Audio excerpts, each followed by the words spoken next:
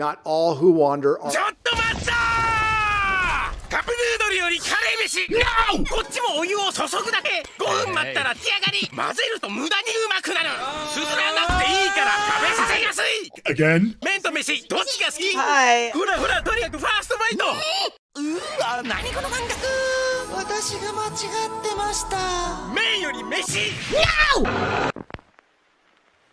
Nerdrotic.com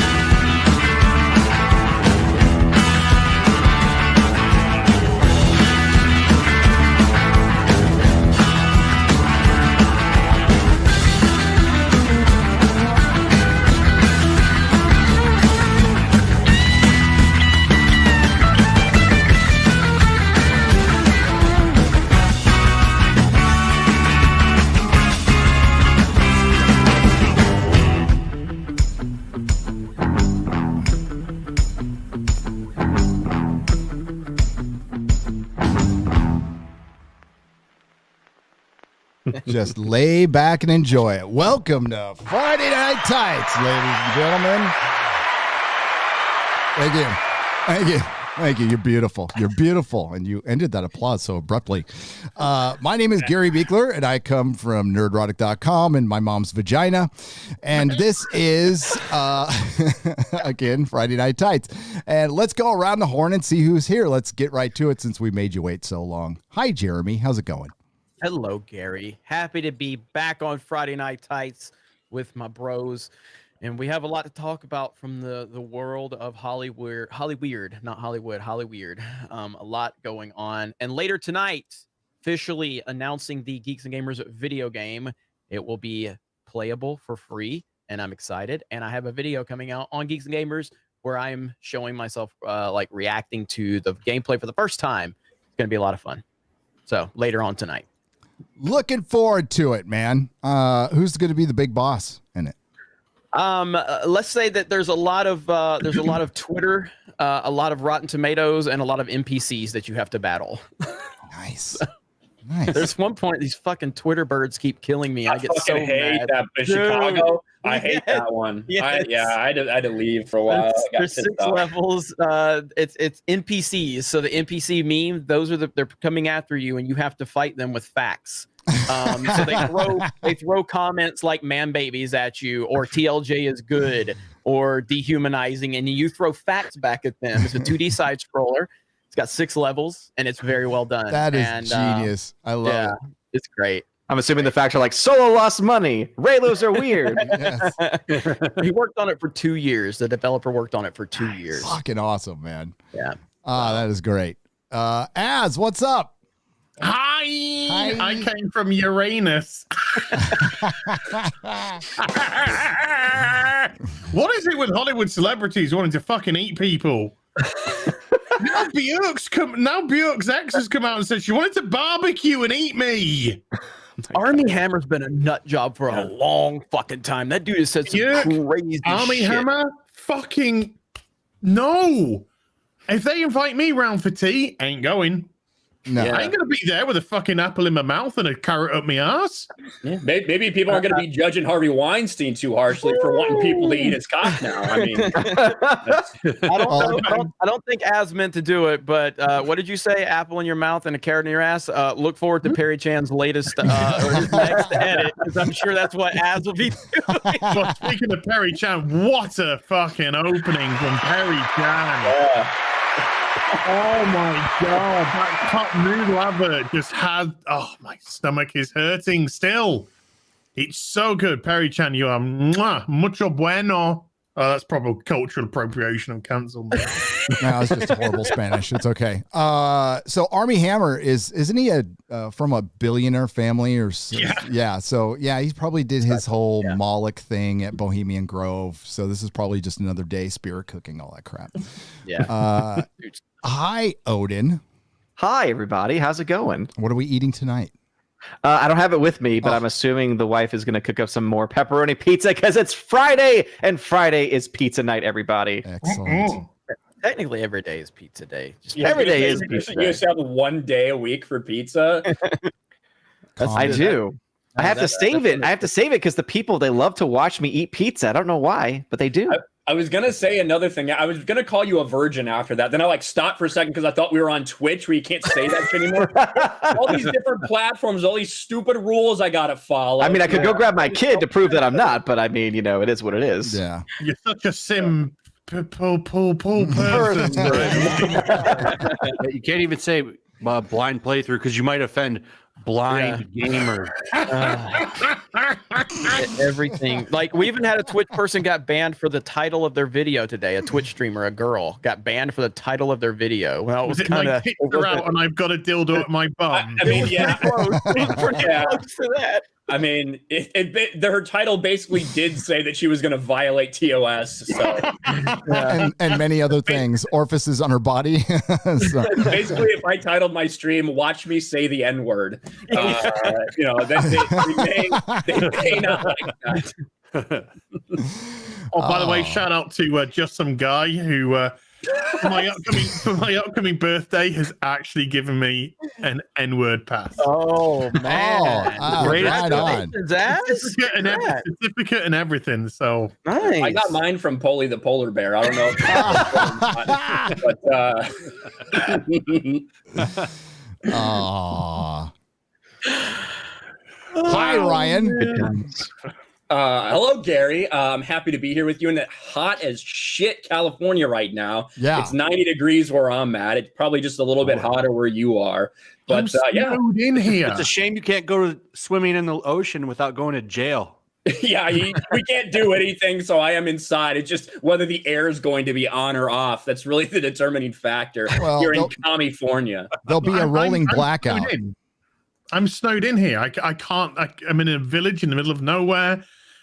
All my roads are locked off. I can't get deliveries. I can't get post.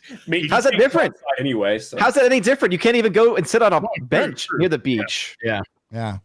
I'm still going to the gym right across the street. They're still open, defying the laws of Emperor Gavin Newsom. So that dude can go fuck himself.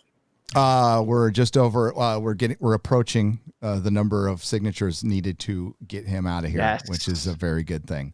Yeah. So Ryan, enjoy your air conditioning till the rolling blackout hits, because everybody's inside. And we have our very special guest for this evening, YellowFlash. What's up, my friend? Good. Glad to be here amongst you fine gentlemen. Who are you talking to? Yeah, I'll be honest. I don't know if I can do this show. Flash had a very offensive thumbnail with Brock Skywalker, and it's Ray Lesnar. I need a visual aid for this. Where can we find that? Now you just need like a blackface Paul Heyman who's screaming Ray. That's what you need to complete that thumbnail. That would be perfect. Here you go. Hold on. I'll put it in the thing, and you can. Rachel. Here's the Twitter. You can pull it right up and show it. You can blow up the thumbnail from there. It's so good.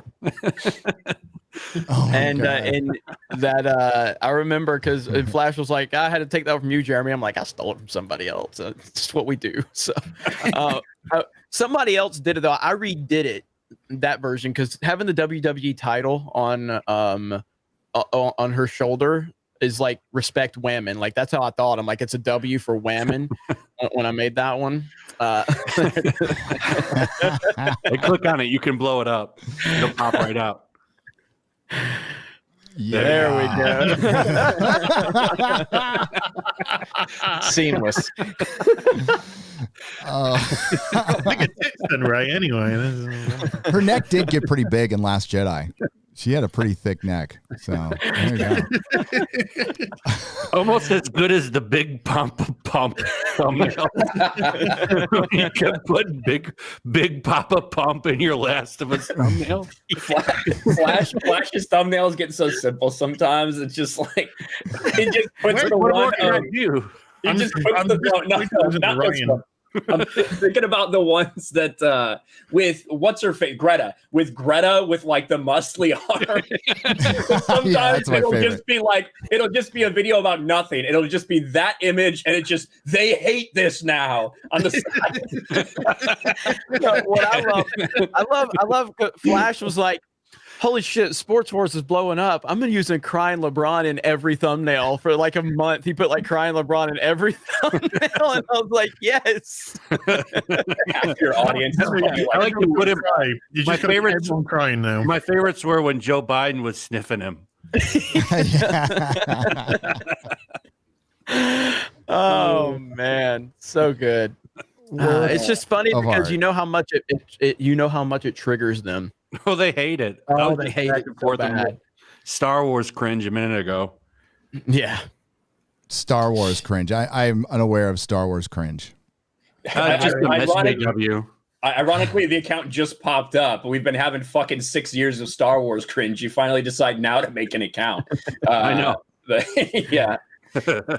Yeah. Doesn't it feel like it's such a weird resurgence of all this now? I mean, we're kind of revisiting arguments we all made 2 years ago, a year ago. I know it's a new audience coming to it, but like it's late to this party, man. Yeah. Well, I think it's because you have something in The Mandalorian that actually got people's. It's like Force Awakens, right? Where all of a sudden a lot of people are back invested. They're coming up with all these theories of what they think will happen, right? So for a while it was dead because just nobody gave a shit. Now you have more people that are invested in The Mandalorian, whether it's because they absolutely love it, whether they're enjoying it for now, see where it goes, or whether they hate it. You have people that are invested in The Mandalorian that are talking about it. And so then, like, and I tried saying this. We had this article that was out there, like, oh, Luke Skywalker harmed the launch of the High Republic. Shut the fuck up. The High Republic is benefiting from the fact that Star Wars is trending higher right now than it has in forever, and that's why they delayed it till after The Mandalorian. And it's because people are talking about it again. No, it's Luke Skywalker ruined the High Republic because they put out something which people loved, and the High Republic is going to be something that people didn't give a shit about. So yeah, you're going to get a whiplash from that if you care, but it's just a publishing thing. So it's, I mean, what did they say? It sold 100,000 to shops. 200,000 they shipped. Yeah, that's because they made like 30 variants too. Yeah, that was another big thing. They make all these variants. I mean, that's a scam Marvel's been doing for years, making 70 variants for a book and putting them out there, and people eat them up. I guess I don't get it. But the actual number of people reading the comic very low is 25 to 30,000 on the first issue, baby. Yeah, show that. Well, I think this Luke Skywalker. Oh, go ahead, Ryan. Go ahead. I was just gonna say that you really you have to compare it to what we had before. So a year ago, we had the relaunch #1 of Star Wars. Right. In almost the same week that they launched High Republic, that shipped 95,000 copies. So, when you are looking at Marvel tricks to Marvel tricks, I do think they're probably happy with the results so far. And as expected, you have both of these these books are released today, tops of the bestsellers list. Again, not surprising with this big launch, but I feel like they're probably happy with what it sold. However, they're not going to be able to keep those people coming back. People are reading it to see what's it about. They're going to put it down because for the most part, it's garbage. Yeah. I mean, I think Luke Skywalker's return in The Mandalorian probably made a lot of people realize how bad Luke was in The Last Jedi. I think people were like, wait, this is the response you would get if you actually had the right Luke Skywalker. Wow. Okay. Maybe I haven't been paying attention as closely as I have. And I think that's kind of brought the discussion back up in terms of how bad the sequel trilogy really was. So a lot of people are having that discussion now that maybe we're not paying attention as closely as they should have been. But yeah, I mean, that was the Luke we all wanted. Yeah. Yep. In Last Jedi, that was what we all wanted to see. Everybody wanted to see that. That's why everyone got so emotional. Like, wow, we finally got to see it after. I mean, how long has it been since Return of the Jedi came out? Diverse range of characters here. Wait, why do they have Zach's girl in there? Because, well, Separated at birth. Now, I seem to recall someone calling a certain type of haircut SJW looking characters. It's somebody that never criticized mental Dave illness Filoni, haircut. so, yeah, Yes. somebody that never criticized Dave Filoni, apparently, even though I caught hell for that when I said I said I offended the Star Wars hair community. I made that big video. I said Dave Filoni's been compromised because of those SJW looking characters. You've got the same character here twice. That's the same character with just a different lightsaber, and this one just didn't cut her hair. Oh, the Green Lantern one. That's the one from the new Future State Justice League. I read that. She's the greatest detective ever. Mhm. The best. Man. With Did a you say that was ever with an A, correct? Avar. But didn't she hacked Oa with a laptop or some shit? No, that's from a different book. Future Okay. State. In the Future State book, we have the They Them Flash. We also have the new Batman, who they say, like straight in the book, did what his predecessor could not, actually save Gotham. Oh. And now Bruce Wayne is still doing stuff, right? There's like a Bruce Wayne book. I've read every one but 2 of the books because it's all tax write-off, and it's something to do for the other channel, and it seems to take place in multiple timelines in the future. Like I can't. I guess the preview book explained it. I didn't read that, but there is like the Dark Detective, which is Bruce Wayne. That book's actually pretty good. I'm not gonna lie, that one I really did enjoy. But because he lost most of his money starting in Joker War, so he's broke. And then there's of course the new Batman, who's better, right? He's better. He's gonna save Gotham actually, and then that's like what's going on. I think Dick Grayson's kind of crazy now for some reason. He's wearing he's male. Yeah, he's wearing Slade's mask for some reason. I'm not sure. And Damien's dead. Tim Drake is still kind of normal and okay. And that's pretty much where they're all at. But then we're Sounds presented great. with this. I know it sounds awesome. You really sold me on that, Flash. And then we have this amazing diversity here before us. And you know what? I mean, even from a show I like, you can throw in Naomi Nagata. She's got that haircut too. Yeah. An expense. Oh my God. Why aren't black women offended by this? I know exactly. They probably are. They're just not listening to them. Because they're not actually reading or consuming the product. They don't even know about it. They're just on Twitter complaining about it. Yeah. No, they're not even on Twitter complaining about it. It's white people complaining about it. Yeah, that's true. The saviors of black people. Yeah. Where's that Game of Thrones meme? Yeah. Oh my God. Yeah, this is so diverse, so stunning and brave. This is where we're at. So yeah, it's hard to believe, with the return of Luke Skywalker, it's hard to believe that there isn't some kind of I don't know if it's a civil war or a battle for the hearts and minds of the fandom in Disney, or they're just playing both sides and seeing which one works out. Are you guys buying the Civil War thing? I mean, look, I think it's fun to talk about. Look, here's the deal. When people that are trying to act like that there is no civil war, they're basically presenting it where there's this absolute war within Lucasfilm where Dave Filoni and Jon Favreau are showing up with MAGA hats on, and then Kathleen Kennedy standing across with forces female, and they're ready to battle like the final of that's not what Ron Burgundy. It's clearly just a couple of different visions, and it seems like the Filoni Favreau vision is moving in one direction, and people are very much happy about that. And then the Kathleen Kennedy type of stuff with the sequel trilogy and the High Republic, it's just a different vision. That's all. I don't think that anybody's showing up going, fuck Kathleen Kennedy, oh, fuck Favreau. Like, that's not what it is. Like, it's just a different vision. That's it. it's pissing me the fuck off. That's what it's doing, Gary, because you have these two sides that are both spurging out. One side is like, oh, look, here's this quote from Dave Filoni saying Kathleen Kennedy was part of getting him with Jon Favreau. This was from 4 years ago. This means that there is nothing. They are hand in hand doing everything together. It's a joint effort. You know, they're completely in this together. And then you have this other side that's saying, no, they're literally raising fucking Filoni Favreau banners in their cubicles to declare their side. Like Game of Thrones. I like to say they're all sitting at different lunch tables. Remember in high school, how you have the different cliques? That's Exactly. the reality. No, you can't sit here, John. That's totally the reality. Dave's On the table. losers table, then. The reality is, the truth is in the middle. Yes. They're like, of course, Kathleen Kennedy is in charge of Lucasfilm. She was part of bringing these guys together and making the show. She is an executive producer on the show. She's not banned from the set like a lot of people try to say. That's just simply There's not pictures true. of her on the set. Exactly. But, you know, she is not someone who has creative control in really anything. What she does is she hires people. Usually those people align with her fucking ideology. In this case, she hired Favreau because they needed a win. They needed a win for Star Wars, and he knew how to do that. He delivered in a big way for a lot of people.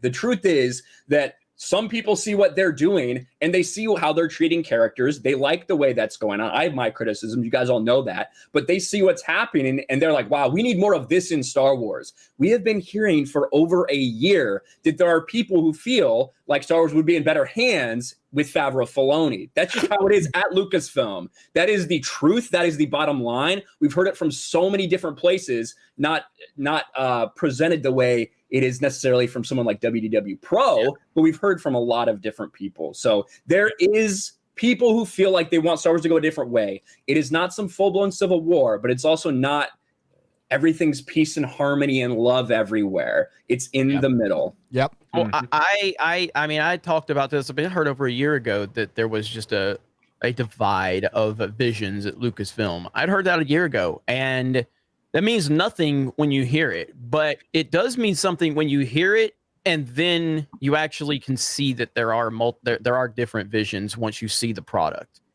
Regardless if you like either vision or not, you have to admit that there seems to be two separate visions right now with Star Wars. Also, it's such a gigantic company. I mean, you're going to have differences in even some of the smaller branches of the company. So, you know, whether it's in Marvel or whether it's in Star Wars, you're going to see these different visions play out. And obviously one is winning over fans a lot more so than the other. And the higher ups above all of them are going to see that at some point and say, okay, let's go with this one. Well, I talked about this in a video a few weeks ago where I was talking about this stuff. Just to say that there are different visions doesn't mean that there's inherently a problem. But when you look at everything that's happened in the last several years and then there's different visions, and then you go, okay, there might be an issue here. It's just like the Marvel Cinematic Universe. Is it fair to say that the Netflix Marvel shows and the movies were different visions? Yes.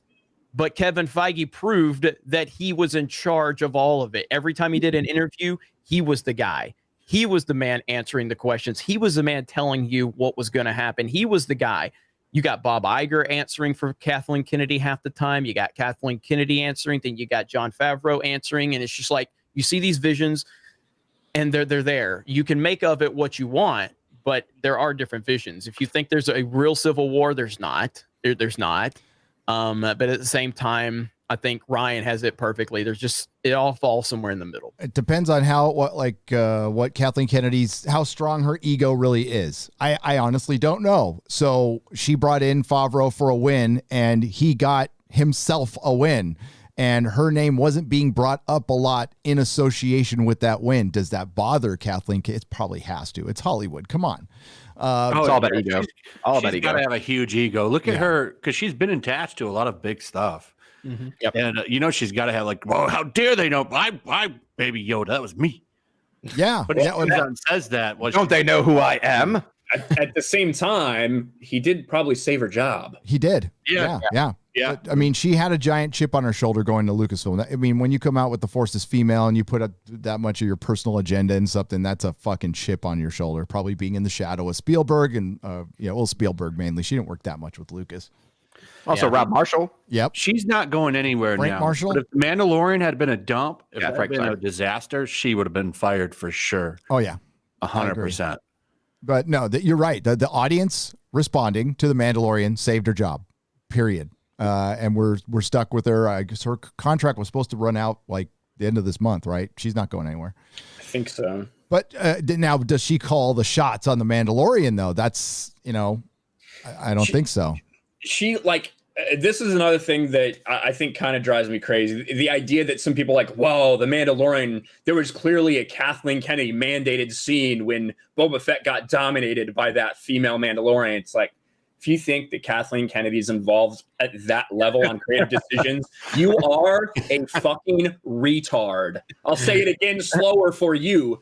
You are a fucking retard. And if, just when you look at what Dave Filoni has done in his things before. Well, it's not that hard to. It's pretty believable that she got the drop on Boba Fett. He ate his way out of that Sarlacc pit.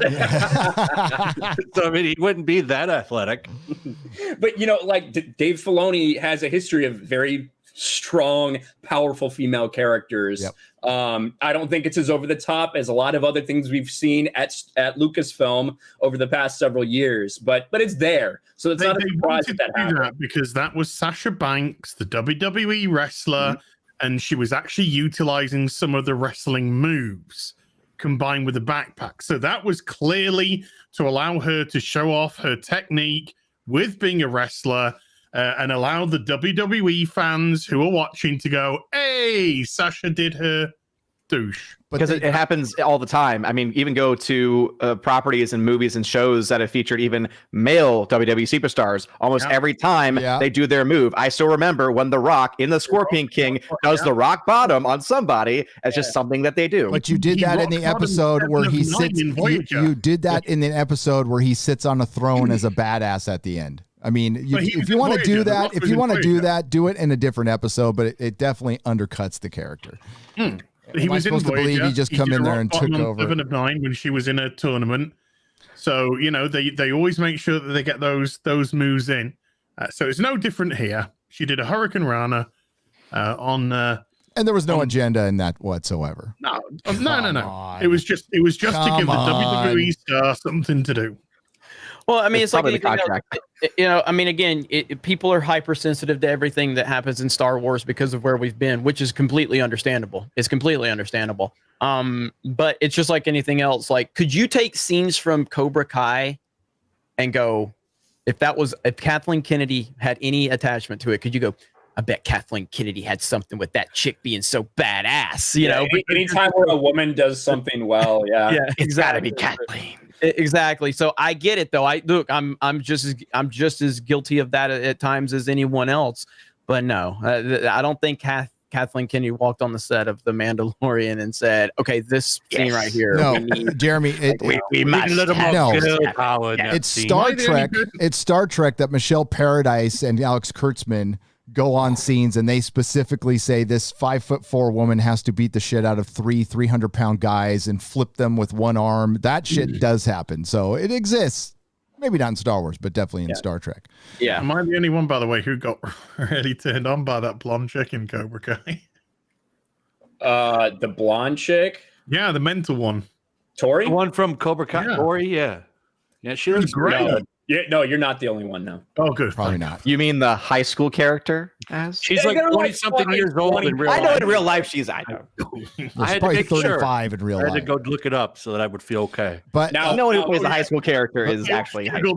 Just in case. Now, Sam LaRusso, the character who plays before Sam, we go is down, 22. Sam LaRusso is like 24 years old. Yeah, but checked. Miguel is only 19. So when they filmed the first season, they had that kiss. He was only 17. Oh, So that is kind of weird. I wasn't looking at him. I was looking Maybe at they Sam. maybe they filmed it in Louisiana where that's legal. The only reason I knew that is because I was watching like an interview with them, and he was talking about when they were filming, and he's like, yeah, I could only work 8 hours because I wasn't 18 years old yet, and blah blah blah. That's the only reason I knew that he was underage when they kissed. Well, maybe they have Romeo Juliet laws there, so it's Maybe. okay. It's a kiss. Well, it's not. It's not like they're fucking. Yeah, I mean, yeah. Before we But go, I I just know what thought it happened in that trailer. They live in a bubble now. Yeah, I just thought it was interesting. I kissed the girl and I got arrested. But at the end of the day, like if there are people that believe these things that came out, that's like Jon Favreau and Dave Filoni are actively working to subvert and undo everything that Kathleen Kennedy works on, and vice versa.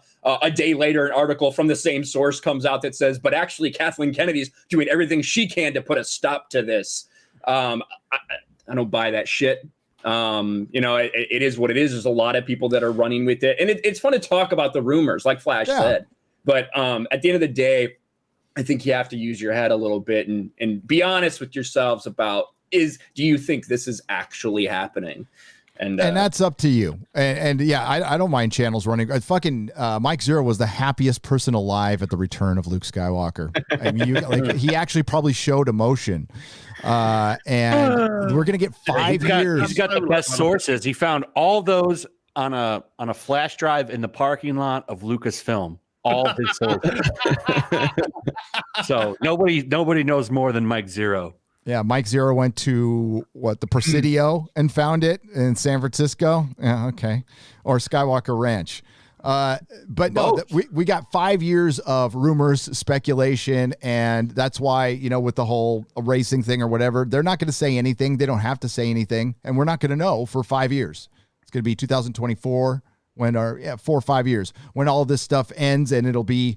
And we're going to theorize, and it'll probably just be Ahsoka and the Mandalorian and Boba Fett team up to fight Thrawn and beat him. I think they're for sure going to do. I guarantee you they're going to follow the MCU model, and they're going to have characters from all the shows team up exactly like that.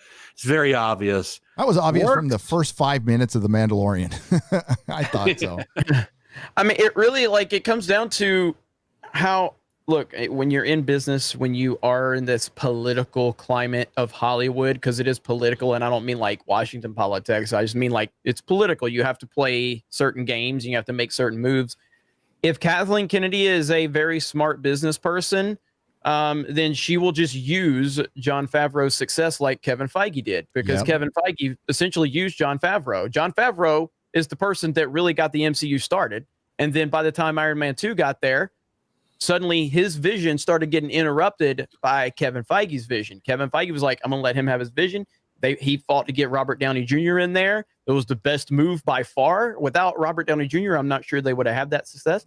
And then Kevin Feige made some moves and showed that he is a very savvy political person, and he used it to his advantage. What's Kathleen Kennedy going to do? Is she going to continue to let Favreau just do this, or is she going to be a shrewd business person and make some moves? We'll see.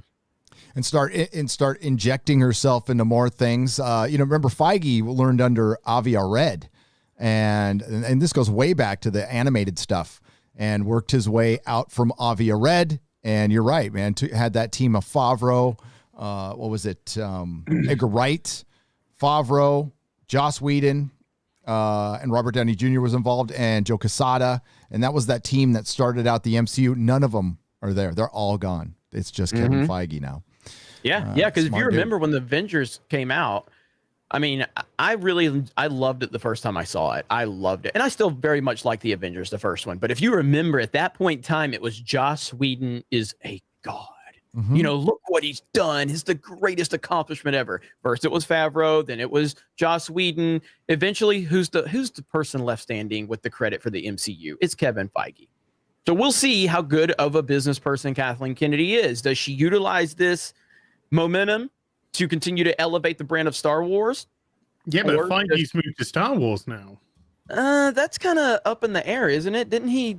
Did he deny that he was? He denied it, but Jeremy, you cover sports. This general manager is denying he's getting rid of this player. And come on. Yeah. Well, so Well, I mean, I covered what I heard, I covered the announcement, but I'd heard that there was more information, but I was too busy playing Call of Duty, so I didn't look into it. So he did deny it, and the denial was like very straightforward. So the evidently the person who talked to him has talked a lot to Kevin Feige over the past decade, and it said, listen, he's pretty straightforward. If he can't answer something, he just doesn't, or he'll find a way to put it, like kind of pushing it off in a way. This was a straight up, no, I'm not involved in anything else. Like, it was a very straight up, I'm not involved with anything else Star Wars related. This is just my movie. That could obviously change. Yeah. But it probably will. We'll see. But speaking of Kevin Feige, how many of you watched WandaVision? I did. All right, let's go around. What'd you think, Jeremy? I enjoyed it. I think it's different, and this is the only reason. Like, I had no idea what they were doing. I just saw one trailer back in the day, and I'm like, okay, this looks like it's different. It looks like they're taking some risks, and I appreciate that. And I watched both episodes last night, and I was very much impressed with everything I saw, and I'm looking forward to it. I'm not sure where they're going to go with this because I haven't read too much up on it, but they kept me interested. I thought they did a great job of capturing that era, and I was very much happy with it and looking forward to episode. Are they just going to release one episode now moving forward? Yeah. Okay, so it's going to be week. But yeah, I very much enjoyed it. I liked everything about it. I appreciated what they're trying to do, but also I know that there is a lot more, and there's going to be some type of payoff, whether the payoff is good or bad. We don't know, but we know that they're working towards something, and I'm very much interested. It did its job for me, kept me interested. Az? I thought it was great. I really did. It was very different. I wanted it to be different, and it was actually more different than I thought it was going to be. Same, yeah. I thought they were going to be kind of zoning between realism and then the 50s kind of TV show. I thought there was going to be like a bouncing around between all that, and then to have it just literally start like a 50s comedy Bewitched type of show, and literally continue the 20 minutes like that was fantastic. But there was some nice sinister undertones in it, and the way that they couldn't remember very simple facts when they got married, when they met, showing this blockage in memory. The way that the heart thing was completely misconstrued was for comedy value, but also at the same time showed how disconnected they are from reality. The second episode, again, bringing much more to the table with the additions of the little splashes of color to this black and white world, and then being pulled back into the TV show element of it. And then the great ending where everything starts to turn into color, and they're moving into another decade from the 50s to the 60s now. Yeah. And I think we're going to go from the 60s to the 70s later on. And if you've seen the 30-second clip of what's to come this season, this looks like it's going to ramp up big time. Like, there's going to be a huge payoff. Again, whether, like Jeremy said, whether it's good or bad, I don't know, because I'm not massively knowledgeable about the Marvel universe and the villains and stuff. So there could be a lot of nice little nuances which I miss. But it looks like it's going to ramp up into something pretty special towards the end. And I am excited about that. But I found out, can I just slightly derail this? But I just found out today that the Loki series, which stars Tom Hiddleston, he's not Loki in it. He's going to be Loki in it for the first episode, and then it's going to be a female Loki doing the rest. Yeah, we've heard that for a long ass time. Yeah, I have not. Yeah, wow. I didn't hear that much, but as far as there being a female Loki, we heard that fucking year and a half ago. We did, who's been all over I didn't think it was real. He's barely in it. Apparently, he's barely in it. It's all about a female Loki. And they're going to drop, people are going to drop that pretty quickly. You are fucking kidding me, man. I thought that was bullshit. No. Yeah, I found this out today. I was absolutely amazed. That's my video for tomorrow. What the fucking bait? Well, like, real quick, like bait and switch. Bait and fucking switch bullshit. That God, they did this in Iron Fist 2, which was approved by Kevin Feige. And by the way, every Marvel comic you get approved by Kevin Feige. Well, yeah. WandaVision can undo a lot of shit if they want, and I'll touch on that when it's my turn. Absolutely. But one thing that was confirmed, we'll get to Odin. 30-minute episodes are a thing for Disney Plus. That's going to be a thing for all their shows. Well, these were like 22 minutes before. And they're supposed to be sitcom size. I understand that, but like I think all their shows are going to be like this now. So Odin, what did you think?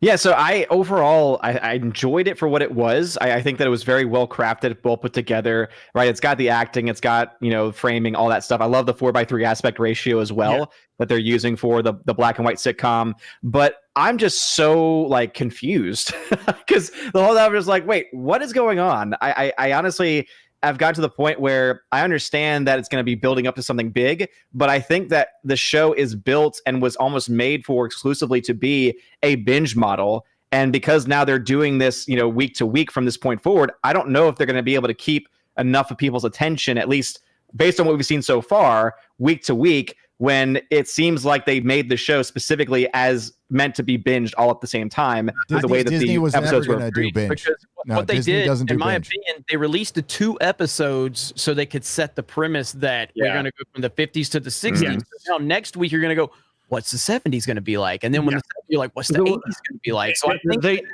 know that this is going to take a second to pay off. Yeah. But everything I think can be like, again, I prefer to binge everything, but it's clearly working for the Mandalorian. There's no doubt about that. Both models work. I mean, Cobra Kai's numbers are phenomenal. At least that Netflix is reporting, but this is going to be, I think this is going to benefit big time from a week to week model personally, but I understand what you're saying. I do understand. Yeah, it's just kind of the thing where I understand it could work in both capacities. It could work in both ways, but just that's just the feel I got from it. Was I just felt like, man, like I want to know what happens next, but at the same time, I'm like, I'm still so weirded out by how unique this is. I will say one thing though, as far as like this the 50s and 60s, I love the character that Catherine Hahn's playing. Like she got, especially that first episode, she got that 50s neighbor personality done like so well. Because I think Elizabeth Olsen's a great actress, but I mean Hahn was blowing it out of the park with hers. Every time I see her, I wait for her to go use the men's restroom and throw her leg up every time. Brothers, every time. I can't. She's like Zach. She's hilarious. The cast was great. The acting was fantastic. Yeah. Yep. No. But Flash, what'd you think? All right. So I've really been looking forward to this show because they can do so much with the show because Wanda, the Scarlet Witch, a lot of people don't know just how powerful she really is. And I think that's something that this show, they didn't set that up very well with her in the MCU, but there's stuff so they're using Avengers Disassembled. They're using the House of M. They're using the Vision comic that Tom King did. And they're kind of wrapping all this up. Wanda can bring people back from the dead. She can erase you from existence. And this is how she brought Vision back. So now this tells me there's 2 things they can do with Chris Evans. They can DH him with Wanda's powers, or he's just going to come back and be old man Captain America. But there's going to be a big payoff from this. It's going to get, I don't know who's got her trapped or if she's just maybe got this like maybe a fixed area kind of pushed off and people can't get into it because from the trailers, if you remember, like they have people investigating a barrier wall. So there's going to be something, there's going to be a big payoff. Like so the big question I have is why doesn't she know? And that's probably because she went insane, which she did in Avengers Disassembled.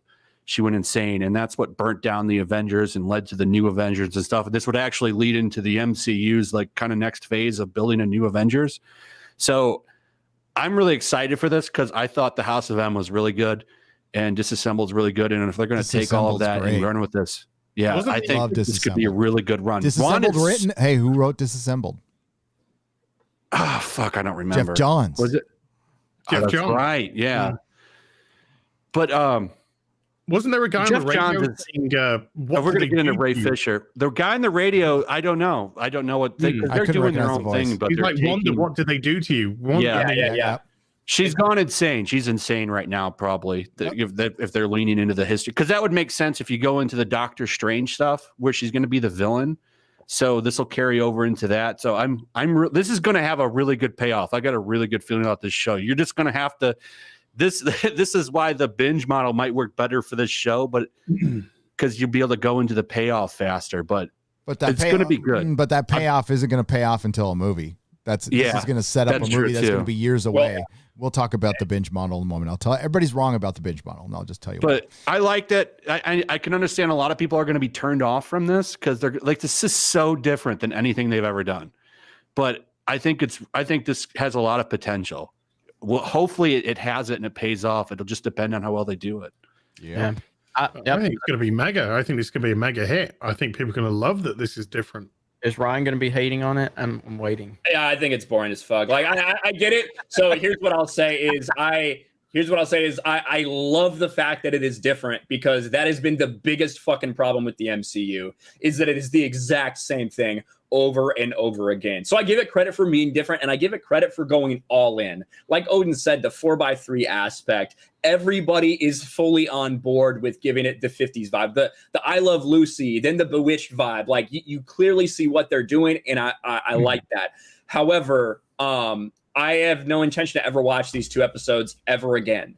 You know, like there wasn't enough actual like details about what is coming that they set the stage for me ever to feel like I need to watch these ever again. It was cool for like 5 minutes or so. But to me, I just didn't think that there was enough to make it not give me. I just didn't care about what was going on. I didn't care about what was going on at this talent show, because I knew that it's just her trapped either in her she own looks so good there though.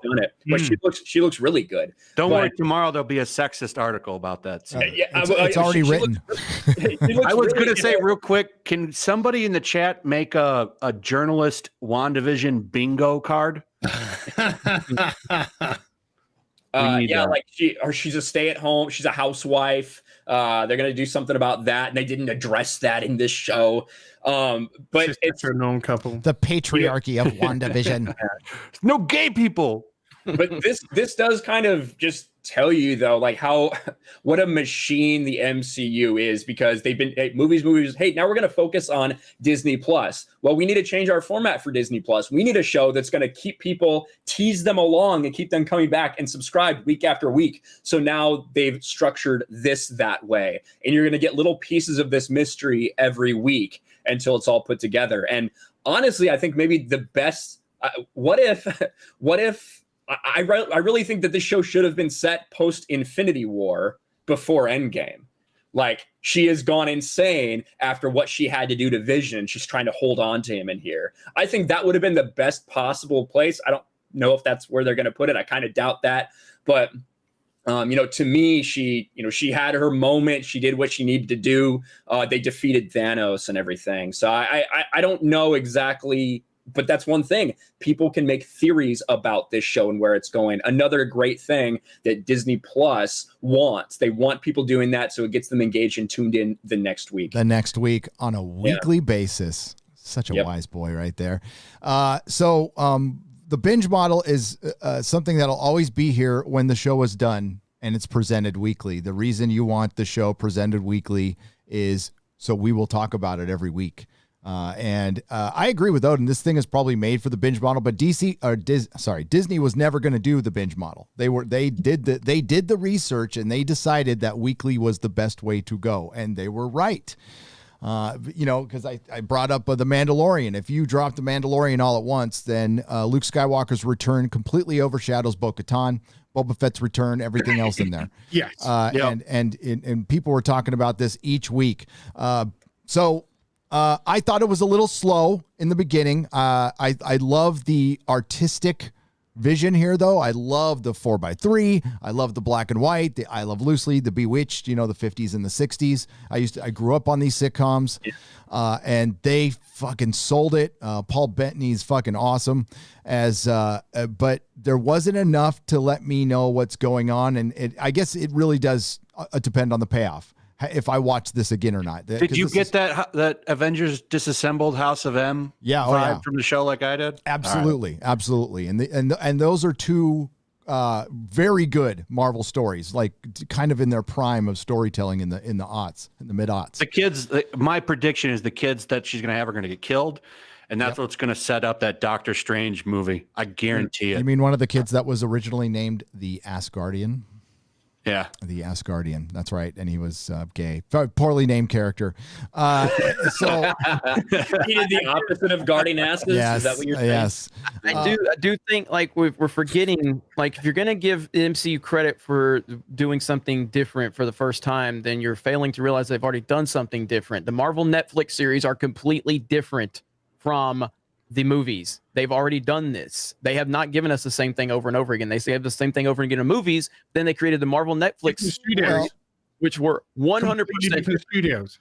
Yeah, they were completely different. They were. Jeff Loeb ran Kevin Feige signed off on it, but Jeff Loeb ran it.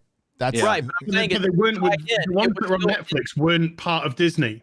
Yeah, it was part of Fox. It was still tied to the MCU, is what I'm saying. ABC Films.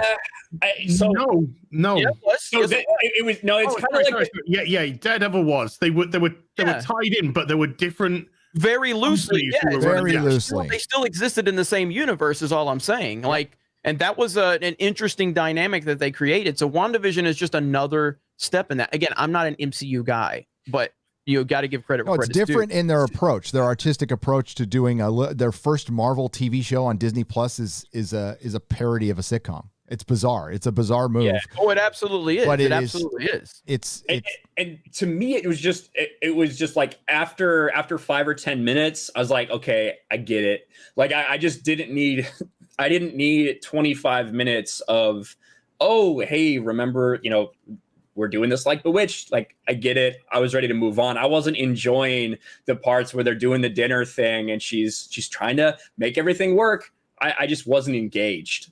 But again, I'm happy that they did something different. To me, and that's the same way I'm with like DC. Shazam is not made for me, but I think it's an okay movie, but that is what you need in these big cinematic universes. You need things that feel different. Not everything can be exactly the same. So I do give them credit for that. We'll see. It will probably be a big payoff and it'll be enjoyable, but I can't see myself going back and watching these episodes. Yeah, it's just a waste of time. I think Flash is right. I mean, it just depends on the payoff. If you go back and rewatch this again, because then if there was a bunch of stuff in there, and honestly, I was watching this thing out of the corner of my eye while setting up for this show. I didn't feel like I needed to pay that much attention, but I'm going to go back and watch it again to catch Easter eggs and stuff. There were a lot of little things like the Hydra watch. Yeah, Did you catch that? I saw that. Yeah, there was some stuff in there. Stark toaster. Yeah. No, so we'll see. We'll see. I have a good feeling about the payoff. I think you're right, Flash. This is going to open up the multiverse so they can fix a lot of things and they can free themselves from the previous MCU canon. I think they have probably done their homework and realized that they can't go on without an Iron Man and a Captain America and the all new. But Brie Larson was the face. She was the face. She was going to take him to the future, and not really. Have you seen the leaked toys from Falcon and Winter Soldier? Is old man Cap there? Pull up the pictures. Oh, no, it's Falcon Cap in Falcon Cap outfit. Yeah, I knew that was coming. It's that's so dumb. For one, the costume does not even fit. I mean, he's got wings and a shield. He'd be fucking fumbling around with that shit. It's stupid. But he's his own character. He's the Falcon. You're right. No, I completely agree with you. Why would you want to take away his character? You took away his agency, Flash. I mean, that's what they did. They took a specific black character that was well established that they actually pulled off. Anthony Mackie does a very good job playing him in the films, and made him saddled him with something else, and it didn't work in the comics either. People weren't like in love with it. Sales. Just look at the sales after the all different Marvel. If anybody wants to argue about that, but I thought it was pretty good. I was invested in it. I thought I love what they did artistically, but as far as actual plot, moved a little slow. And I don't know how I feel about these 30-minute episodes that I think are going to be every Disney TV show now. I think it's all their TV shows are going to be a half hour. I feel like that's kind of a ripoff. Compared to any other streaming service. But if it works for Disney, it works for Disney. And it worked in this more than it worked for me in The Mandalorian, where I felt like even in 30-minute episodes, they were stretching stuff out as far as they could to get stuff going. And what they're doing is they're essentially taking blockbuster films and chopping them into little pieces now. That's going to be the future. But they're going to set up the multiverse, which maybe can fix a lot of problems, or it could or we just saw the ushering in of the MCU, which is this how they bring mutants in? Yep, I think so. Yeah, I think so. This is how Deadpool's going to show up. Because how do you Deadpool not have mutants? Who was the person that came out of the manhole? That was whoever's investigating. I don't know. Because like I said in the trailers, there's a barrier, and there's people like there's lights on it and stuff. Like you can go back and catch it; it's there. Because I think they threw something at it and it made like a, like an energy thing went off it or whatever. It was the same. It was the same shape as the end credits to the first episode that they had. The 9-minute credit scene. Yeah. Oh, dude, the credits are so long. But it wasn't woke. It wasn't filled with intersectional feminism, didn't have identity politics. It was a Marvel show, which is all you can really ask for, It showed period sexism, which was funny though. Where it's just like, all the adverts just like is that how you saw it? I was like going, God, those are the days. That's going to be the first hit piece on it. It didn't expose period feminism. I'm waiting for the SJW, crazies to start talking about how they dehumanized women or whatever, like just because of how wow. WandaVision shows why feminism is necessary. Elizabeth Olsen is, for one, okay, guys, why don't they call her Scarlet Witch yet? She's still Wanda Maximoff. She's not officially Scarlet Witch. She hasn't really done anything to show that she's a sorceress, really.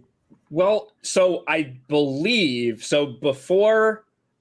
I think that she was part of like the Fox stuff, right? Because she was a mutant. But since she did so much stuff with the Avengers, they were able to appropriate her for the MCU because that's how the deals were. But they probably couldn't call her Scarlet Witch if I'm guessing on all the fucking deals. Now that they own Fox, they're good to go. So they never used her in the Fox movies, I don't think. They just used Flash. But what I mean is like the character. But the rights were over there. Rights to that name, possibly. Yeah, they didn't have the rights to Quicksilver, so they couldn't call him Quicksilver.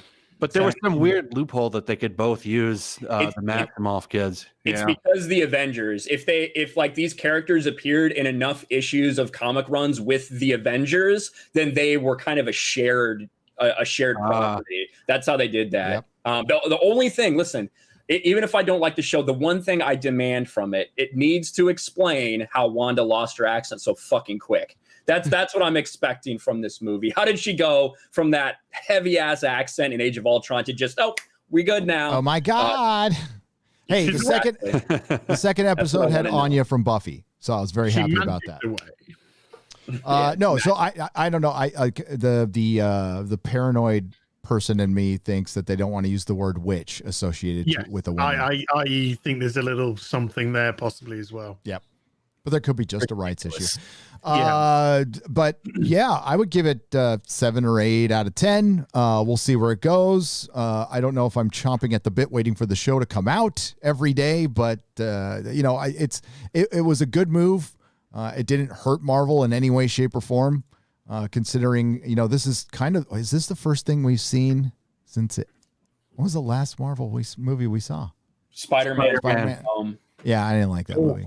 It's been a very long time though since we've had a Marvel property. Iron Boy still grieving. I don't look forward to okay. Toby's going to come back and outshine his ass. That'd be awesome. And remind everybody what a great Spider-Man is. Toby is the GOAT. I heard they're paying him $15 million to come back. They better. They should have paid him 25. He signed a $54 million deal to come to Spider-Man 4. I doubt he got the money, but $54 million. Well, all I can say is that if he does not deliver pizza in that movie, I will be incredibly disappointed. No, damn we straight. Want that. Yeah. Oh man. Well, that's good. That's good. They didn't piss anybody off. I don't look forward to these shows at all, just because I know I have to stay up till 2:00 in the fucking morning to watch this shit. So every time I know it's, I'm like, fuck. Why don't you just watch it in the morning? Watched it in the morning. I woke up this morning and watched it then. Yeah, so did I. 11 a.m. because if it's really like if something really big is happening, I want to go ahead and I'll record video right after. If there's like some like the Luke Skywalker moment, I record it immediately and got the algorithm because I care about the clicks. I think we all do. I didn't worry about that because I knew somebody be bitching and bitching and whining about it. So you could just easily just put some wait, crazy thumbnail together and laugh at stupidity. That's all we do. It's fun. It's a fun job, YellowFlash. There's so much stupidity out there, and it presents itself every day. And it almost writes itself half the time. Like all the people getting mad at Gina. They're mad at her because she does her own stunts now.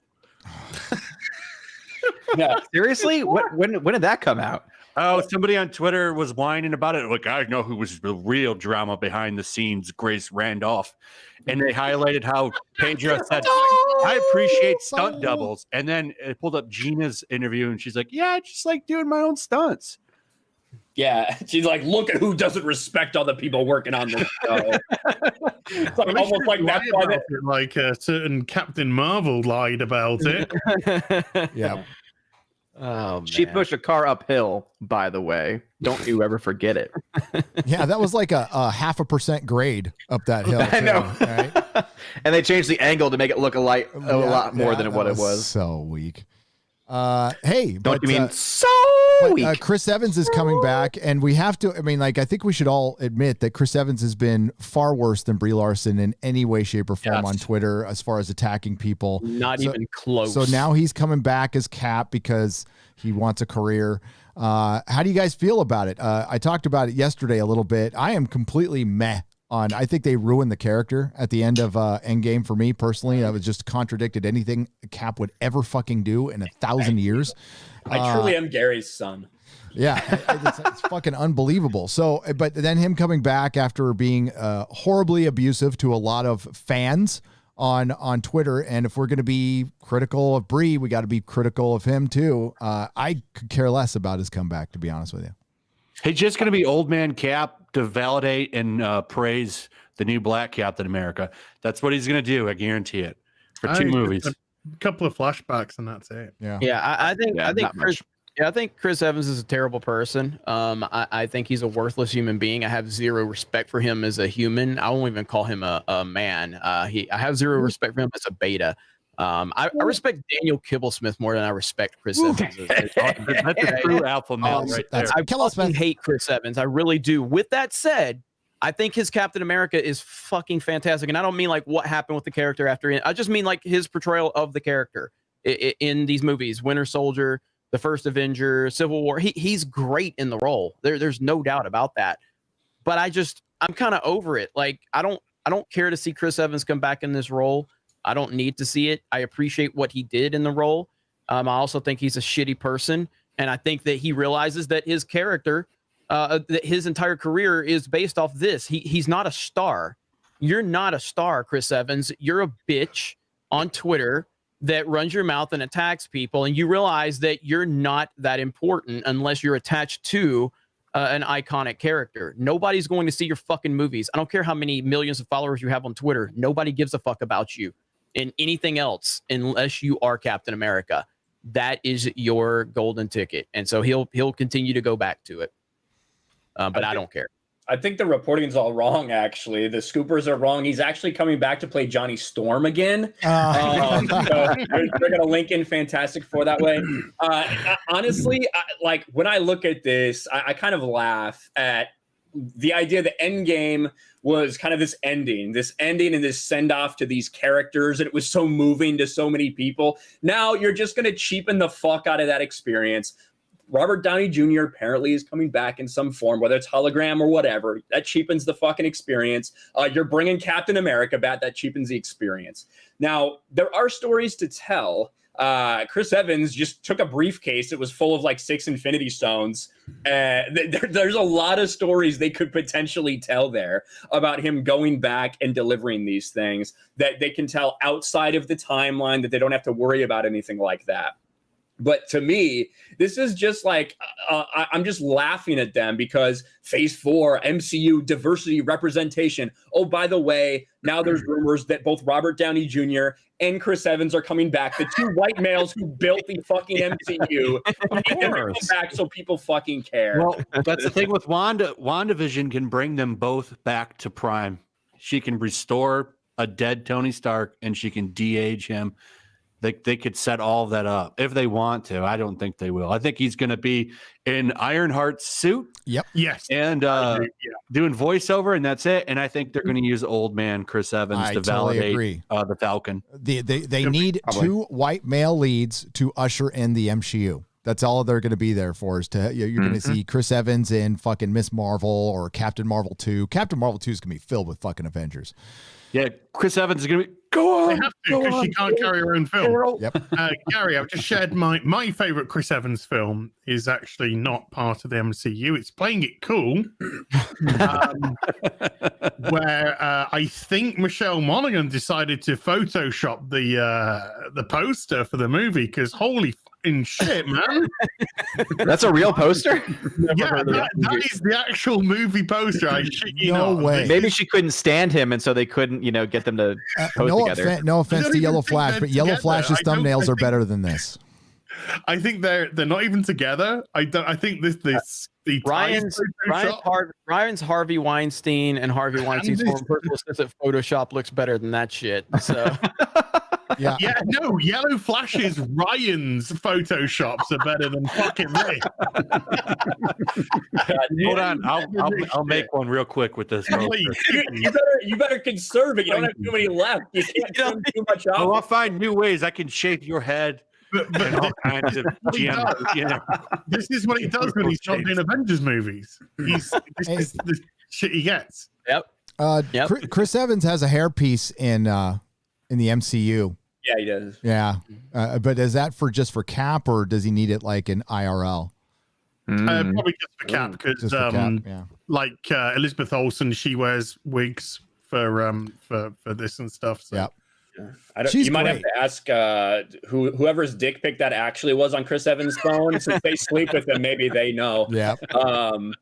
But maybe he'll pull a Brie so he can get those remember roles we easier. saw that Brie interview last year where like she was answering her fucking Google questions. Jeremy did, I think, 9 or 30 videos on it, and then let's go with 30. Let's be conservative and go with 30. And then Elizabeth Olsen did the same thing, and she was like, the whole page was taken up with Brie Larson Yes.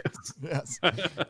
Those are the days, weren't they? It was just like it was so easy. Those were the days. Yeah. I do think there's a good chance that I honestly think they'll bring Cap back, DH him. I think they'll bring Tony back in some way, not to be like Tony, like the glue of everything like he was before, but I think they'll give Robert Downey Jr. a shit ton of money.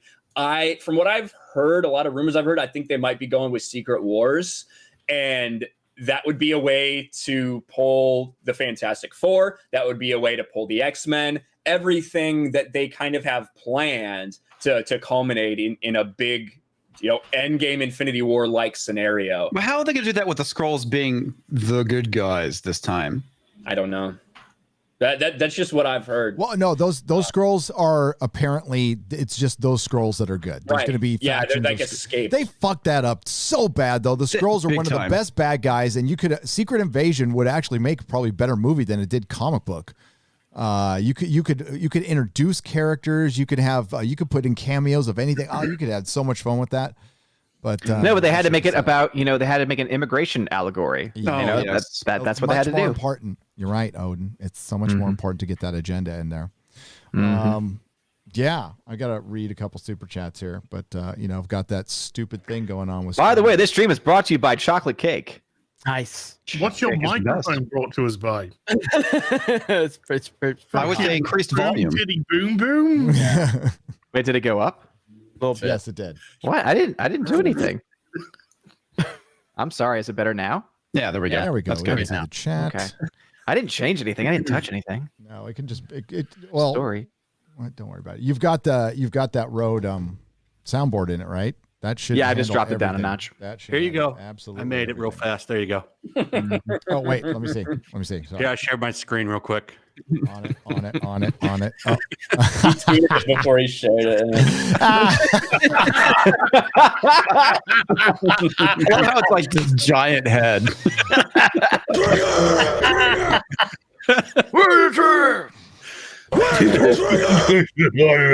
Well, fuck you, Jeremy. I made it big time now. So I'm leaving. I can't tell the difference between the two images. I can't. To be honest with you, neither can I. They look so alike, those two. Oh, so hey, Odin, how's about we got some dominoes for this special occasion? Says Rocket and Jet. Did you get Domino's? Thank you for the $4.99. I did not. I typically will eat the DiGiorno pizza. They have it now with its croissant crust. So it's nice and layered and buttery, and it's delicious. Oh my God, we can all just sit at home and get pizza and watch Disney Plus and never go outside again. Fucking awesome. And then we'll become like Wally, and then we'll just become big and fat, laying on. Well, Domino's is racist now. Yeah, Oh God, what do they Yeah, do it's now? been racist. Oh, because in a commercial they started off with, "What do you want to get delivery?" When a girl says, "Not Chinese food," bam. What? Oh my God. Yep. It's like the joke that was banned. Day and age when Chinese people are so down because of COVID. How Oh, dare well, you? back in my day, during World War II, we used to call Asians by a different name. I think they did. They did. Not another dime. After the way this past week turned out, my 2021 resolution is to buy at local stores and use cash more. A cashless society allows your money to be denied to you at a whim. Absolutely correct. Yep. Thank you, Not Another Dime, for the $10. I said it. I've spent the last 2 weeks not going on Amazon and buying anything from them anymore. I'll watch their shows and stuff, but like comic supplies, I don't buy a ton off Amazon. But when I do, it's going to go to. I'm going to a store now. You get to interact with. You get to see another person through a mask, and you get to help somebody else out instead of Jeff Bezos, who's going to go fuck up Lord of the Rings. That's a plug for my next video, by the way. Yeah. Yeah. Bought a bunch of Cobra Kai stuff on Amazon last week. My bad. Yeah, you know what? That's really why Ryan doesn't like WandaVision, because it just interrupted his time to rewatch Cobra Kai over and over again. He's like, fuck this show. I want to watch Johnny Lawrence make fun of virgins and losers. Jeremy, wouldn't Cobra Kai have benefited from a weekly release? Yes. Especially because every episode, well, almost every episode, they end with kind of a mini cliffhanger little thing, like some sort of revelation. It would have been awesome. Yeah, I'm all for the binge. I want to binge. You can always binge I it when want it's to done. binge too, but that's not what he asked. Well, no, He but I asked mean, if Cobra Kai benefit, and it could benefit. Yes, these episodes are like 25 minutes, 30 minutes. Like it's just so it's fucking The Mandalorian. You just offended. I think The Mandalorian would be much better if you binged it. You also just defended WandaVisions as well, and that one's about the same too. Well, I did say that the way that it is, because we're going from decade to decade to decade. I mean, that's a big jump. Whereas, again, I'm not saying either is right or wrong. I'm just saying my preferred way of watching is binging. Like your preference. I understand that The Mandalorian, from a business model, is far more successful because of the week to week. I think the show would be better if it was just binged. If you just which you can do both. That's That's the beauty of weekly releases. You can binge it when it's done, and if you binge it the same time people watch the finale, you're right there with everyone else. So what I'll ask you that question again. How many episodes were Cobra Kai? Is it 10? 10, yeah. So it'll be early March, right, when Cobra Kai should have ended, and we'll see if anybody's talking about it then, like at all. That's the point. I agree with you, Jeremy. I would much rather just fucking sit down and binge watch something. I love that. But if you like a product like Cobra Kai, instead of people talking about it for 2 weeks, I would want people talking about it the same way they're going to talk about WandaVision for 2 months. Every time something drops, that keeps going, and we keep talking about it on here. As it is, it's unfortunately going to fade, and that's not good for the product at the end of the day. I personally will not stop talking about Cobra Kai. I will bring it up every discussion I possibly can, just because it's that fucking awesome. I haven't finished it. I'll eventually get to it. That's why Gary doesn't like to binge watch. I don't have time. I've No. been going back and Racist. I've been going back and watching Karate Kid movies. Oh Yeah. I've never seen Karate Kid 3, and I know that It's one terrible. guy, Terry Silver's, I hear, but the dude's coming back in the next season, so I need to Ryan, watch. Ryan can't stop sending me videos he's finding now. He's like, I've created a monster because I told him like a year ago. I was like, have you seen Cobra Kai? And I went off on him, and he's like, oh fuck, I ain't got time for that shit. And then he finally watched it. He won't stop now. He's obsessed. He's absolutely obsessed. Making Bezos more money. He's just it's out of control. Giving Bezos another stone brick for his island that he's building somewhere. I don't have a problem with that. It's whatever. Drop in the bucket. He needs that money to pay his bills. He does. Hail Friday Night Tights and YellowFlash. So looks like both DC and Rooster Teeth are jumping the shark, and there's going to be a Justice League plus Ruby collusion. It's RW. Yeah, it's great. It's what is it? They made Red versus Blue. Mm-hmm. So it's Rooster Teeth, but that's where they came from. It's the anime inspired show that they make. I don't watch the show. I don't like that company, but DC is desperate to make money, and they can try to grab that market with it. So What is this rumor? People have sent me stuff, and I don't spend that much time on Twitter. So, did Christopher Nolan say something about coming back to Batman, or was there some kind of rumor about him coming back to Batman? What is that? It was. I saw it, and it did not look like a credible source at all. Okay, I people keep asking me like, "Oh, what do you think about this?" I'm like, I haven't heard this from any real. Did it come from? We got that covered. I don't know where it came We from. made this shit up. Yeah, several people brought it up to me. I'm like, what did?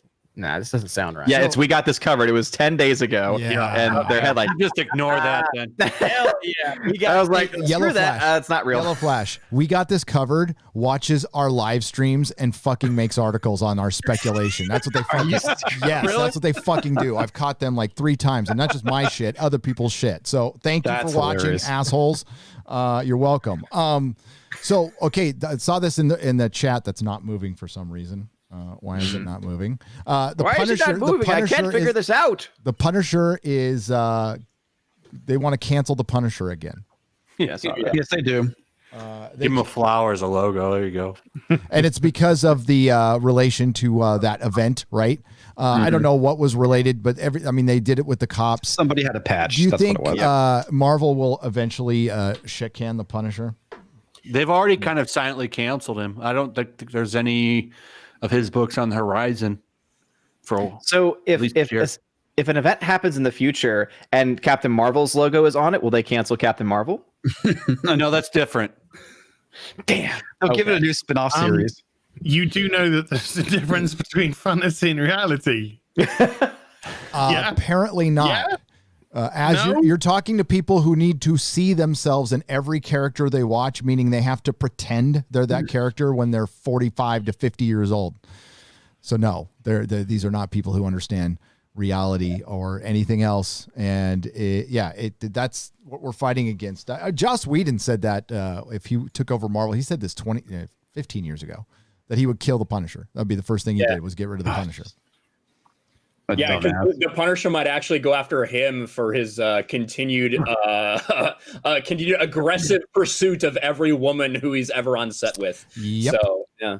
Oh my God. It's kind of like Emma Frost. They don't know what to do with him in the comics anyway. They don't know what to do with a sexy woman. They don't know what to do with he kind of embodies that toxic masculinity they talk about. They can't have him going around. They tried to do so many gimmicks, put him in War Machine's armor for a while and all kinds of nonsense. The book has been shit forever. They can't make him a badass going around killing people. So what do you do with it? Yep. His problem is like either his is a book, either it's The Punisher and that's the run you're doing, or you can't really make him work because he's not really a character that works well when you put him with a lot of other characters, at least not for any specific amount of time. He is a loner. That's what The Punisher is. So either it's his book or you can't really do this. He's constant Conan. pushing him into these other stories. He's fucking Conan. He builds up a kill count. That's what he does. And just keep him separate from everything else. Make it an adult title. It doesn't even have to be in the same fucking universe. It could be a different one. It doesn't matter. But no, there's all these stories that people still want to read. There's the Return of Luke Skywalker. The one message it sent is people still want, they still love their traditional heroes, and they're willing to pay a lot of money to see their traditional heroes. And it's Hollywood's unwillingness to make this shit now. And they're leaving a ton of money on the table, and they're leaving the door open for other people to create stuff. If somebody created like a badass Conan, I know Netflix has the rights, and they'll probably do what Marvel has been doing with the Punisher for the last couple of years is nothing. They'll neuter Conan.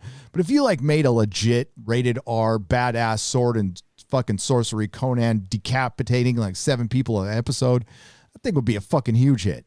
That would be awesome. Why was The Witcher a hit? It was because of the Henry Cavill scenes. That's it. Not anything else. The Henry Cavill scenes. So that's stuff that people have a desire for, but Hollywood's they're too afraid to make it. So it's going to have to be us to make. Gary, you're saying is Yennefer didn't bring the boys to the yard. It was Henry Cavill. I didn't mind it. I agree with Marvel. I think that Punisher should be cancelled because I want to open up a comic and read 20 pages of fucking bitches sat down in the kitchen talking about fucking bullshit. Oh. with a brown yellowish color palette. Yeah. They have the same haircut. Did you see? So I'm on my period. They had, and I gotta fight crime. They had the Hulk and the Thing fight recently in a comic, and then they stopped fighting and they went and got food at a diner. Oh, Jesus why not? Christ. Why not? Did they then sit down and tell how great the other one was? You're so amazing. Like when you were fighting me, I could really feel their like strength, and I don't mean they talked about Bruce Banner's daddy issues. Of course they did. Did Tom King write it? By the way, Gary, there's already a article from the Mary Sue about WandaVision. Oh, I posted it in the Twitter chat. Yeah. Could you put it in the private chat, please? It's in the Twitter chat, but I can drop it in ours. Yeah. Because if I change Windows right now, it will blank out our screen because of the hardware acceleration of Google. Fair enough. Is not working There's my video with for tomorrow. StreamYards.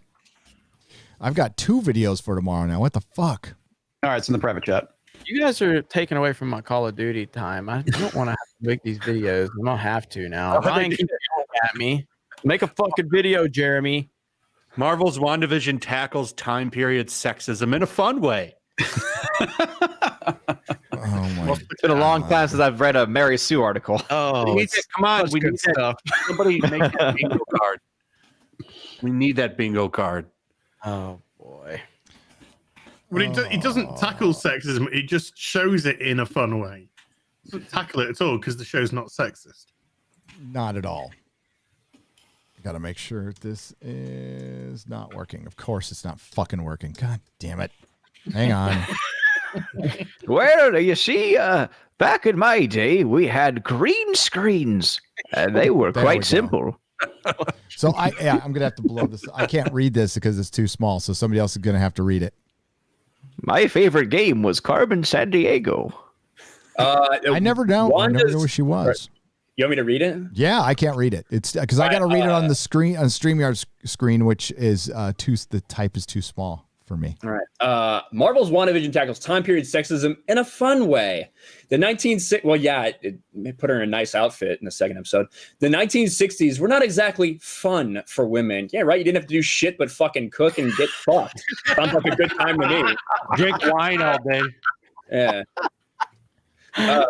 Even in the sitcom realm, Kinel, women didn't have to do anything in the 60s but cook and get fucked. I mean, basically, now everyone's wanting you to work and all this shit. Fuck that. Canceled. We're canceled. That's all I had to do. Hell, I mean, Ryan Kinel, such a progressive guy. Women, do you want to cook? No. Well, you can get fucked.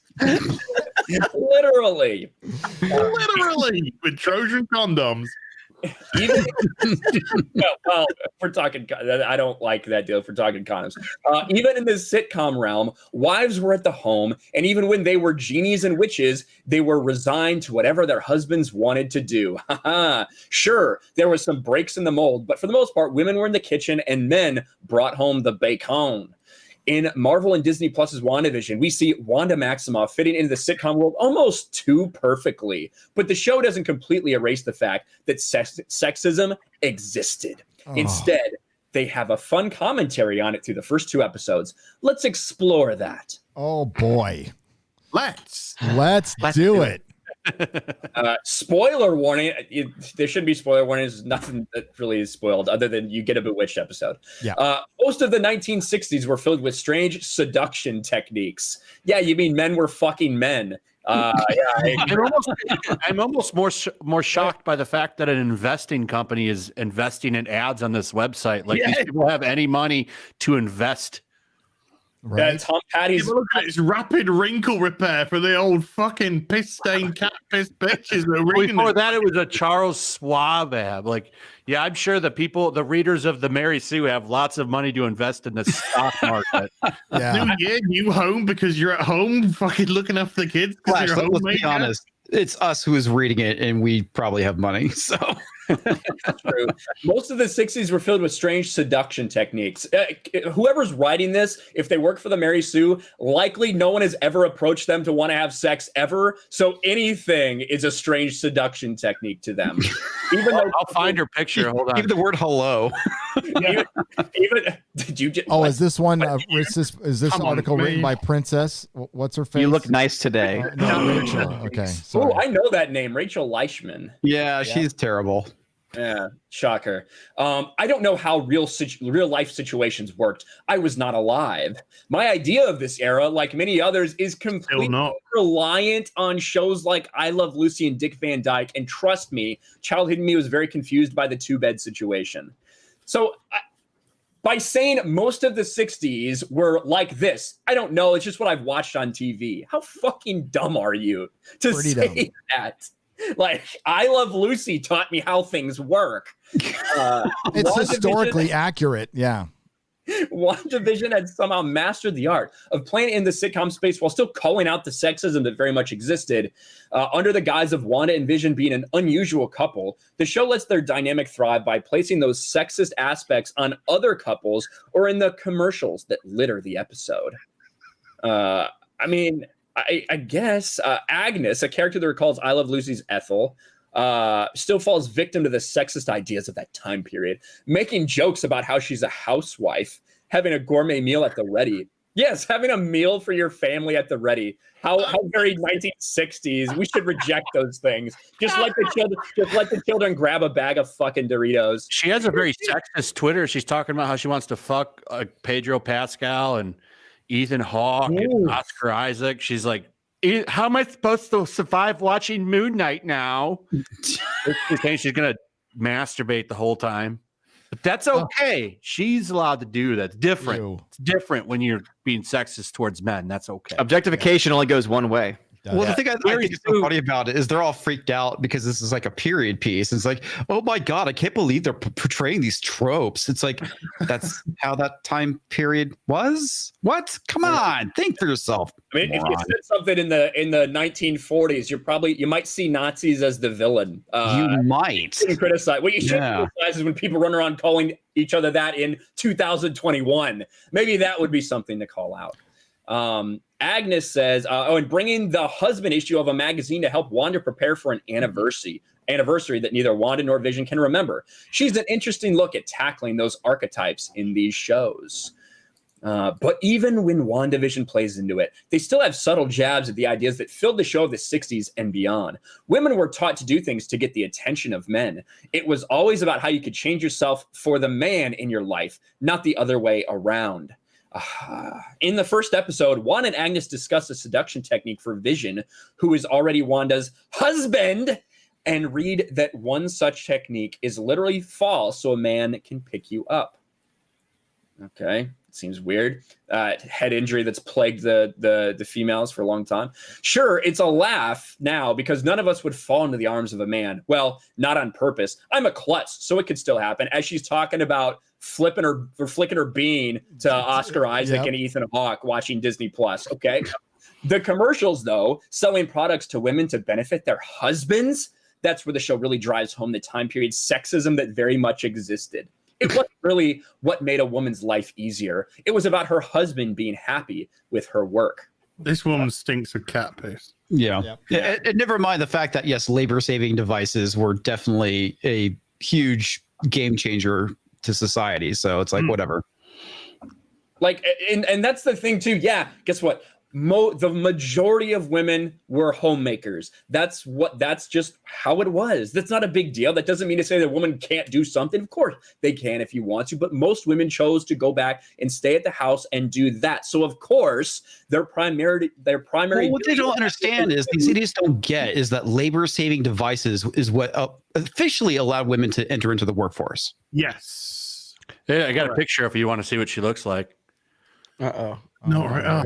Do we want to? I'm thinking hair color and haircut styles. No. Yeah. I'm thinking fragrant. Oh. That's actually not what I expected, to be perfectly Not what I honest. expected either. My expectations have been subverted. Mine haven't. These people are miserable. They are really miserable people. Yep. She's talking to her friend Kathy about the day she fucking came in a restaurant while thinking of Henry Cavill. Yeah. Again, Pedro Pascal. I saw him on my phone. I just had to have a quick fucking flick. You know what I'm saying? Even though I was in the restaurant, it's between courses, so it didn't really matter. And then by the time he came, so had I. You already been memed again. I didn't make this. Oh, it's so good. Is that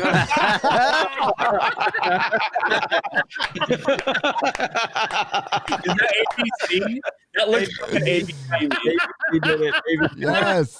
Oh my God, that's hilarious. That fucking look on your face, dude, is so perfect.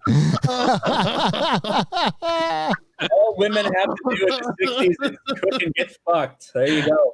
And girls, you play your cards right to do that in 2021 too. Just saying.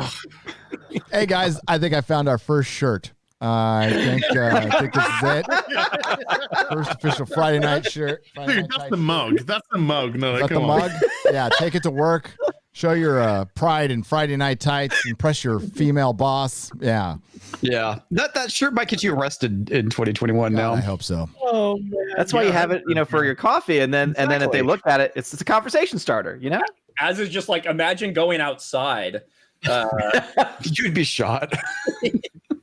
I will say, what is beautiful about WandaVision is that it's never Vision who is used to show this sexism. His relationship with Wanda is balanced, nuanced, and cocked, and a pretty even playing field.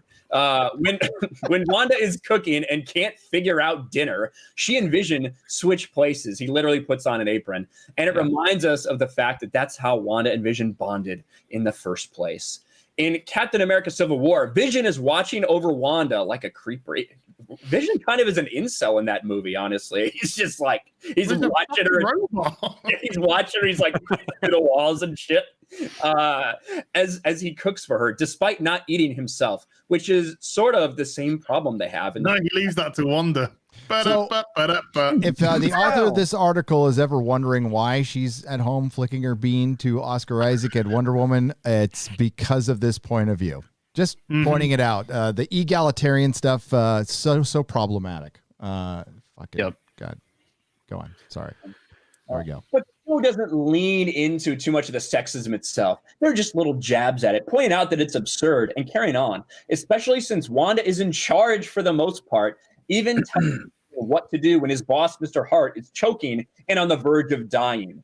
It should be pointed out that we all understand that this is Wanda's, like, whether she's insane or whether someone has done this to her, this is in Wanda's head. Right.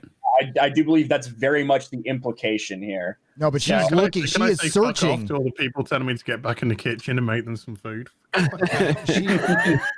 Yeah, but she is just searching for this power like who has the power dichotomy, and that's what ruins entertainment. This is what has infiltrated all the access media, all the critics now. They're just identitarians looking for this shit when it's just a show parroting it's a parody of a fucking 50s show.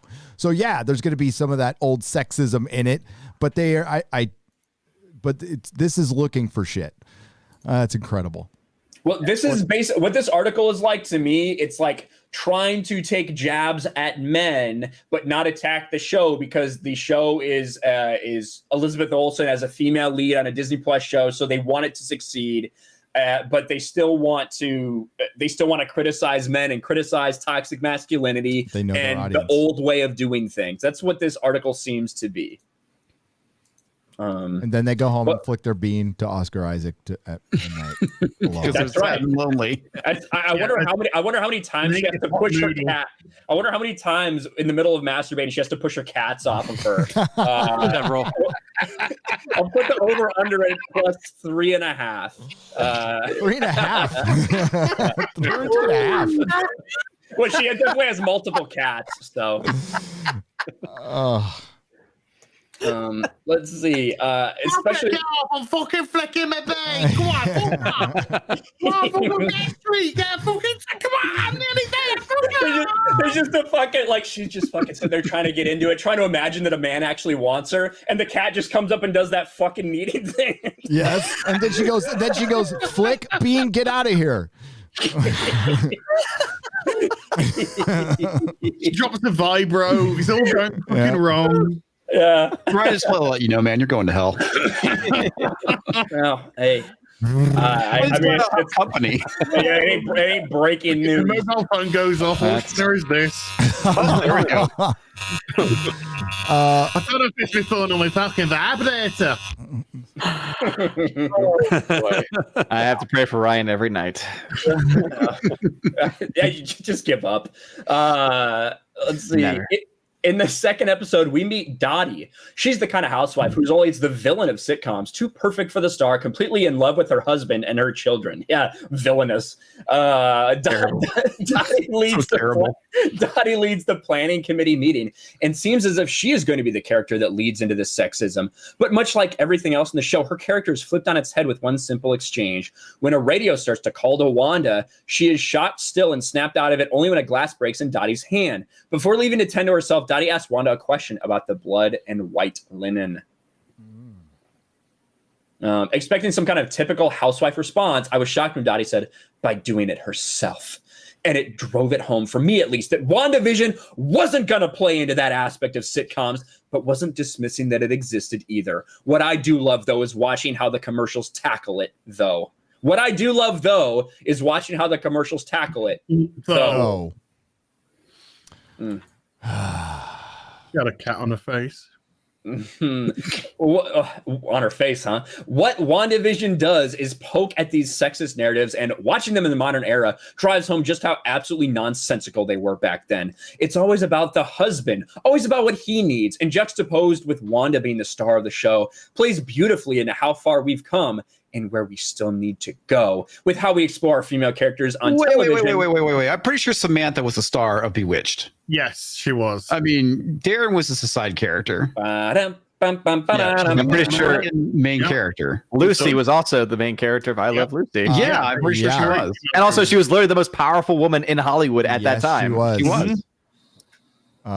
We could thank her and Desi for Star Trek. Yes, absolutely. At the end of the day, WandaVision is for the most part about Wanda Maximoff.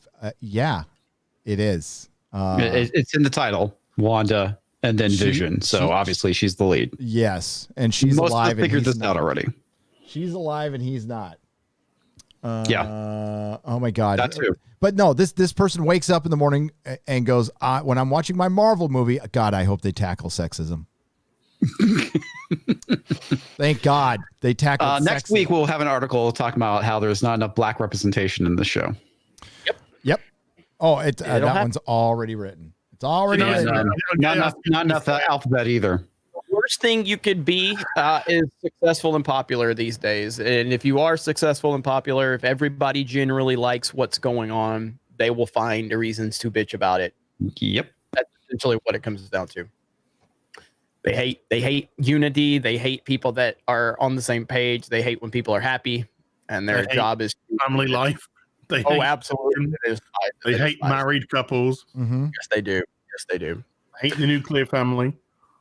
These people, man. Absolutely. What do you mean, these people? What do you mean? These Right. Women that stink like cat piss. Those people. Oh man. Yeah. There you go. But yeah, it's Ryan. what's up? Ryan's got t-shirts out of you get like 3 or 4 t-shirts you've made out of this stream. Go for it.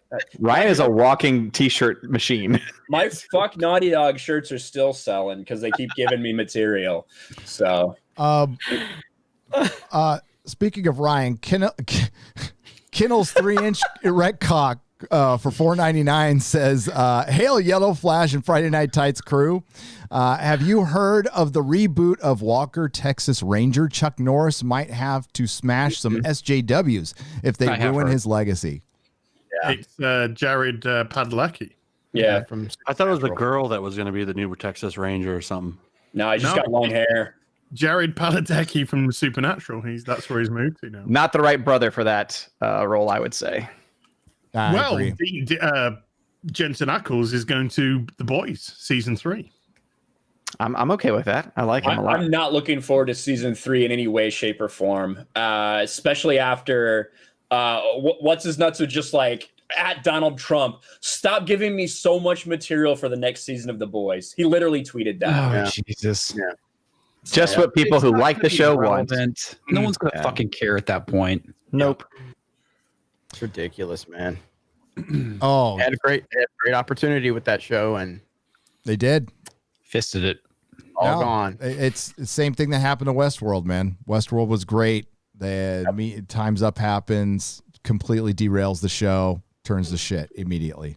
Ike and Ellis for $5. Hail the Beards and YellowFlash. Yeah, I guess Jeremy too. Thanks for the $5. Fuck that motherfucker. Jeremy loves his audience, by the way. Terry Wilkin for 20 Canadian pesos. Thank you for all you do. You keep me sane during these times. We are in a full lockdown here in Ontario, Canada. I watch and follow all of you. Plus, Perry Chan, your vids are amazing. I love you all so much. Thank you, Terry. Based on Gary's response, I have to clarify. When I said fuck that motherfucker, I meant me. Like, I was just saying fuck me. Because you said, I guess Jeremy too. I'm like, fuck that motherfucker. I wasn't clear about that. I did enough cussing out of my audience yesterday on the other stream with Drunk Show. So, went the fuck off on somebody. Did ya? Why? Yes. Because someone asked me if you could have dark humor on geeksandgamers.com, and I wasn't willing to just say yes, because right now in the climate we're in, we have to worry about what content is put on our platforms because they will shut you down. And somebody kind of came back with a little response like, I don't know, like Jeremy's just bending the knee. I'm like, fuck you. I'm sorry that I'm building a platform. I'm sorry that I'm building something and I have to worry about bigger powers than me while you're sitting there playing with your little 2-inch penis in your house and you have nothing better going on in your fucking life. And I have to worry about real world consequences to everything that happens when you have thousands of users on your platform. And if you don't like that, then fuck you. You don't come to my website. I'm sorry that I have to operate under big techs and their policies. That's just the world we're in. Unfortunately, and you got these badass Billies in the comments like, fuck that shit. It's like, what do you want me to do? So I went on. I gotta say, Jeremy, that you not putting dark humor on your channel, I did not see that coming. Phrasing. Yeah, phrasing. But yeah, the point was I don't mind I obviously would like people to say whatever they want, but I can't just openly just go like, yeah, you could post whatever you want on the internet because they are cracking down and we have to follow rules. And that's just what it comes down to. Not all of us have the ability to build our own servers with our own infrastructure to go beyond that platform. I mean, it's just, that's the way it is. You're right. Hot again. I didn't do anything. Yeah. What's going on? Stop talking so loud. Yeah. I tell everybody, all these they I get more subscribers, gotta upgrade my gear, gotta be a real YouTuber. I fucking buy more expensive shit and then it breaks. Then you need to buy something else more expensive to make sure that your more expensive mic fucking works. That's how it is. Go back to the Blue Yeti, bro. Is this better at all? Down a little bit. I don't think it's the microphone. I think there's some yeah. settings. Is this better? Yeah, that's better. It's audio correcting probably in your computer or something. Yeah. But what Jeremy's saying is he's being fucking smart. Okay, we've talked about this before. There's the free speech absolutists out there, and that's fucking great. And like outside when you're walking on the sidewalk out in the world, yes, that needs to be. But here we have to run. We have to follow these rules, and we need to be fucking smart. Is it bend the knee or is it adapt? We can't be effective unless we're here. We can, it's good to go to the alt tech and spread it out a little bit and test it out just in case some of it actually does come up and then it doesn't get bought out or canceled. But in the meantime, we have to stay here being effective. And if we're not effective, if we're not fucking here. Yeah, exactly. We're not going to be effective if we're deplatformed. We have to be smart about things, and that's the thing that everyone doesn't. Or I wouldn't say everyone, but a lot of people don't get. Oh, you're bending the knee. No, we're being smart about things because in order for us to get our message out, we need a fucking platform to be able to spread that message. Yep. And with our app that we're working on, it's not a native app. It's an app that will be directly from the website, so we're not going through the Google Play store and the Apple store. That way we don't have to worry. There's a lot of reasons why that's beneficial to go directly through that. But yeah, if you don't like me, go to geeksandgamers.com and talk shit about me all day long. That's fine. If you don't like my politics, go share your politics in our political forum. There's a spot to talk about that. If you don't like my movie opinions, go on there and just tell me how wrong I am. That's totally fine. I have no problem with that. But there are lines that we have to make subjective decisions on that people just aren't going to like based on bigger powers that are in play right now. And that is just the reality of the situation. So that was my whole thing was like, yeah, I wish I just had unlimited power where I could just unleash everybody. But that's just not the world we're in right now. But we're working to where we can maybe have that world at some point down the road. But right now ain't it. Yep. One day more. Roger Haynes for 20 Canadian pesos, 2069, by the way. Hail, Friday Night Tights. One of my favorite things about this show is that it's not an echo chamber. Keep up the awesome work. Thank you, Roger. Yeah, it's not. I mean, we don't agree on anything. No, we agree on a lot of shit. But we actually all liked WandaVision. So I took the short straw and just shit on it because we needed some debate. Yeah, we needed some diversity of thought here. Mm-hmm. Really did. Which is true next week. It's the only diversity we're getting on the show this week. Diversity of thought. So definitely not diversity of pizza, is it? No, I'm sorry. Or cake. Sorry, I ate it all already. It was delicious. Darkstar 76 for $20. Hail all. So I guess I've joined the hate club. You and the gang have been in, made a comment on Twitter about the One Ring announcement, just hoping it wasn't woke, and all the usual got called is and phobes, and they told and then what'd they say? Is and was told to go beat my wife. You were told to go beat your wife. That's Twitter for you, man. That's Twitter. Oh, they're gonna love my video tomorrow. They're gonna love it. I'm bringing up the big question that everybody's they were tap dancing around in the big. So Odin, you're a fan of Lord of the Rings. They announced the synopsis, right? So the synopsis, it basically tells you it's going to be Game of Thrones. This show is going to be Game of Thrones. We're going to be in different parts of the map, following different characters who are all going to converge. Sauron's going to be the big bad. We're going to see the forging of the. But it's going to be political. And it's all based on a history, basically. So it'll be these two guys who nobody's ever heard of adapting Tolkien's dialogue, and they'll have no dialogue to adapt. So they'll be interpreting what they think he would be saying, because the Silmarillion's a history. There's no conversation. There's some conversations, but there's no you're not following a person around for a story. It's going to be Game of Thrones. So there's going to be a lot of blanks being filled in by two guys from Bad Robot whose only work was fucking Star Trek Beyond and putting fucking Captain Kirk on a motorcycle, riding around to fucking Beastie Boys music. That I am very upset by that. so I think this is going to end very well. By very well, you mean a train flying off a cliff. Or 50 You know that would be YouTube videos. You know So- that GIF you sent to us earlier? That was great.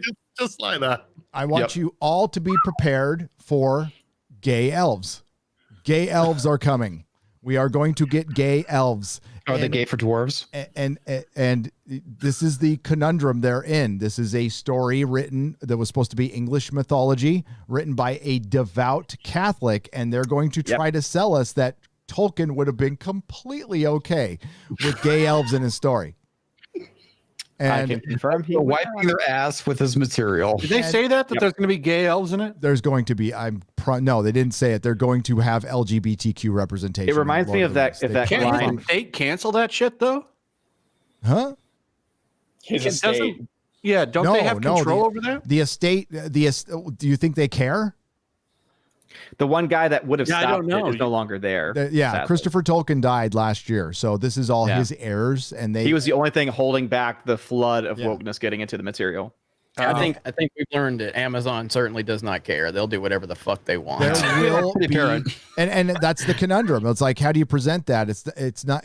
I mean, we don't watch Lord of the Rings for fucking straight sex. I watch it for comradeship and friendship and fucking going on a journey. There also Fighting is no, works, there's no you sex know. in it at all. There's That's no the whole, sex in it whatsoever. That's the whole I mean, point of it. I really want to see a dwarf butt fucking an elf. Make it a shirt. Make it a shirt. I feel Well, like I Frodo think and if Sam they almost do- went there a couple of times though. If So they it's bring in not that- representation, then I want them to fuck hard. You know, I don't want any of this fucking queer baiting bullshit.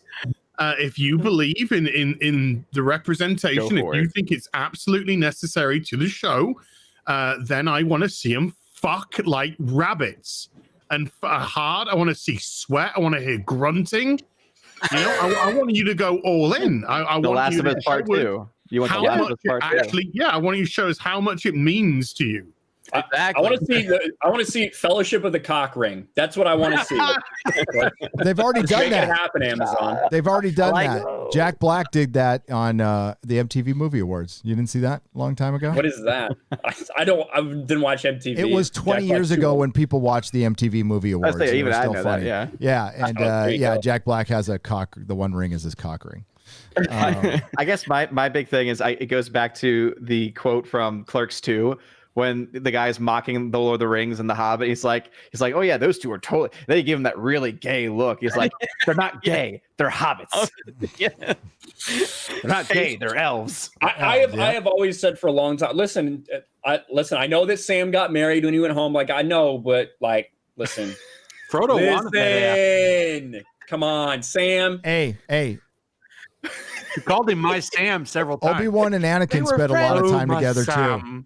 You know, I know Anakin really loved Padme, but he spent, he was in the barracks. He was spending a lot of time with Obi-Wan, so I'm sure they were lightsaber fighting as well. Yeah, you already got that coming. Don't worry. The whole thing what Az was talking about is if you really want to, you really care, go all in. Yeah. And just like I said, with Star Wars wanting their female representation, why are you making it the typical white girl? I want a 45-year-old black woman, overweight with 3 kids. That's who I want to star in the You want Precious? I want You know what I mean? muscular dude. I want two big muscular fucking dudes. Yeah. One bent over the fucking other, and I want sweat. I want dripping. Make it a subplot where they're I out want shooting them arrows. Edit it out Yeah. for I certain want parts hands of the on world. fucking shoulders, you know. Harry Chan's got That's his what I'm next talking video right about. here. Goes over to him. Let me show you how to. Let me show you how And I to. want close-ups. I want close-ups about it, you know. Harry Chan, write it I down. want a holding, and I want kissing, and I want loving. I want you to show me how much these people love each other. And What- why what you Tolkien- can Don't do it so you can just edit it out in China. Yeah. No, they gotta leave it in. If they're committed, they have to leave it in. Guys, one at a time. Black as well, okay? Because I don't want no have that- China Get business. that gay No. elf to spit on his hand and get it ready. Yeah. It's like in Brokeback Mountain. Do it right. I think what Tolkien really wanted was ball slapping action. That's obviously. Oh, totally. He did, man. If that's not It's in the that's Secret Ryan, Diaries. I'm out. I'm out if it's not. I want to hear fucking. Yeah. That's a whole episode, a Disney Plus episode, 22 minutes, just that sound. And I wanted to look at the camera when he's doing it. And he's going to be a one ring to rule them all. Oh, that's what's coming. Like, but no pun intended there. Figuratively figuratively, that is what they put in. They put out this synopsis, and Jeff Bezos said he wanted a Game of Thrones. We've already heard the rumors of nudity and an intimacy coordinator. So why would you have that there if it's just going to be people fucking hugging? And we had a Game of Thrones guy there as Cogman's gone now, thank God. And then you have these two bozos from fucking I don't even know if they're real people from Bad Robot, Patrick McKay and JD Payne, Patrick McKay. Odin's been traumatized after that comment. He is. I love you too. I love you so much. He wrote all that down. So no, it's going to be shit. It's going to be absolute shit. It's going to be $1 billion shit, and there'll be a video tomorrow. Or maybe we'll see. It'll release weekly so we can talk about it. Yeah. Well, make it $1 billion piece of shit with some hardcore gay porn in it, please. Gay porn and Elron writing a ATV to Daft Punk music at the end. That's what I want. I think it'll be awesome. Hello, Tom. Hello, mate. How you guys doing? Oh, we're just talking about hardcore gay sex and Lord of the Rings. Nothing. Gay sex. Brokeback Mount Doom. You're really, there you go. really low. Brokeback You're Misty really Mountains. low, yeah. Don't worry, my mic can apparently make up for that lowness because it's too hot sometimes. You fixed the issue. You fixed the glitch. I don't know what I literally just put it I've had to put it down twice now. Windows updates, man. That's kind Yeah, I of the thing. know.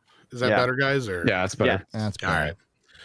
Yeah, I heard Az talking in the back. I was enjoying it. You could have left me back there. I mean, Well, I just want one of these fucking companies to stop bullshitting and fucking gay baiting, queer baiting, and really fucking show how much it means and how much it's necessary to their story. That's right, Az. You give them hell. that's right. Yeah. How dare they be bigoted? It's totally not because Az wants to see that in any way, shape, or form. Personally, No, not at all. Terry Slaughter. I'll watch it and I'll say, God damn, that was important to the story. It was so important. Yeah. Oh, it's That just like man watching. needed to rear-end that other dude. He's like with his elven fucking ears pointing to the sun. Now Who meant society that can shit? heal. Now society can heal. We just need some barely legal Smeagol. We'll be okay. Now we're coming together. And it's just like watching WandaVision, looking for the God. That sexism was tackled so well in WandaVision. So that's why I watch superhero shit. What the fuck were they watching? The Mary Sue. Well, they're watching a different reality than we are. They have their feminist filters on, so everything is about misogyny, sexism. Channel name, feminist filter. Yeah. Terry Slaughter for $20. Hail from the Psycho Hillbilly from West by God, Virginia. Hail, Terry. Thank you for the $20. Mexican Iron Man. What's up, Mexican Iron Man? Hail, all of you. My admiration for each of your great insights, videos, and recent cross-channel collaboration together. You're truly leading all of us into a new fandom renaissance. Great job, gentlemen. Wow. Right on, man. Mexican Iron Man is awesome. Hell yeah. Super supportive of all of us, has such enthusiasm and passion. Really do appreciate his support. And Yep. Echo Base Network's doing a great job over there. We got a lot of good stuff in the works, man. So good stuff all the way around. I want one of the elves to spit in the other one's mouth as well. Choke me. Choke Do me. a rainbow kiss. There's a super chat just came in. And I want to use it as a segue real quick because they said, "Hail, Jester Feathers. Hail, I'm making a list of big tech alternatives to share with my social media circle. Any least favorite video uploading alternatives to Mama Susan? BitChute, and then another one PeerTube. Big thanks to this proud new Geeks and Gamers Premium member. Well, that's awesome. Yeah. That support. And I've been talking about this for a few weeks now, and I'm going to give you guys a link in the chat, but don't leave the show yet. You can go back and play this later, but this is the Geeks and Gamers video game. And Gary, if you can share my screen for me real quick, I'll show you guys a clip of the video I'm going to upload after Friday Night Tights. This is just a little montage of me playing the game, bitching about it because it's hard as hell, but Fact Blast. This is a game that was developed for 2 years by someone that's a fan of the channel. I had no idea it was going on. And basically the premise is you're battling NPCs that are making horrible terms, throwing terms at you like the Last Jedi is good and really dangerous stuff like that. And you can throw facts at them to defeat them. This is the Chicago map. There's sound bites of me, and this is a little bit of clip of me playing it with Twitter birds coming after me.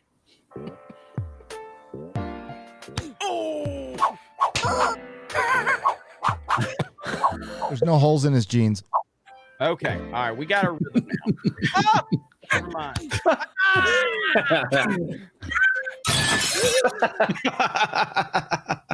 Apple juice gives you your energy. The facts. That is awesome.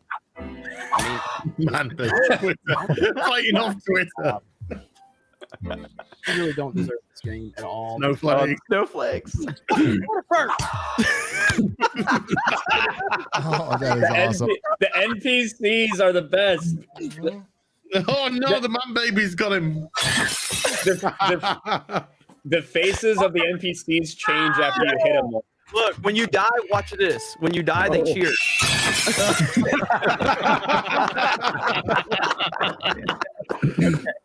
That was good. That is awesome. But so anyway, that is amazing. I am truly humbled by this. T-Rev is the person that will be linked in my video when I upload it after this show, but T-Rev developed it. You can get the link from the chat. Also go to geeksandgamers.com, and we have a banner up front that's scrolling where you can click the link and play it there. But yeah, I wanted to announce this on Friday Night Tights. This is obviously a joint effort between myself and Gary and all of these awesome guys. And I truly am, for all my shit talking, for all of how bombastic I am. Like this blows me away. Like nobody, all these people that hate me, I got a fucking video game now. Like you can't do anything. Like I can't believe that someone took 2 years to develop this, took sound bites of me following all the stuff we did. It's incredible. And he has told me that, I asked him, I said, if I'm able to put some resources and some of the team behind what you're doing, can you develop another game where I can have more creative input? Having Doomcock in the game, like that would be amazing. You know, like there's a lot of opportunities. So what I would ask you to do is go over there, play the game, give your feedback. And if you're willing to support the game in any way, you don't have to, it's absolutely free. But if you're willing to give anything, there's a donation link for him, the guy that spent all this time, support that game. It is incredible, man. I can't wait to play it some more. So it's Ryan, you've played it, right? For about 4 literally playing it right now. Turned it on for a second. It's send me that link. Yeah, I got it. Yeah. Here, I got it right now. Also, we can actually DM now on mine. So yeah, you did. Yeah. He finally DM me. He's like, we finally DM. Well, until Google Play take it off in 24 hours. Yeah. But it's actually kind of exciting because they are talking about how they're going to get group messaging in the near future as well. And awesome. I think also that because Google, because of the Android platform is so much more like just easier to work around, you'll still be able to have full apps from Google Play. Even though the official version on the Google Play Store might not be up to snuff, their actual personal app that you can get from them directly will have all those features. I love Minds. Join Minds, everybody. Yes, Yep. it is revolution. And that's what I was saying. Great. To answer the question, about alternate platforms, I've never been a fan of BitChute myself. I like Rumble is one that I've been uploading to, but Minds, you can actually upload your videos directly to Minds. And so I would say full bore that Minds is fantastic, and it's not crashing like Gab is every 5 seconds. So yeah, it's also not run by someone who's an insane fucking loser like Andy. Yeah, I can't stand the CEO Gab. That is insane. Yeah. He is, like I told Ryan this day, we're talking about Gab, but I mean that guy. like you can say whatever you want. I know a lot of people think I'm an asshole, and that's perfectly fine. But one thing I don't do is I don't get like on the official like Geeks and Gamers Twitter account and just start cussing people out like from the account. Like you're trying to build a brand, and he's like from that brand, he's like fighting with the quartering months ago and making all these claims. It's very strange, man. That guy is weird.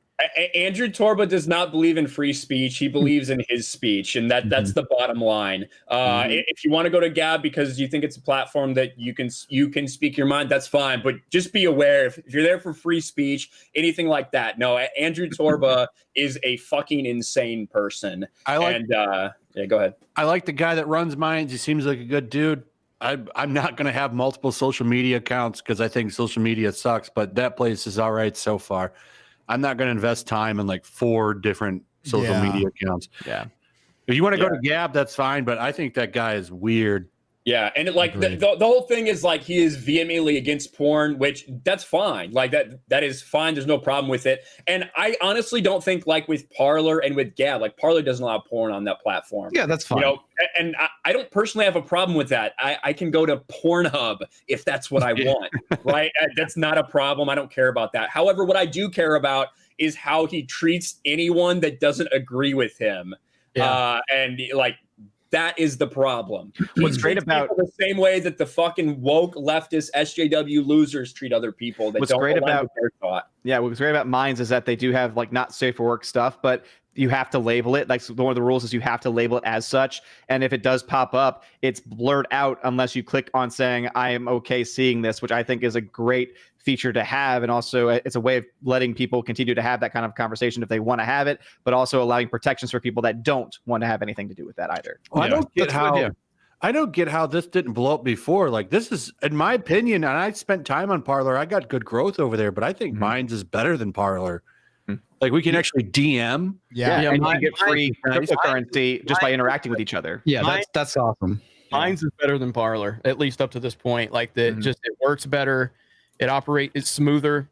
I got to the point I couldn't even type on Parler half the time. It was almost unusable. I don't know why I never used my account. I've had Minds for like years. I think the last thing I post on there was like my Max Bemis video, and that was like 3 years ago.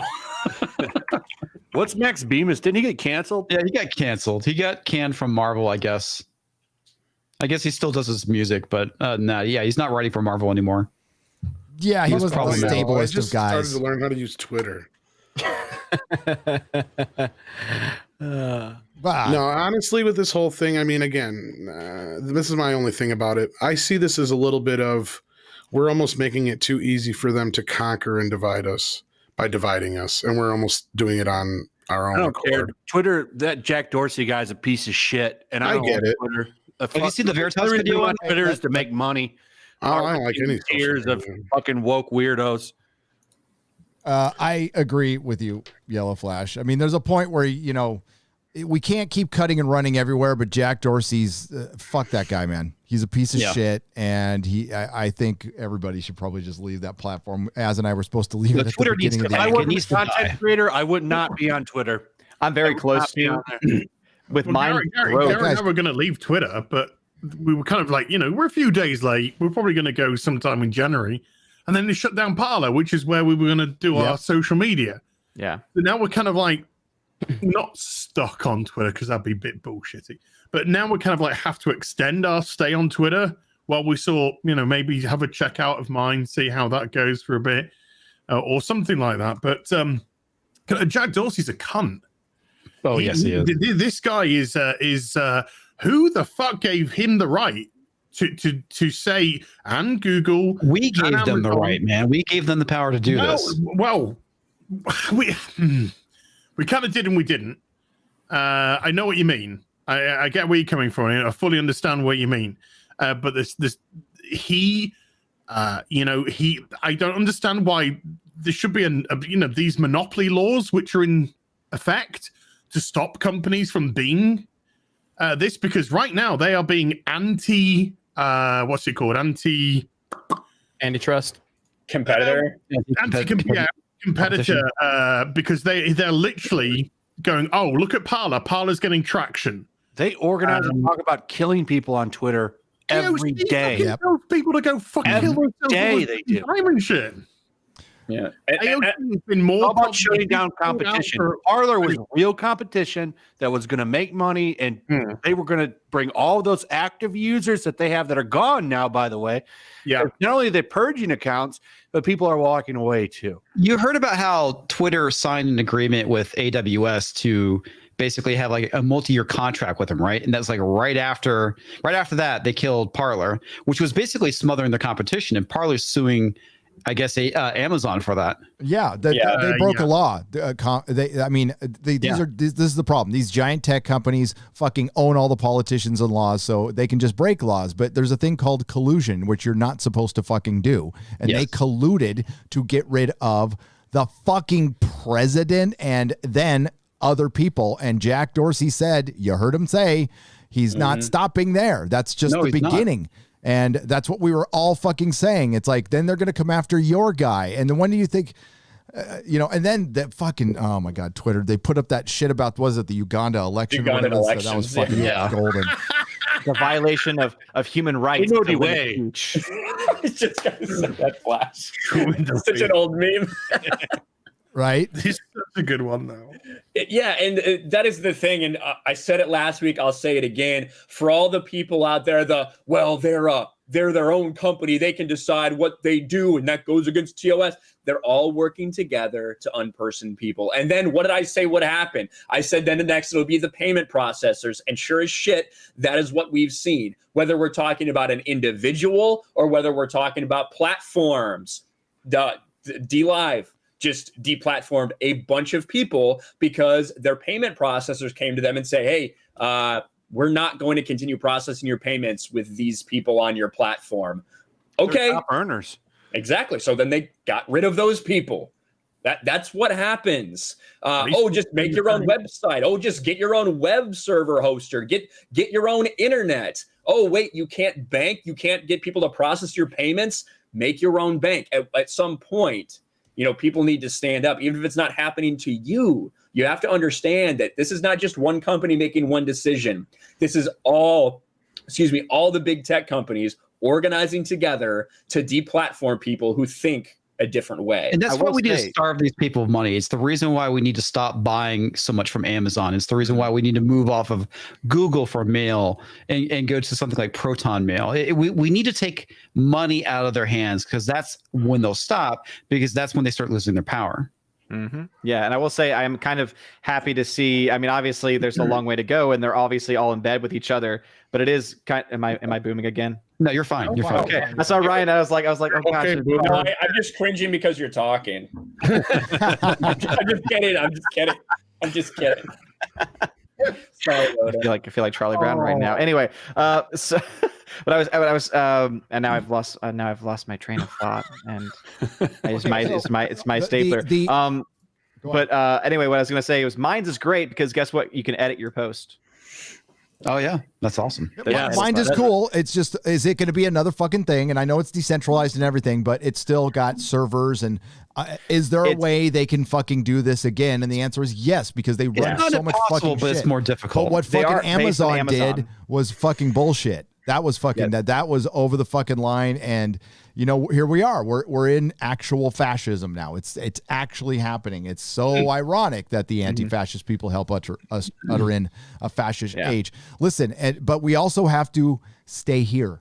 We can't just keep cut and fucking run all the time, because what Tom said, they're just going to scatter us to the fucking four winds. So we have to be smart, stay here, infiltrate their platforms with common sense. I know it sounds fucking kind of lame, but it's true.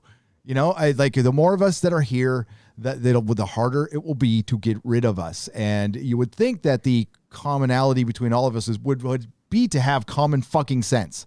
And we're watching insanity run roughshod. We took a loss. Big tech fucking won. They won.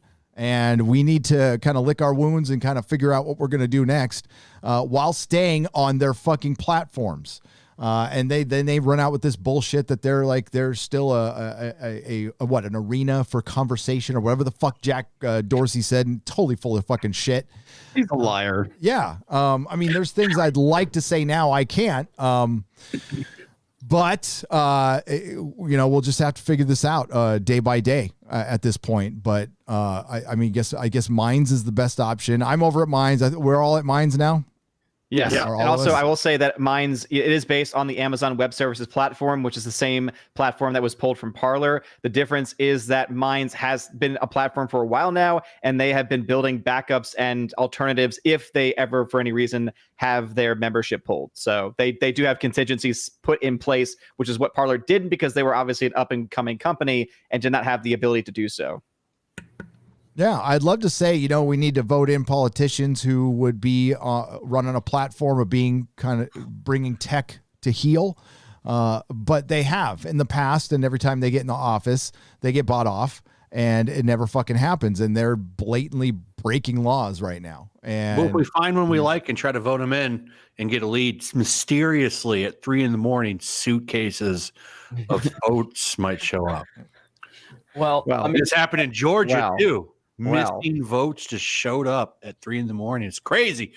What a coincidence. One thing to look forward to, but nothing out of the ordinary, chat. For Facebook might be on the brink of being broken up, though, because you had 48 states attorney generals and DC's attorney general have signed on to basically sue them for antitrust violations. So it's a step in the right direction, but we'll have to wait and see what it looks like in the end. Yeah, nothing's gonna happen. Yeah. Government will fuck it up at some point, but what they're gonna do is what they have been doing, and this is the whole system, is they're gonna target individuals, and they're just gonna pluck these individuals, and you pluck the big ones and you quiet everybody else. And that's how they can look like that they're not deplatforming everybody, which is what they want to do. It's absolutely what they want to do. And it's only a matter of time till they get to fucking movie critics, right? Or people who talk about pop culture. Baron Cohen trying to demonetize us on YouTube. He was putting out tweets with atting in Google and Susan. We love you, Susan, by the way. Big fans. And all those people saying that Twitter is that YouTube is the channel for who, TDS, and that advertisers need to pull the plug. This is a fucking rich multi-millionaire pretender from a fucking background where he's never ever had to fucking scrimp or save in his life. That if more advertisers leave YouTube, it isn't going to be the ones that are going to satiate his TDS. There's going to be tens of thousands, if not hundreds of thousands of accounts which will be hit that don't do anything but shout at clouds or talk about how much they like Lego or whatever it may be, and they're going to get wiped. They're going to get their monetization destroyed purely because of these dumbass pretenders with their agendas that are going to come in and they're just going to smash everything up, and they don't care because they're multimillionaires. They don't care. It's not going to affect them. It's not going to affect them, not the least. So why do we care if hundreds of thousands of people suddenly lose their livelihoods or lose their income sources, particularly in a time right now where we're locked up and we can't go out? A lot of people can't go out. A lot of people have lost their jobs. A lot of people can't get any more jobs. We've got taxi services that are just falling apart now. Never mind retail, because there's no one to ferry about. And I know one, and his company's just on the verge. There's some which have already gone. And we've got retail decimated. Everything's been decimated. And the one thing that we can do right now, one thing that is thank fucking God keeping us going, is we can make our videos online from our houses. But if they came in and they destroyed the advertisers because of their personal politics, boosh. We could all be fucking wiped and well, probably you go around his house and fucking nicking his shit to sell. Right. Well, I was just going to say that is basically like a trickle down economics of sorts. You're right. It always affects everything down the line. We said this how many months ago? It's like the things we're going to see affected first are the things that people don't think about. Everybody was freaking out about toilet paper, but like we kept saying, all these things that we don't think about, they're the things that are going to go first. And, sadly, Gary saw it firsthand the salons, and then specialty stores and all these things, and then of course the taxi services are going to go, gas stations are going to go out of, restaurants already are. I mean, you name it, anything that's a non-essential, basically a non-corporate entity. Yeah. Speaking of things that are quick to go, Odin, you got to bounce. Yes, I do. Spend some time with the wife as we put the child down for the night. Whoa! Don't put it down. Just that's not very nice. Place the child easy. down. Let it sleep. Don't put it down. Do I need to put my volume up again? Because I will. Yeah. Don't do that, please. Plug your channel, Odin. Oh yeah, you can go ahead and follow me over at OMB Reviews on YouTube. However, if you are sick and tired of YouTube and Twitter, go follow me on Minds, because not only do I post there almost exclusively now, but also I upload all of my videos onto the Minds platform, and so you can watch the videos directly on Minds without ever having to go to YouTube or any other platform. So go check me out. Odin's Movie Blog is the handle over on Minds, and yeah, thank you for having me on as always. Take it easy, Odin. See you later. Bye, everybody. Have a good one, man. You too. There we go. I was gonna say to Odin, I mean, he already got the first part of what happens with the housewife in the 60s. He got his food brought to him. I was gonna go ask him about that second part, but he's a nice Catholic boy. I'm not gonna put him on the spot like that. But I'm glad Odin had pizza. It sounds good. I want pizza right now. I'm so hungry. I know, I'm fucking starving, dude. So- I've been trying to not eat some, but I've been eating like a fucking pig for literally all of lockdown. So I'm trying to not, but it's difficult. Yeah, well, you get to go to a gym. So do I. So it's true. What do you guys think about this Ray Fisher thing? I think it's kind of hilarious. This He's a guy, crybaby diva. I think Dude makes millions of What's dollars. crying to get about on a- now? He makes millions of dollars to play pretend, and he's bitching because somebody was mean to him. Fuck him. Fuck Ray Fisher. I think I Ray don't give a Fisher- shit what Joss Whedon said to him. He's a bitch. Whiny bitch. I think Ray Fisher tried to capitalize off of the whole BLM movement Yep. back and everything, and then He wants he to be the suddenly- Colin Kaepernick of movies. Yeah, He just leaked some audio. I yeah, saw. he's a piece of shit. Come on, he's not making millions. This guy probably earned about $177,000 from. Well, let's feel bad for him. Sorry, he's Well, it going could to have been a make lot millions more now. if he wouldn't have fucked it Colin up. Kaepernick taught us anything, yeah. it's that you can make a lot of money being a fake victim, and that's what Ray Fisher is going to do. Yep. I don't think it Ray worked for Fisher is Kaepernick. relevant enough for like Colin Kaepernick is actually someone who had like notoriety. Ray Fisher, I feel like, is a very small, even compared to Colin Kaepernick, very small star in that kind of realm. This is like his career is just fucking done, and I don't see like too much victimization, monetization from it. Not as much as Kaepernick, for sure. I think both sides in this are retarded because DC has clearly just been an absolute jumbled mess. And I think that Joss Whedon's an enormous piece of shit. I think that Jeff Johns needs to stick solely to writing things that appear on comic book pages and stay out of virtually anything that comes to life on a screen. He's shown over and over again, look at Wonder Woman 84, that like whenever he is involved with a project, it just does not translate to what the audience wants on TV. Totally So agree. Last I heard, he's not anymore. Outside of Good. what was Go it, back to Stargirl or comics. whatever, Yeah. which is fine. Agree, Okay, Flash. and I hate having to be sitting here and sticking up for those guys because I don't like them any more than anybody else. But unless that audio you're talking about is some audio of Jeff Johns and Unless he's saying the N-word over and over yeah, again. exactly. Yeah. Unless I'm hearing something like that, then Ray Fisher is a big fucking cryborg, and I really don't give a shit. He fucked himself up the ass. He tried to be an opportunist.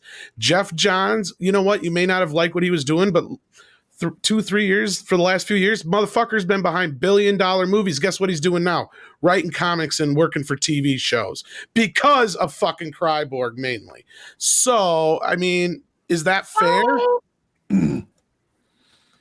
I don't know. what? Is No, it fair? Jeff Johns doesn't deserve to be anywhere near a set or near a Yeah, I TV agree. set.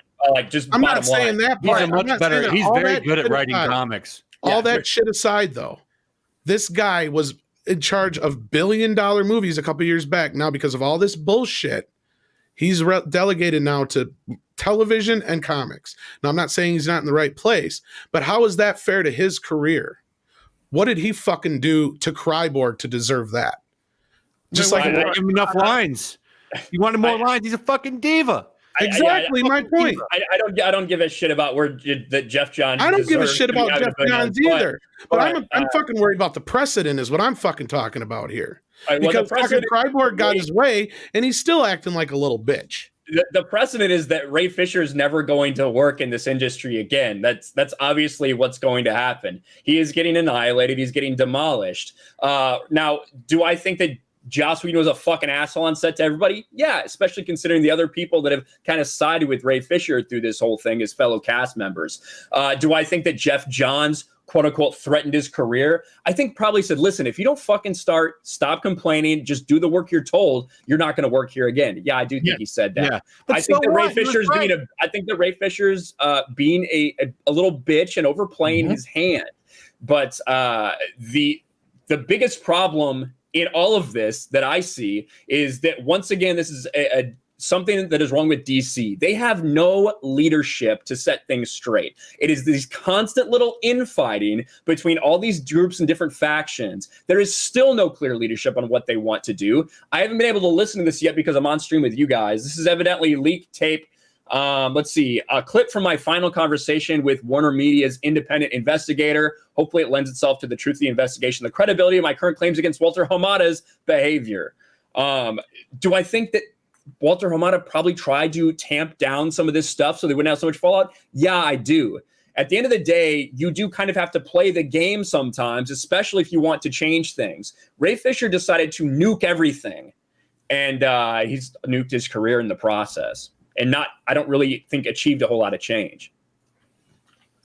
Look, all I know is, to give the guy the benefit of the doubt, I will say this. He was fresh off of Broadway. He doesn't know what it's like really to be in this kind of arena. And it's not an excuse, and I'm not making an excuse for him, but I can understand from his point of view, coming off of a director like Zack Snyder, who was probably much more receptive to an actor. He had a fucking movie on the way that got canceled, or, well, didn't get canceled. It got merged with another movie. So what I see is a kid who probably got upset because this other director treated him one way, and then you had Joss Whedon who came in, and not an excuse, but the studio mandated this fucking movie had to be done by such and such date, and he had a fire under his ass, and you had a kid who said, I ain't going out there and saying booyah. It's like, kid, that character's been saying booyah since before you were born. You're wasting tens of thousands of dollars. Just bring the guy from Doom Patrol in. That guy's much better cyborg anyway. I mean, so do I think that Joss Whedon and maybe Jeff Johns turned around and said, you know, if you don't do this, we're going to end your fucking career? Probably. Is it the right thing to do? No. But do I think they're being racist? I have a hard time fucking believing that, because for one, Jeff Johns has a black wife. And two, unless he's got a bunch of other people or some audio tape of some actual fucking racism, I see somebody who's using a movement to try and further their career. And like you just said, Ryan, he's just nuking it. And I would love to see somebody like John Boyega, who actually has faced some true racism, and we have the fucking proof, slap that fucker down and say, look, sit down and shut up, because all you're doing is ruining the movement. You're ruining the message, because he actually has something to fucking say and bitch about here, because we've seen the proof of what they've done. And he's asked the tough questions now of Disney, and Kathleen got a talking to. I don't know if you guys seen that. So, I haven't. Yeah, they had John Boyega, I guess, gave her a big had a big meeting. About a few months ago. Yeah. So granted, I mean, it's just Ray Fisher nuked it himself. He could have kept his mouth shut. He could have possibly had something going forward, and he fucked it up. Well, I think the bigger thing is for Ray Fisher, right? If you truly believe that all this stuff is a problem, and I think that whether it's just because that's his fucking ideology, I do think he truly thinks that something improper went on, or because, like you said, he's from Broadway. I do think he truly believes that. Well, that's what I was saying. I think that the best way to go about it is to not do the company line, but at least do something to be able to continue and pressure these issues from the inside, change things from the inside, instead of at every opportunity undercutting everyone who is trying to make this work, who is trying to make Zack Snyder's Justice League happen, who is trying to make all these things successful for DC, and undercutting them at every fucking level to the point where no one is going to want to work with you ever again, and you're never going to be able to change anything. I don't think he believed anything improper happened at all. If he believed anything improper happened in Tor, he would have made his claims immediately. He did not. He waited. He waited to a very specific part in time. He waited till John Boyega came out and had his rant in Hyde Park. He also had, I think this guy's butthurt because he had a story with Zack Snyder. He filmed a story with his character. And then Joss Whedon came in due to the awful events in Zack's life. Joss Whedon came in and he just went, I'm making my fucking film, and cut his fucking story onto the floor. And then said, I want you to say these words because he's trying to make a now a more hyper, friendly Justice League. We're all going to be laughing. You're going to say your catchphrases and everyone's going to eat popcorn and go home happy. And this guy doesn't like it. He didn't like it. He wanted his fucking story to go into the film. He wanted his piece. He wanted his work to be there, and it wasn't going to be there. And he was relegated in Joss Whedon's cut to a bit player. And I think he kicked his heels, and I think he had a tantrum, and I think he got his mother's tit out and started fucking sucking on it and breastfeeding himself. And then I think he got dragged into the office and told to buck the fuck up. And if you don't buck the fuck up, you're going to find it very difficult to get work in Hollywood. And I think that's what, and I don't think he liked it. I think the guy's a prissy fucking theater twat who's coming to movies. That's why I call him a diva. And doesn't realize that movies got hundreds of millions of fucking dollars at stake here. This isn't some fucking, $100,000 fucking production that goes on to Broadway for a little bit, and you can do it twice a week and maybe 3 times on a Wednesday or whatever he fucking does. And Joss Whedon turned around and said, excuse me, sunshine, I've got my fucking neck on the line here to try and turn a movie, and I've got to turn this fucking whole mess, which is spiraling out of control with hundreds of millions of dollars, into something that's going to make the fucking big screen. So fuck off and say booyah when I tell you to say fucking booyah. And I think he went home and fucking cried like the little bitch he is. I think you're right, Az. That's kind of what I was getting to in a more eloquent way, but yeah. So he just fucked his career. We've been watching somebody who, he was trying to be Colin Kaepernick and he fucked his career. And it's kind of funny because, going after Walter Hamada, this isn't going after a cis white male in Hollywood. You're going after Walter Hamada, who's made that company a lot of fucking money and is a powerful dude. And it also proves kind of what we were talking about with the Lord of the Rings. So I have to clarify something because occasionally you have to do that on YouTube because part of our job, you got to state the obvious sometimes.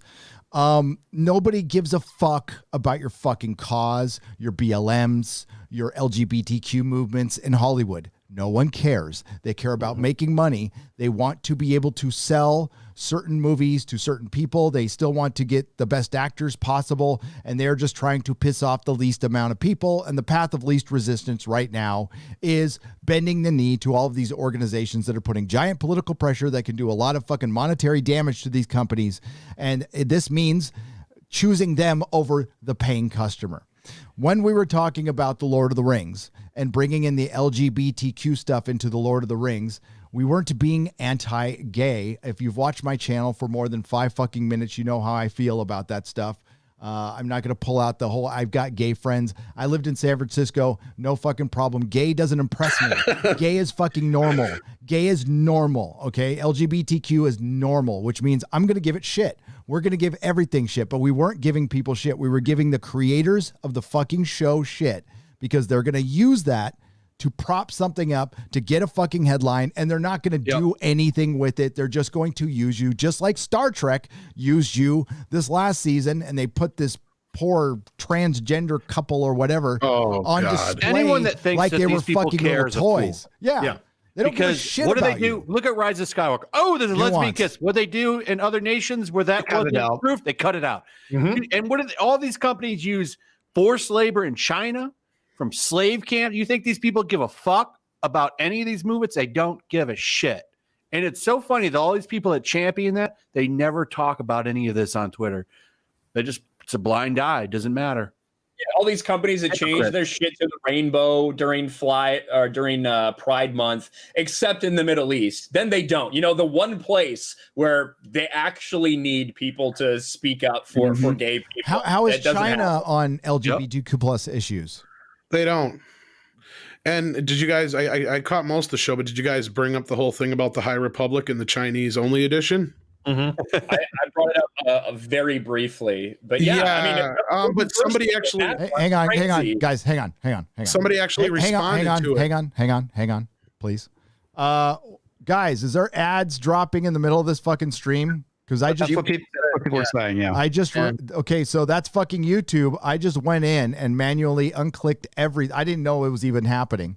So somebody said an ad dropped in the middle of the stream. So I went in and I unclicked everything. So there should be no fucking ads. This isn't monetized right now. So I don't know what the fuck YouTube is doing. I have an ad blocker, but I'll get a black screen occasionally. So I know that's when an ad played. So I saw it happen like 3 times. I have premium, so but I saw where it clicked over. So and also some people are having problems, Gary. It looks like they lost the stream temporarily, had to come back in. Maybe that's why the ad played for some people, because they lost and they came back in. I'm not sure exactly what happened. But. No, they're saying that it was actually playing like right in the middle of the stream. It wasn't like a dropping in. Yeah, there's been 2 errors over the last last 10 minutes. There was 2 errors. I was gonna say they were saying the stream was dropping out. Yep. All right. So yeah, there's not supposed to be ads playing. Sorry about that. My apologies. Okay, continue, Tom. Go ahead. No, that's fine. I didn't realize that that you were going to address that. But no, I got the tweet down there if you want to share it. This is one of the guys that are addressing the whole Chinese issue here. I don't know if you guys shared this earlier, but yeah, Darth Tater. Is this the one you showed? Member Matt Martin. Yes, thank you, Ryan. Just the answer here is just fucking redonkulous. Any reason why it's Chinese exclusive if it's High Republic era? Seems those of us in the States might miss out on an important info if it's part of the publishing initiative for High Republic. It's built specifically to avoid that. The same way the Chinese audience probably won't be reading the American High Republic stories. Of course not. Because they don't care. Care about Star Wars. Well, and if you look at it, so if you watch the video where they're talking with like the couple Chinese people involved in creating this, they essentially created a little pocket on this planet that is just China, but Star Wars. All the characters, all the human characters are Chinese people. Right? It is diversity and representation, but I mean, not for China because they don't like that shit and we want their money. So Disney created their own Star Wars ethno state for China. Yes, they did exactly that. Wow. Wow, Disney. That's wow. Yeah. You hit the nail. That's what the right X-Men have been doing in the Marvel comics for about 2 years now. Yeah. Living on an ethno state. But yet they're still persecuted. That's so stupid. Oh man! Somehow they're persecuted Nazis now. I don't quite get it. Yeah, I don't either. But that's the Disney that cares about you. Let's remember that freaking Bad Robot, that organization that made The Force Awakens and The Rise of Skywalker. I'll never let him forget this. During the riots, decided to fan the flames by putting out a statement saying no more white comfort. And this is the same organization that reduced Finn in a poster for China. Yep. Mm-hmm. Yep. Nice going. Everyone ignores that. Nice going, JJ. Completely destroyed his character and cut his role in the sequel. Made him into a joke, a bigger joke, I would say. Those movies would have been so much more interesting with that character as the main character. Yeah, but do everything great, Ray. Yeah, but do you know how much you could read into like an Asian character traipsing around a black character? Because that's what happened in The Last Jedi. Yeah, it is. When they were to fucking appeal to China because The Force Awakens didn't do good business in China. What about a white woman? They said she was ugly. What about a white woman not taking a black man's hand in The Force Awakens? Oh, yeah. Racist. Well, that's what Boyega was insinuating, is that they rewrote that whole idea so that those two didn't wind up together because they were afraid that China would react adversely to it.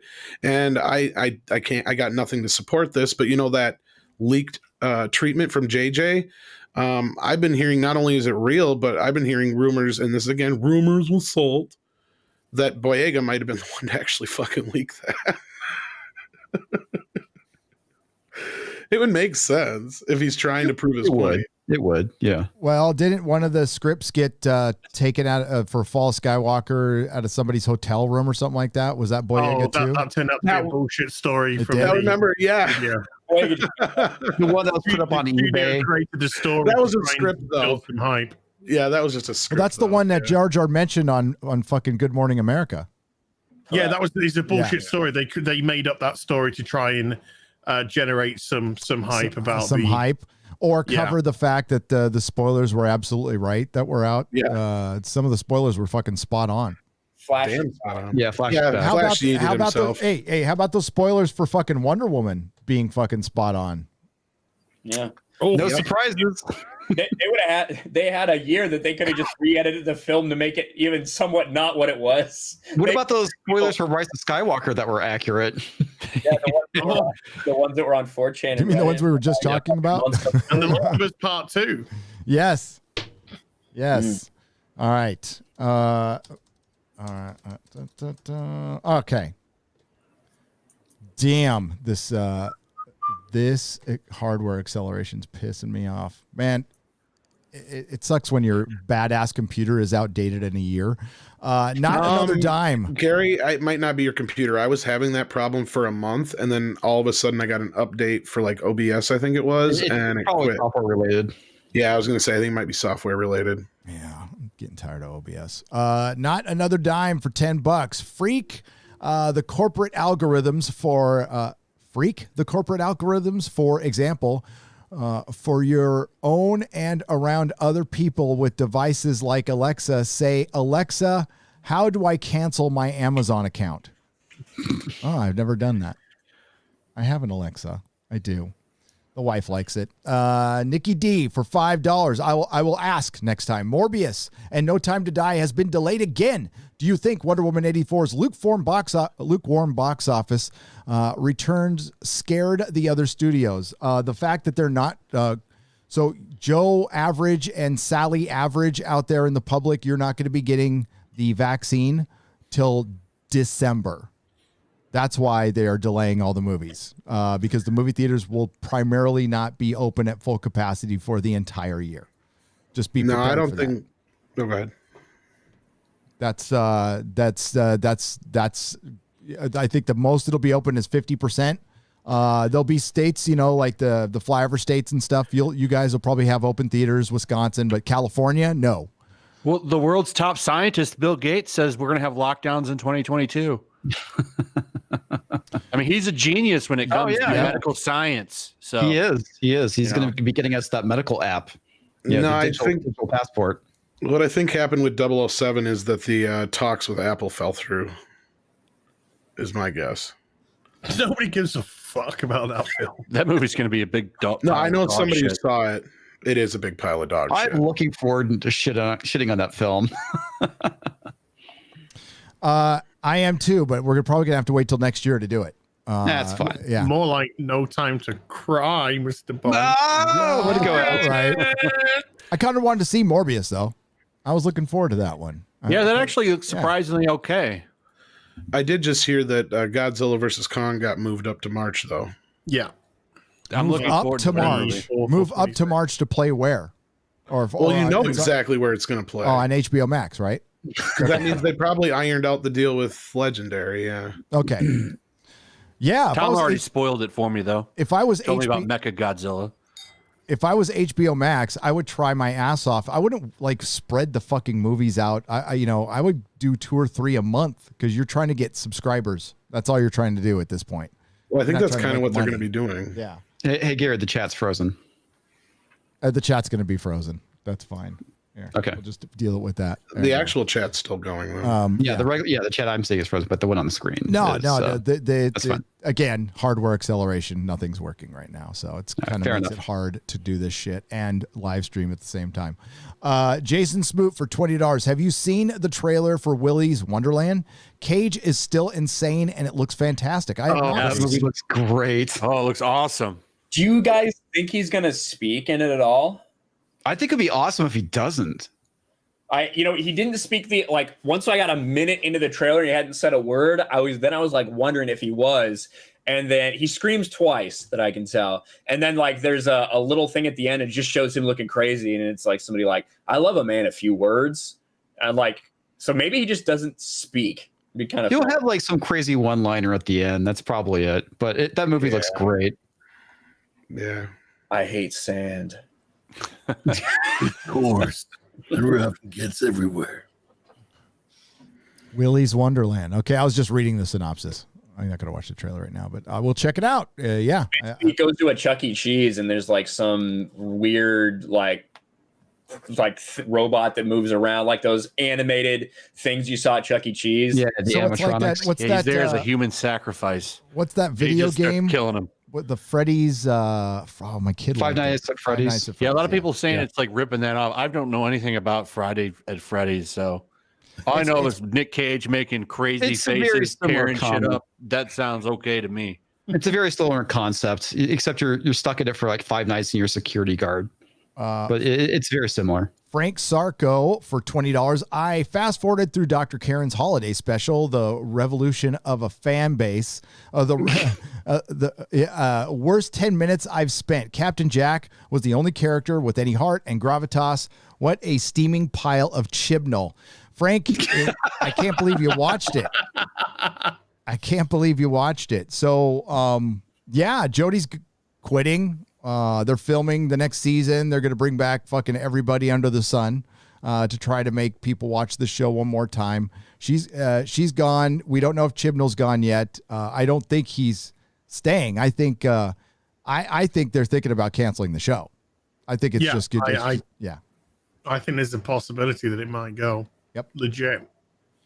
I said it. Yeah, I said it when I did my sort of, when Jodie quit video. And I said, I'm not even convinced it's going to carry on after the contracts have ended. That could be it.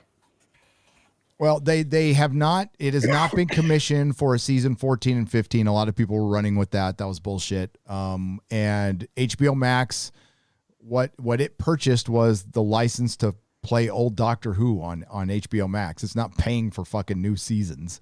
They can use that licensing money to pay for new seasons that they want, but it's not like HBO Max is producing Doctor Who now.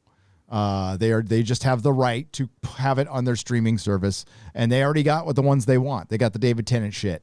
That's all they want. They don't need the fucking Jodie shit. Nobody's watching that.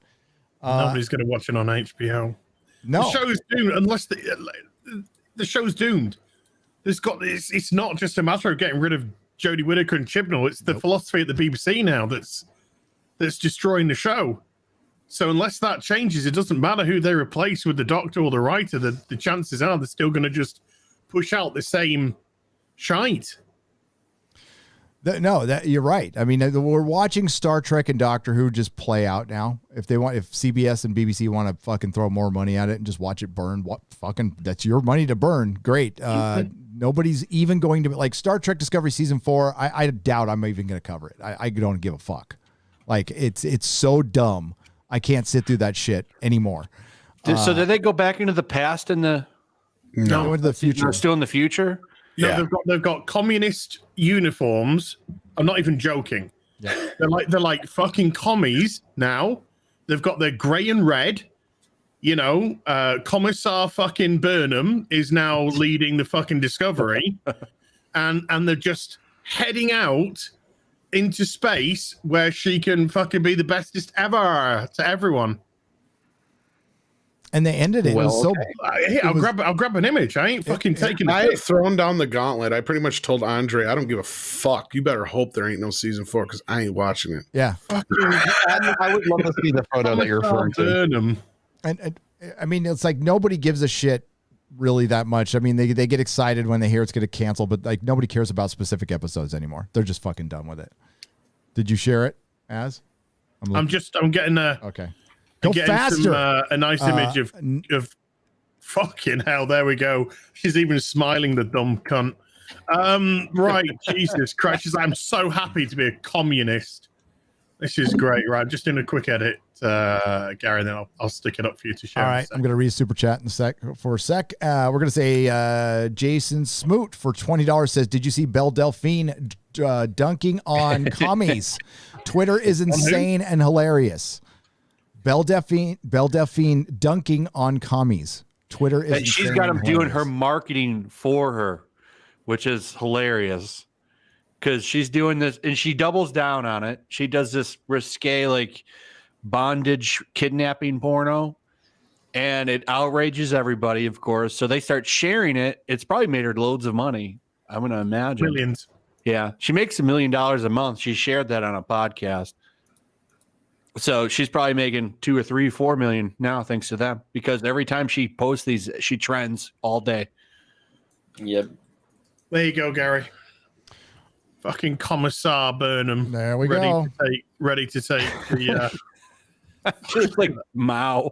Yeah, it is. It's straight up. ready to spread communism to the galaxy. They need to put that picture in every turbo lift. It's crazy, isn't it? The CCP. It's like Starship Troopers. In Starship Troopers, they had Neil Patrick Harris dressed up in that outfit to make him look like a fucking Nazi. Yeah, like kind of say, hey, look, these aren't the good guys. You're not the good guys that you're rooting for. Everyone's just fucking terrible. And look, and this isn't even ironic. No, that was a choice by the costume department. That was a specific choice to make it look like fucking communist. There's no secret about that at all. Look at me, I'm a fucking commie. and season. Well, remember, Star Trek is about space communism. Oh yeah, well yeah, because the villains this season were capitalists. Capitalists, yep.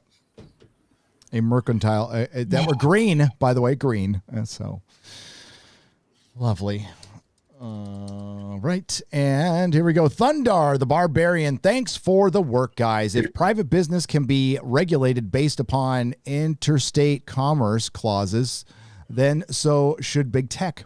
If government contracts with big tech, then big tech should be subject to free speech as government. Yes, but I mean, there's a bunch of rules that they're breaking already, and you're right, Thundar, the Barbarian.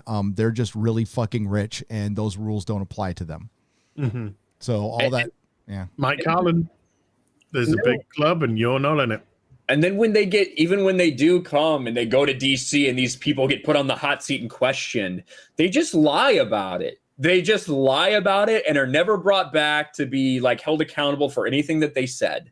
All the things that Jack said about what they censor and why they censor, the New York Post stuff, like everything, right? He just lies. They go, they continue the same shit, and there are no ramifications. It's all a dog and pony show. That's exactly what it is, because you remember all the times we've seen them go, and they go like, oh, they question him. You're like, oh, man, he's going after him, and it doesn't matter. There's never, like, any carryover. It's all for the cameras. We all get hyped up and go, oh, they're going after him, man, and nothing ever happens. They just Why did anyone ask Jack, why does he look like fucking Osama bin Laden? Because he is.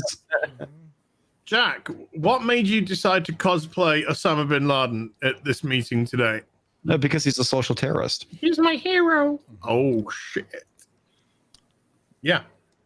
That was it. It's his hero. It's not another dime for $5. Having said all that, just to be safe on the safe side, I, for one, welcome our new insect overlords. Hail Friday Night Tights. Better than what we're getting, I suppose. Too. Fat Steven Seagal beat up Rianne Johnson. He's back to beating up Rianne Johnson for 2 Canadian pesos. Hail Friday Night Tights. Have you received the Trek poster, Gary? It is at the P.O. box, which I haven't gone to yet, but I will. Thank you, Fat Steven Seagal. I can't wait to see who you kick ass on next. Hail, brother. Nikki D for $5. Which film will be more woke, Thor 4 or female Pirates of the Caribbean? Ooh. Oh, Pirates of the Caribbean. Yeah, I'm going with that too. Taika Waititi. Is Taika Waititi doing it? Yeah, he's doing Thor 4. He's doing. Yeah. Well, I mean, it's going to be Chris Hemsworth validating Jane Foster the entire movie, and I think they're probably going to kill him. Possibility. How are they going to kill him though when they have the Guardians in this one and then he's supposed to be in Guardians 3? Is that coming before Guardians 3? Yeah. I think so. Okay. Well, maybe they'll keep. I don't know. We'll see. I could be the last wrong. 2 movies on his contract, though. I think I could be wrong. I checked. It's a terrible idea putting him in Guardians. They don't match. They matched in that like little scene when they met. That was fine, but a whole movie of that, that's a terrible idea. Exactly. I don't know how much. I'm just that's just what I know is that's the next two he's appearing in. And honestly, Flash, I don't know 100% which order they're coming out in. So it seems likely to me the way they set everything up that Guardians 3 should come out first. You know, I know James filming, like he's been obviously really busy with Suicide Squad and focused on that, but you know, like the way they set everything up in Endgame, it certainly seemed like we would see as Guardians of the Galaxy. He's only got a contract, last time I checked, for 2 more movies. And after that, I mean, he's just going to get in the way of the new, better female Thor anyway. So you got to get him out of there. Goofy, that's why they've passed him on to Guardians, because his character's now Goofy. He's the funny Thor. And then Jane Foster's going to come in with a fucking depressing cancer and be like, oh, I need to lift this hammer, otherwise I'm going to die of the cancer. They're going to have to get a wire prop to hold the hammer up, or maybe they'll just CGI it. Because you remember when she got revealed, they had to have somebody come and help her hold it up. Are they going to get that big tit bitch back?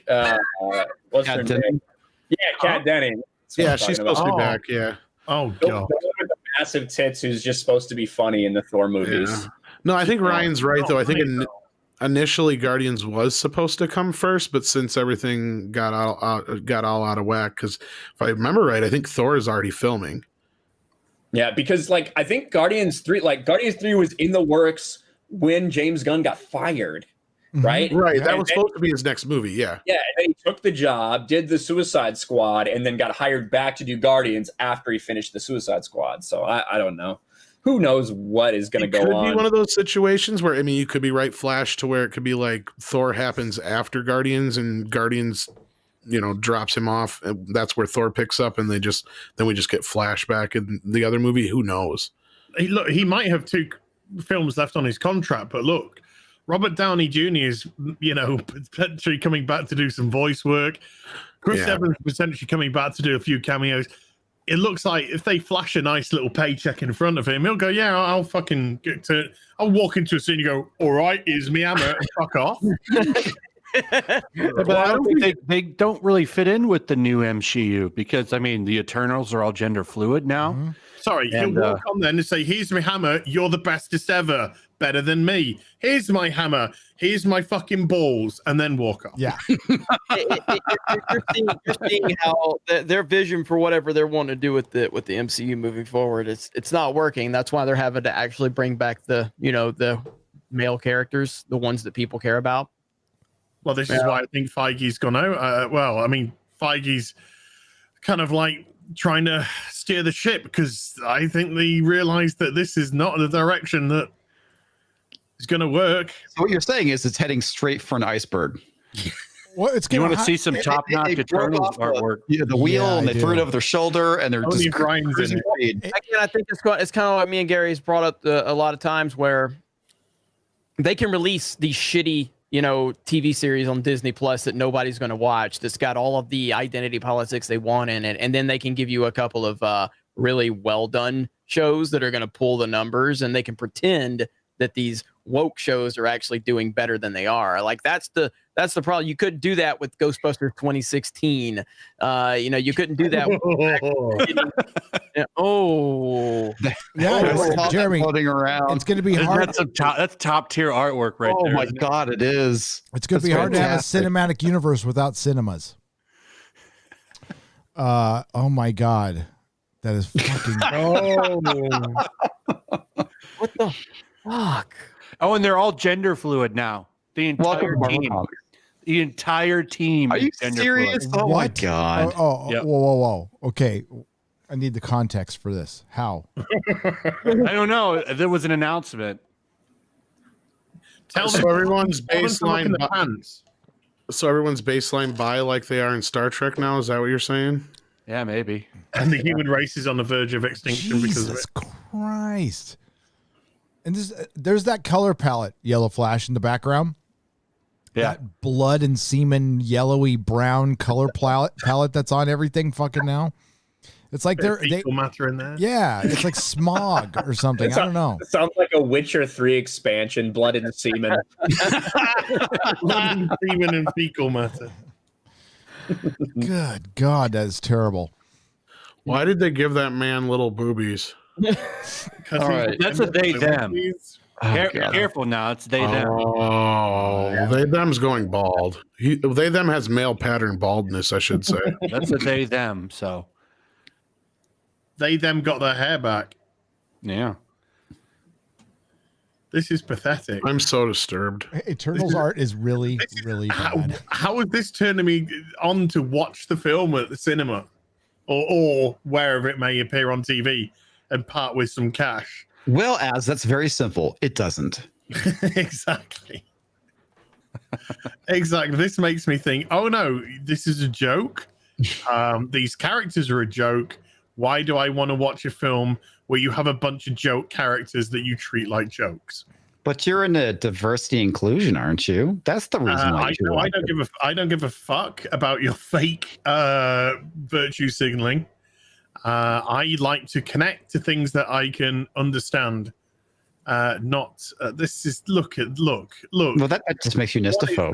That is just That's stupid. either a very ugly woman or a very wuss-looking kind of like guy with shitty male pattern baldness. I cannot wait for the Eternals movie. I think that is going to be some glorious corn to harvest. I just don't know if those are moobs or boobs. Wait, you don't? Two guys kissing in the movie isn't enough to get you excited? No, hardcore fucking. Yeah. Oh no, they're not going to do that. It'll be a slight editable scene. Yeah, I was gonna say it's gonna be edited out in China. Yeah, a scene which somehow be the doesn't make stinger. it to China. What It's gonna be like way far in the background that nobody notices. No, it's going to be right at the end of the credits. Everybody's going to wait for the big Marvel stinger, and it's going to be just some right at the end. Then they can cut it out. Mid credit. It's going to be the mid credit scene. They're going to hide it there so they can take it out for China. Yeah. So what? Post credit scene, two men kissing. The Marvel page rate must be what, like 30 cents a page now? I like. Oh, it's got to be terrible. That's up there with that hot and up and coming artist that drew that Captain Marvel piece. Oh my gosh! Remember that? Yes.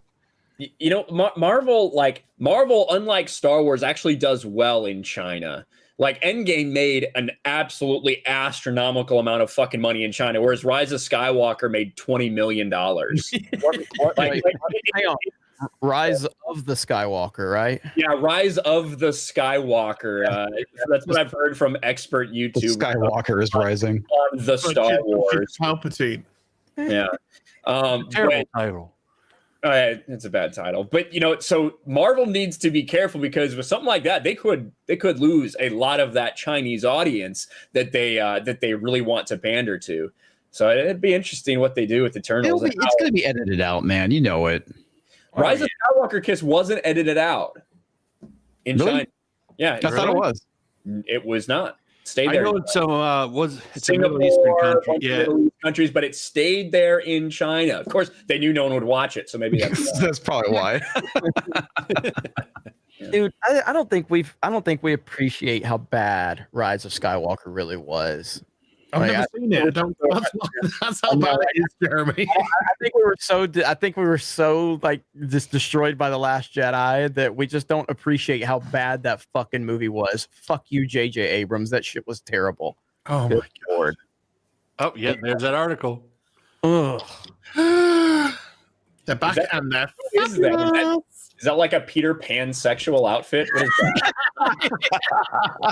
I'm a superhero. Since nowadays big companies like Marvel and DC Comics have transitioned away from being strictly publishers to the business of brand managers, it isn't often that canonical changes are made to the status quo of major series. Okay, this isn't a major series. This is the fucking Eternals, for one. Let's be real. Too often, these changes come off as contrived ways to boost sales, say, for example, killing off a character, only to bring them back a few months later. The key is making small, sorry, I can't read, iterative changes that fit with the internal logic of the characters. It also helps when the intellectual property is in question doesn't have a massive planet-wide following of diehard fans who are protective of the characters they love. So it's easy to do it through the Eternals. This year's reboot of the Eternals from writer Karen Gillan and artist Assad, what's his name, Rabik, and Matthew Wilson is a perfect example of how small but foundational changes can be made to a series. Eternals #1 is out, and fans are getting a series that remains true to creator Jack Kirby's original vision. What? Oh, right up. Screen Rant have got no fucking more. They got no. Fuck off. Well, Marvel's fake with this shit too, because I'm going to tell you, they hint all the time that Wolverine and Cyclops and Jean Grey are all fucking, but they won't outright say it and have them. Like Az says, I want to see Cyclops get on top of Wolverine. Mount him. Wolverine is on top of Jean Grey. Yeah. And they just need to all smash it at once. And then they'll truly be woke and progressive. Instead of hinting at it and talking about it once in a while. I want Jean Grey sat on Cyclops' face while Wolverine is inside of him from Missionary. And all on the moon, too. Yeah. While Jean Grey and Wolverine are fucking snogging and he's having a right grope. Well, so just like a pyramid on top of him. Is that what you're I was talking going to say an Eiffel Tower. They need to do an Eiffel Tower. Yeah, all that. Well, Jean Grey can do telekinesis anyway, so she can lift them all up. They can do all kinds of crazy shit. Eiffel Tower, a bit toxic male comic. It's not. It's a bit too toxic. Oh, there you go. So I want you to keep. It's two men celebrating a woman, and you can't have that. You need Jean Grey. Jean Grey needs to be one of the fucking towers. You know. So she's gonna be doing some pegging, is what you're saying. Well, no, I mean, no. She could be on his face. You know, you could have like a reverse Eiffel Tower. Maybe. And yeah. So, yeah. Can you sketch it out for us, Az? Yeah, I'm just gonna some action figures. We need a demonstration here. You got a couple of 1/6 scales. Show us right here. Right. Bring out some of those hot toys. Yeah, we got some hot toys. We got Harvey Dent, right? He can be you can be Cyclops, okay. You need to full screen that. Jean-Luc Picard has obviously got to be Jean Grey because he's a bitch now. He's a complete bitch. And then we'll have Qui-Gon and Wolverine, because Qui-Gon is fucking alpha. Right. So you're gonna have he's gonna be Wolverine. Right. So Cyclops is gonna be make sure the gun stays in his hand, by the way. Right. So he's gonna be laid down. He's gonna be, his legs are open, of course, so that Wolverine can insert himself. Right. And then you've got Jean Grey, who's going to be sat on Cyclops' head, right? And then they're gonna high five. Just get your fucking hands up. They're gonna fucking high five and create the gun is disturbing. I must say. Eiffel Tower. And just so you know, folks, you have to have the high five to have a proper. Yeah, you got to have a high five. I love his hands up because he's too fucking old. Do not have Picard drop that Earl Grey. He's saying Earl Grey his arm up because he's too busy like trying to get them into his robes to keep them warm for the Jedi way. So it's like here, there. I keep hitting the pause button on my fucking.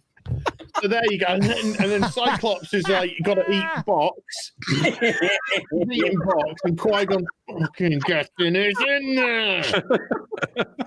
And that is what we need to see in the comics. Stop queer baiting, Marvel. Can you say "take that, bub"? Take that, bub. By the way, that's a cup of tea, Earl Grey. That is Earl Grey hot, yeah, and the. Oh, Cyclops lost his whiskey. All I know is if you have decided that you have not wanted to subscribe to Heel versus Babyface today, I believe he has earned your subscription. Today, yes, he has earned the time. I hope I have earned your subscription. I think you need to do a video of that on your channel as and narrate it. Just Qui-Gon being like, God. Might just cut it out on my face. You know? And Picard's just like, Make it so. But he needs to get the actual action figures for Cyclops, Wolverine, Jean Grey. All those hot toys you buy, you don't have a Wolverine and Cyclops back there somewhere? I got a Wolverine downstairs, but I don't have a Cyclops. Well, no. Gary to make it so. Wolverine way too masculine for I can buy one. The best part of that entire thing is that we actually gained a few hundred viewers. So that's the best part right there, is we actually gained a few. Are we going to see Wolverine, Cyclops? Fuck, I'm in. And tomorrow I'll get, next week I'll get the cast of the Lord of the Rings to do something else. we'll do an Arabian sandstorm or something, you know. Wait till Cyclops with pegging action comes out for sale. We'll have Faramir, Boromir, whatever. It's off. Okay, so the reason Jack Kirby's original vision of the Eternals was apparently to be gender fluid, because they're basically fucking they're gods, so they're ethereal beings. That's what they're saying, and we need to watch out for that, because that's how they can make Gandalf a woman too.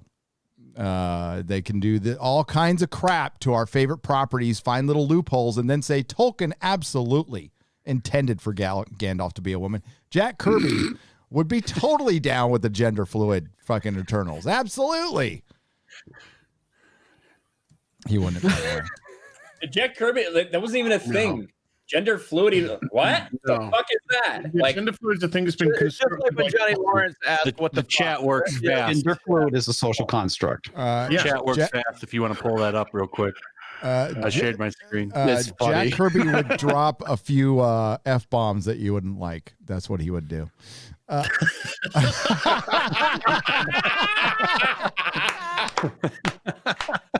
Beautiful, man.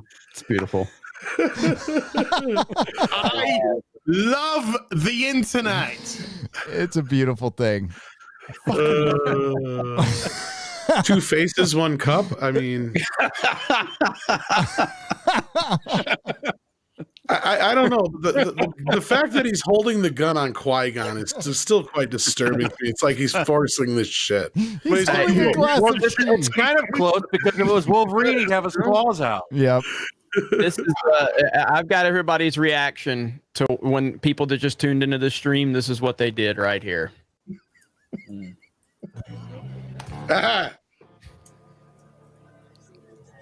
Jesus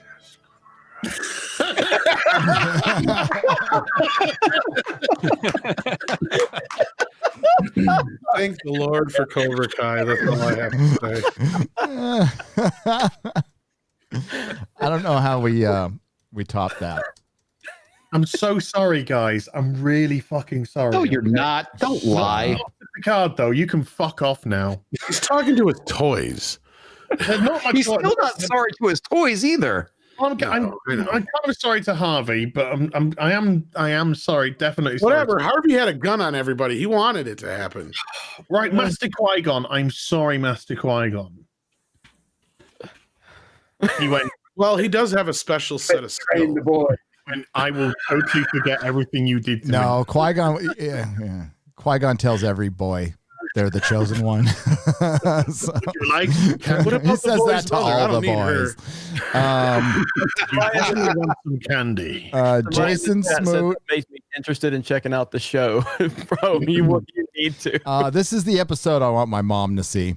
Jason Smoot for $20. Hey, Gary, she wouldn't have made it this far after Ryan and all of his comments that happened before then. So she wouldn't have made it. No. 3 Eternals, 1 cup from Jason Smoot for $20. Conrad Jizz for $20. This is quality television. How sad is that? Good job, gents. You're welcome. Thank you very much. It is sad that we have. I think we need to rename the show to Friday Night Filth. Ooh, that's a good one, actually. No, it's not filth. It's not filth comics. We're saying stop queer baiting. Stop abusing the LGBTQIA, whatever it plus now community. And if you have the courage of your own convictions, show it. Yeah. and they won't because they don't have the courage of their own convictions. No, we all know that. Every time we get to call it out, we get called by the things that they are all the time. Brian Kim, Hollywood is a bunch of DSPs. Change my mind. Did you say DSPs? DSPs, Dark Side Fills. Yeah. Dark Side Spadell. Just to show the chat that I'm not full of shit. You want to show that headline? Yeah. There we go. Oh yeah. Oh yeah. I think we've all seen that. Yeah. Mighty finding them jeans. Definitely having sex on the moon. They have conjoined rooms. They have a moon base, and Jean Grey's in the middle. To the left is Wolverine. To the right is Cyclops, and they all can go in, out, and fuck, and all that weird shit that they're doing. But they won't show it, and they won't confirm it. Well, there was like another thing too, where they had Wolverine saying, "Was it seeing Scott in a like a Speedo is a sight to see?" Yeah. And there's a scene where he's tickling Scott's belly with a bunch of beers in his other hand. But Jean Grey has her arm around like both of them. Dude. And this Marvel, I've got a question for you. How did two heterosexual men suddenly turn gay if it's not a choice? Well, it's a funny thing. We should ask Iceman that same question. Yeah. Well, Jean Grey turned him gay. Yes. Maybe that's what she did here. Yep. If she had tired of them fighting over her, just go fuck each other instead. Jean Grey is actually a really evil, horrible bitch. Yeah, she is. That is turning straight men gay, so for her own perverse pleasures. Well, for this time, for sure, yeah. Oh god, I have so many things I want to. Jean. I have so many things I want to say that just aren't appropriate, even for this stream. Yeah, me too. Talk about healing properties and certain orifices that could be, ravaged. I'm just gonna You have leave to it. make it a bit shoot exclusive. Yeah. I definitely couldn't put it on Gab, that's for sure. Yeah. Oh yeah, no, you'll get banned. You got to see these fucking The pictures. funny thing is they were trying to justify the whole thing with Wolverine being gay because that one alternate version of Wolverine who was smashing Hercules. Okay, Yes. time they'll Yeah, make yeah, that 616 canon. Yep, they will.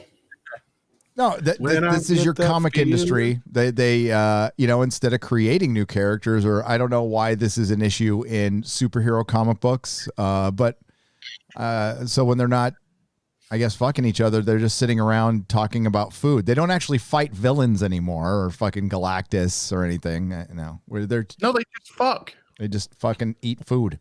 Yeah, eat food or fuck. The only sex. And go to coffee shops and talk about their feelings. Yeah, the only villain is running out of lube. So that whole when I get that feeling, The only villain is a broken condom. healing. Oh, it don't matter, Chaz. Our mentions right now are just meme after fucking meme. I'm sharing two back to back right now, Gary. Yeah. I'm trying. Holy fuck. These have come out to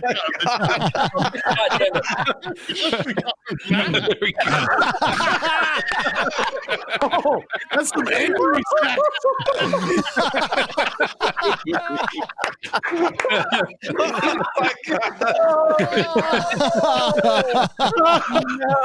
Look at the look on Picard's face. I told you why I got that. You guys are fucking genius. You guys win. God, somebody has my number one. That is some angry sex.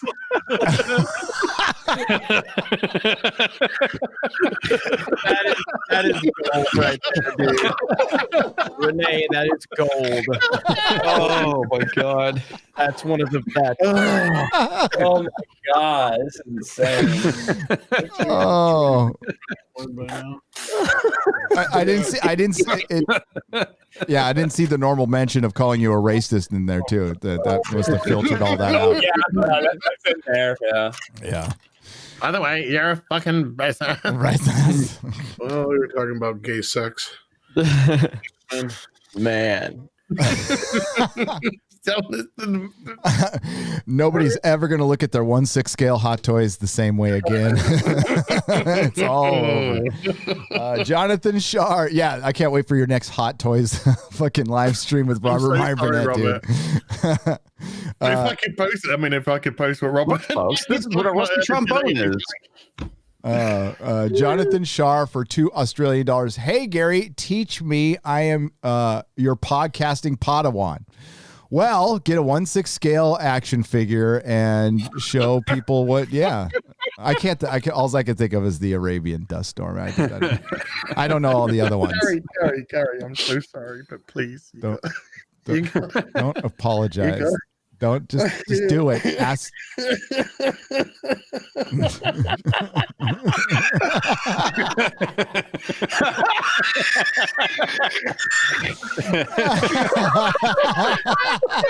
Now you need that, but underneath it, you need a shot of Wolverine with the framed picture with that picture inside.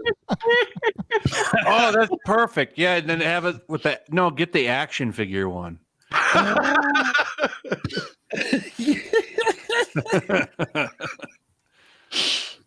Oh my god, that's terrible. I know, it's fucking great.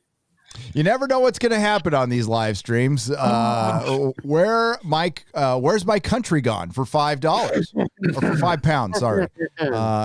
Your country's probably in better shape than ours. While I like Wander Vision, I am a little cautious seeing how the women screenwriting is the same the woman screenwriting is the same person who does Captain Marvel and the Black Widow movie. Really? I did not know that. It was fine, but maybe they're setting us up for the long woke. You never know. No, season 2. That's where they get you. That's true. That is true. Roof Korean welcomes our new communist overlords for $5. Apologies, China. I could tell you were looking forward to some deep digging into my adventures with Leo Gyasi, or Leo is gay, and as CCP requested, no pesky POCs. No pesky POCs, sorry. No pesky POCs. Just that history guy for £5. How do you all feel about the possibility of Christopher Nolan returning for more Batman films, according to a recent interview? Well, we actually talked about that, but I don't want Christopher Nolan to come back to the DC movies. I think he told his story, and for the most part was really good. I didn't really like how Rises ended, but in terms of Bane, I thought Bane went out like a kibblesmith. But overall, I don't know, man. It's a weird thing because I feel like Nolan and people like Nolan and Tarantino I don't know if they're going to have to change what they're doing now because of how they make movies. They make these, especially Nolan, he wants everything to be seen on the biggest screen possible. And now with everything going away, it seems like, will that change him? Will that change what he does? I don't know. But personally, I'd rather him not go back to the Batman franchise or any pre-existing franchises. I like him just creating new IPs. That's what he's been doing for a while. And that's what I want him to keep doing. Yeah, my Totally question agree. would be, why would he? Yeah. I just don't get it. Yeah. No, he's the last marketable director, and the one guy out there who's actually creating original stuff, even if it's not everything, it's not the greatest all the time. It doesn't matter. We need one person out there doing something original. Yep. That 70s rock fan for 5 Canadian pesos. Hail, Friday Night Tights. I have nothing important to say. I just wanted to get a super chat out early enough to get it read out. Skull. Yes. Hey.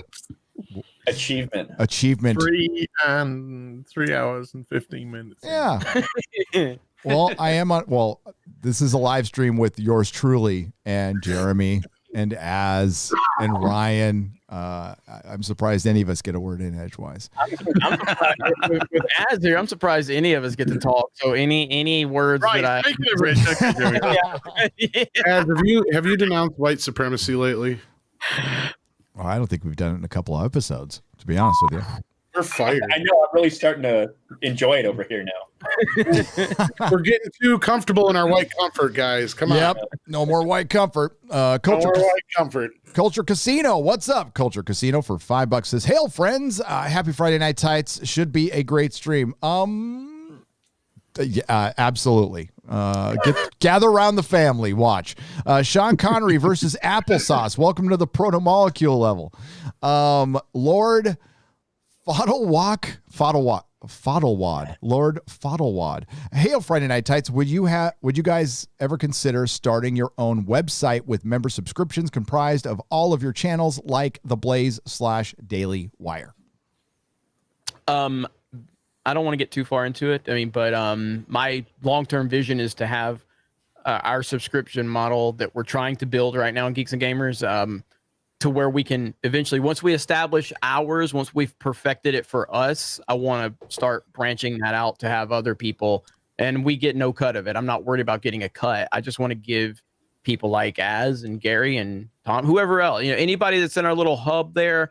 I wouldn't just open it up to everybody, and the reason I say that is because it puts you in a very tough situation, because that's where you get into trouble. And thankfully, I have Ryan that keeps up with all this shit. I don't know how he keeps up with everything that happens on the internet, but certain decisions you can't just open it up. But it would be a situation where if you're part of our little community and we have a discussion. But yeah, that's kind of long term for me. Right now, we need to establish the app that we're developing and perfect what we've already created for us. And then once we have, I would like to do that. What else everybody else is doing, I'm sure everybody else is interested in creating their own platform too. So, but it takes time. It takes a lot of time, a lot of money, and a lot of smart people. And I'm not one of them. I'm just a guy that's, I'm a good leader, but I'm also a high school dropout. So there you go. I thought you weren't the leader of the fandom. I'm the leader of Geeks and Gamers. I have nothing to do with the fandom.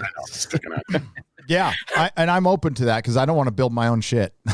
But I think it's pretty easy for us to have a website. So if anybody, I would start a website. I have one on WordPress, and they offer subscriptions, and all I have to do is turn it on, and it's just like Patreon. So I can do my own things there, and that's fine, but it's only a matter of time till somebody gets to WordPress or WordPress.org. It's WordPress.com, and then shuts us down there. So I mean, it's like, again, it's always constantly running, but that's where my outside stuff is going to be until the other thing happens, is I'm going to put it on Nerdrotic.com. So that's happening. Do anything bad?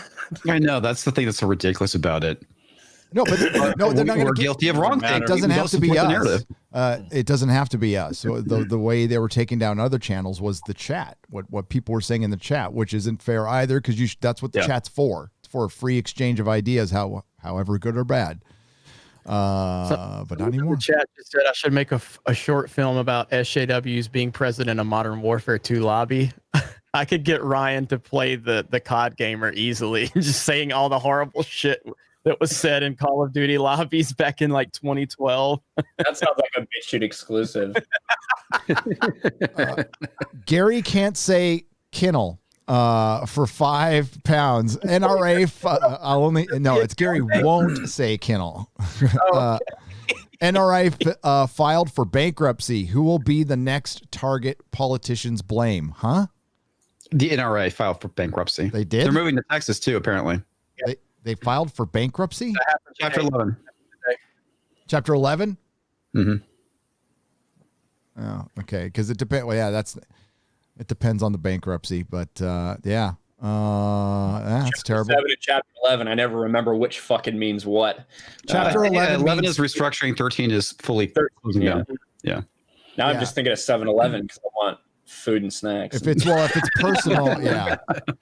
Jason Smoot for $20. Great stream, but Jeremy, I haven't yet heard the backstory for Above Average Banana. I don't know if I want to. Do we want to hear just that? a stupid fucking stuffed animal that turned into a meme. Okay. Yeah, I blame Krista Nova. I mean, she's been posting these memes. Look, she's got the Dorito farm for Ryan. She's got Jay's farm where he has all these animals, and now there's the Above Average banana, the stuffed animal that's right over here. Like, Blame Krista. Mainly it's our Mario Kart streams. So watch those if you want to on Sundays on Twitch. That's where a lot of that stuff comes from. Because that's about the only thing we can do is joke on each other because we can't say literally anything else on Twitch. Yeah, you got to be careful. Yes. Can't even say simp over there. That's ridiculous. So what can't you say over there? You can't say simp, virgin. Yeah. Well, they're doing that to protect their biggest moneymaker, which is just chatting, where girls hang around and look at their cell phones half naked. Yeah. I think that there are. It's not like if you say virgin, you're fucked, right? It's supposed to be stuff. It is supposed to be when it's targeted, whether it's from a streamer to someone, like someone in the chat, like always talking and like trolling your other chat people. It's supposed to be that, but we all know how these things are. As soon as one person that isn't liked says the wrong thing, they're going to use that as a reason to get rid of them. That's just how it is whenever you institute these policies. Yep. RTD2 for £5. Have a good night, guys. Too late for me in the UK. Long day. Catch up with you in the morning. Yep, it'll be on Nerdrotic Live a couple hours after the show is over. Which just hit 40K. 40,000 subscribers, man. So well done. That's crazy. That's great. Right? For that Batman vid. I don't know how many subscribers you got from that Batman trailer reaction one, but dude, that's probably my most hated video that I've ever done. I know. Mine too. I know. Yeah, it's God. I'm gonna read the comments next time on those because the best one is like, how did this guy get 30,000 subs? I love that one. Like, you're gonna be upset when you find his other channel now. Yep. Oh, fucking DC fans. I am way too familiar with you. Crazy Cat Guy for $1.49 sends an ice cream super sticker. Thank you very much, Crazy Cat Guy. And then another one for $3. How's it going? I don't know. How's it going with you, Crazy Cat Guy? You can't answer. You can answer in the chat if you want. Andre Matthews for £5. I can't sing. I can't sing this, man. I don't sing. Gilgalad was an elven king, of him the harpers sadly sing. The last whose realm was fair and free between the mountains and the sea. That's what Lord of the Rings, the second age, will be covering Gilgalad, who dies. He dies. You saw him die, or you saw him in the beginning of Lord of the Rings during the original War of the Ring for like a second. Gary Tomlinson for £5. Hail Friday Night Tights crew and chat. Any news, Gary, on the Babylon 5 run? Looking forward to joining you and Az on this one. Been a while since I last watched it. Az, when are we going to start that? Mondays are good days for me. We'll talk. All Thursdays. Probably be Thursday. Thursday would be a better day for me. Okay. But I want to start that soon. I want to start it soon. I need to see something fucking good. The Dark Doctor for £5. Hail to the best show of the week. Well, thank you. I think we put everything to the test this week, and we'll see. Nah, it was good. Eric K for $5. I denounce all that ever existed and that shall exist in any universe. Eric, always good at just announcing goddamn everything. The Dark Doctor, welcome to the Gandalf level. Hail. Just that history guy for £5. Watched Raised by Wolves. Reminds me of Westworld Season 1, and I think that's what they wanted, which makes me worried for Season 2. It will go full woke. You know what? I didn't watch it because I just assumed it was going to be full woke. Was Raised by Wolves not woke? Anybody see it? It's on HBO Max. I've heard it's really good from almost everyone I've talked to, but I haven't had the time to see it. I've heard it's good too. I haven't seen it. True. I know nothing about it. It was in. I got bored. Okay. I got real bored. Yep. It looked like I don't know that. It reminded me of Dave Filoni too much, so I stayed away. It did. The comic book lad for $5 Hail Friday Night Tights. I joined as YouTube page, but it wouldn't let me. I wanted to join as his YouTube page, but it wouldn't let me. Same for my mates. Also, Bubs at Nan's, it's date night with the missus. Wish me luck. Well, I mean, if it's the missus, why do we need to wish you luck? You're married. Yeah. It should be happening unless you really fucked up, man. So, yeah, but good luck. Good luck. I don't know. Yes, we had that problem, folks. I don't know if you've had that problem. I was made aware of it yesterday that people were unable to subscribe or join, and some of our videos said that they were set for kids. Which what? They were clearly not. Yes, that was happening yesterday. Wow. I got Yep. So I got screenshots too. So, and they said it was happening to Az as well. I don't know if you heard for anything else, Az, but hopefully it was just a glitch. That's all I can say. Just a little. I mean, I've been getting subs during the course of the stream, so yeah. I don't know. I don't know if it's the. I don't know if you're trying to do it online on the phone or something. Maybe you need to be at a PC. Maybe there's a glitch somewhere in the system. Yeah. Keep trying, though. Keep trying. Keep trying. That's all you can do. That's all you can do. Big Fat Nerd, who we just think is big boned, with a phallic unicorn for $1.49. Thank you very much. The Mishmash has joined the proto molecule level. Thank you very much. Taker 610 for $2. Batwoman is back. Guys, wait. Batwoman. So as you did that video on the early review, what did it say? Shit. Well, we knew that, but give us a little more detail. Variety said it was frustrating, messy, cluttered. They said that they just completely rushed through Javicia Leslie's story to get her straight into the suit.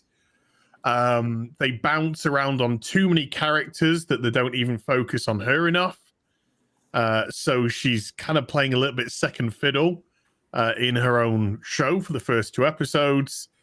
And they said what she does do isn't particularly good either. Oh, really? They criticized her, huh? That's Variety, who normally give this kind of stuff a... Yeah. Oh, yeah. It's so stunning and brave. I'm predicting for that show, the first 2 weeks are going to be really big views, and then it's just going to drop big time, probably like by 70%. Can I make an announcement about it, though? Yeah. I don't know if I'm allowed to do this, but I'm going to do it anyway. This Monday at 9 p.m. British time, Greenwich Mean Time, myself, Critical Drinker, Mauler, and Jay Longbone are going to watch it live on stream. I think we're not recording. I think we might be doing it on stream. So we're going to give a live response to the show. Beautiful. There you go. I think it's like if we are recording and it's going to go up as a video later. Whoops.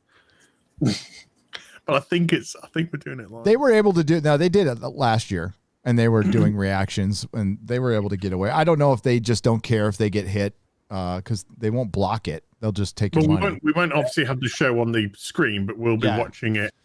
They had it in the background. They edited it. They did a good job. It's funny as hell. It's fucking better than the fucking show. But like everybody here, okay, here's a question. Who's going to do a WandaVision review on their channel? I've already done one. Okay. I might do one. I'm kind of too Maybe late. when it's all done. I want to, but I was just too tired. I might when it's all done. Nobody cared. I'm thinking about it, but I'm not 100% sold. As did one, got like 8,000 views in 9 hours or something. Yeah, nobody. Whoa. How many did it get? You got like about 10,000 views in 10 hours or something. They don't want to see you happy. Exactly. That's what I tweeted out. Yeah, that's all see me happy. You see a positive title and you're like, fuck that. I'll wait for him to get mad. Yeah, they just want to see you miserable. That's all. Yeah. No, it's milk. Content that's going to do well from WandaVision is like fucking theory shit from it, like week to week, like what what could be coming in the next episode. I think that's what'll perform. Emergency well for awesome shit will do great. Charlie will just sit there and his assistants will read some Wikipedia and they'll edit some stuff, and that's what the theory shit is. Come on, it's good, it's fine. I like it too. I like the Lord of the Rings stuff, but it's just going to the wiki and just reading it. That's all they're doing. So yeah, I'm not gonna. It's just not enough happened in the show for me to sit there for even 10 minutes to tell you. I would just go, well, it was pretty good. I like the black and white shit and the aspect ratio. They did an episode, and then it was over. Yeah, they did an episode of Bewitched. Right. And no one knows what's going on. Tune in next week. But who's going to be doing a review of the first episode of Batwoman on their channel? Oh, me. I might have to do one now because of all the ridiculous I'm hearing about it. So, oh man, look, face palm. Yep. Or either this with the thumbnail. Yeah, man, 100,000 views. Tears. No problem. Tears. Yeah. Eyes, tears. Red eyes. Doomcock I and remember I was getting shit from when the change first happened, and I said Black Batwoman announced. And I got like shit on some fucking losers. Then Javicia Leslie herself calls herself Black Woman. Yep. Retribution, motherfuckers. Yes, right. And if you saw the 30-second teaser by the cast, they were going through what's great about season 2 of Batwoman, and they're like, it's going to be backtastic, it's going to be like thrills and spills, and then they just went, oh yeah, and black. And I was just like, these people don't give it. All I know is when Doomcock and I reviewed it on the Inquisition, we got 100,000 views on a live stream. So yeah, it did well. But I couldn't make it through the 5th episode, dude. I caught up at the end, but fuck, that show was funny, but it was just dumb, and it just was the same dumb, except for when a masked superhero decided to come out of the closet. That was my favorite part. That might have been. When she got the picture, she got the interview, and she's like, "I have to tell the world Batwoman is a lesbian. The world needs to know." No. It was worse than that, Flash. It was worse than that. She was so disgusted that people thought she and a policeman were having a male policeman were having a relationship, that she had to come out as gay to correct them. But you know what the best part of that is, though? They lost like 300,000 viewers from that. Yes, because it was so cringe. The best part about Batwoman is analyzing the ratings. The best part about somebody did it, yes. Yeah, while you guys were talking Batwoman, I was laughing at this shit. It is some good shit. Yeah, it'll be an exact echo of what happened last year with their ratings. It'll start off like pretty big because there's going to be so many people that just want to laugh at it. That is honestly who sustains the show is the haters, and because it's going to be promoted as black female superhero, blah blah blah, that bullshit. Oh, don't forget lesbian. And yeah, exactly. And then it's just going to absolutely dive bomb. We saw that happen last season until the crossover, which then people watched the crossover, and then they jumped right out. Exactly. They jumped right out. Oh, fuck this. Because what was the first episode after all the crossovers? The coming out to the magazine bullshit. Yeah. Yeah. Like, oh, okay. I'm out. But there's no major crossover this time. It's just Batwoman's going to do an episode with Superman. The two new shows are going to do a crossover. God, I got to watch that Superman show too, because I watch everything Superman. It's going to be shit. Oh, it's going to be fucking terrible. How the hell a year they don't get Brandon Roth to do like a miniseries or a show after him? Yeah, and he would do it. How they don't pay him a little bit of money to do that, it's beyond me. He's too much of a man to be on CW. Like he cucked all the characters that were on screen with him. Because I do, like, after seeing that Brandon Routh in that role, I wish we saw more of him as Superman. Like even just in he was a great Superman. That's just Superman Returns. It was a shitty movie. It's kind of like the same with Henry Cavill. Henry Cavill is a great Superman. And Man of Steel is not that good. Fuck off there, but I don't even think Henry Cavill makes a good Superman. I think he could, but his Superman sucks donkey balls. Big he hasn't been Superman yet, according to you guys. Oh, I forgot Ryan loves that Batman versus Superman dog shit movie. Oh, I forgot. Shut the fuck up, bitch. What's the Ultimate Edition? Yes, it's so much better. You mean that thing that we watch? A handful of people. I told EVS that I want to, when the Snyder Cut comes out, I want to watch it with him just so I can fucking argue, because he's been going at it with like the super fucking crazy like basically bots. I don't want to say Snyder bots because it's like 5% of people, but he's just going after them and just harvesting them for content right now with all the Ray Fisher stuff.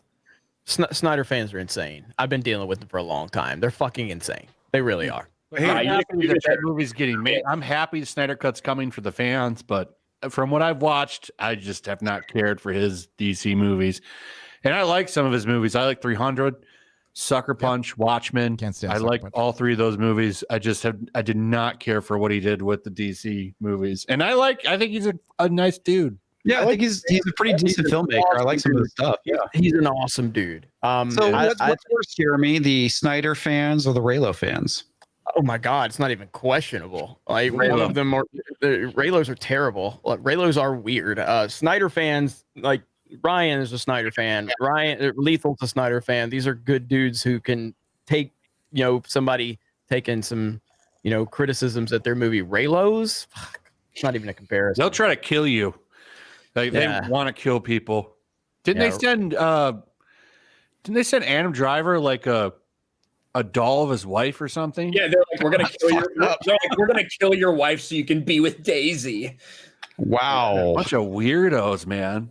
Yeah, I understand that like Snyder's DC it's not for everybody. It really is, and it's kind of, to me, what I enjoyed so much about it. What it was because I was getting tired of Marvel even at that point when this started coming around, and I enjoyed like the different aspect. And to me, I'm interested when we explore these characters in a slightly different circumstance. Not like taking Superman and deciding to make him black and from Harlem for no reason, but just tell stories from a different perspective. That's what we've been seeing from comic books since the beginning of time, is different retellings. So I was really interested in what he had, and I'm looking forward to Zack Snyder's Justice League. Is that what you call that shit?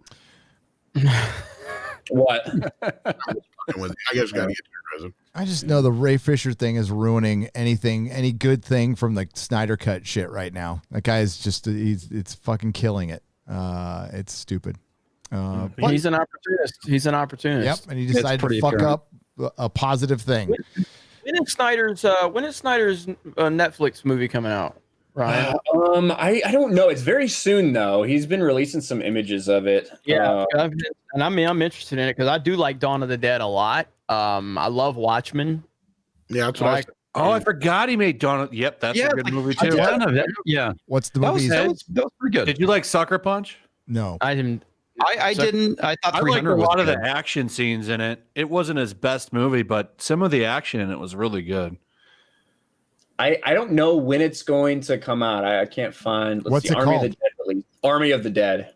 Cool. Is that going to be a sequel to Dawn of the Dead? Let's see. Maybe. Is it a sequel, Ryan? Army of the Dead got The Rock in it. It's not. I think it's Batista. I don't think it's The Rock. Oh, Batista. Is it a sequel to Dawn of the Dead, or is it completely separate? Or I think it's separate. I think it's in the same universe, but I don't think it's like. I don't think it's gonna have anything to do with it. Yeah, I don't know. I'll watch it because it's gonna be on Netflix and it's. Didn't you all get fucked at the end anyway? Yeah, they all die at the end. Yeah, because the boat landed on the island. They all they got fucked up by zombies. Yeah. Or's board for $5 says, "Hell yeah, love it." Hail, fam. Hail, Or's board. How's it going? Hope your channel's doing very well. Forge is awesome. Yeah, he is. Flicks by Cody for $5. There's an old documentary from the late 90s called Secret of the Warrior's Power, and they talk about the Shaolin monks and their peen exercise. Gary, I'm sorry. You have There's a whole documentary about that? A peen? About what? have to. Peen punching. Hold on. Can I make this big so the actress to the bishop? Muted. Muted. Yeah. I don't think it's meant to be any sound. I think this is meant to.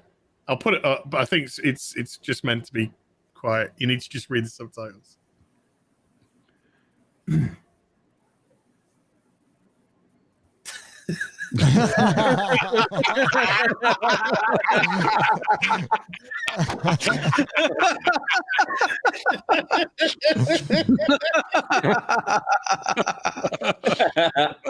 Oh, that's awesome. Oh, You guys are the best. you are just beautiful people. You are. You beautiful people.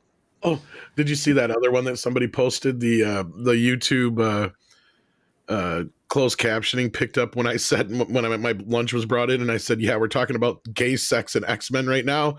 It said right there, right now, we're talking about gay sex, man.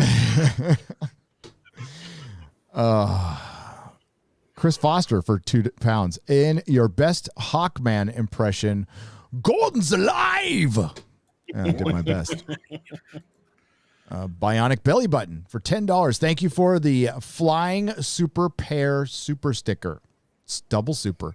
Chicago, it's good to see you, Bionic Belly Button. How's it going? Chicago Box for $4.99. Hail, nerds. It's not a proper Friday Night Tights without... It's not a proper Friday night without FNT. So NRA claims bankruptcy. Yeah, they're done. 2021 is coming out swinging on everyone. Yeah, it's just a little bit of a continuation of last year so far. Just join their group. You did? Alex join, cancel them. Well, they might still be around. I mean, just I think. Well, if it's chapter 11, they should be fine. It's chapter 11. Hopefully. Yeah, 13 to be done. Yeah, we're fucked. We're fucked if they go. Nathaniel Larson for $5. Die Hard versus Lethal Weapon. Which one? Obviously, Lethal Weapon is better. Die Hard.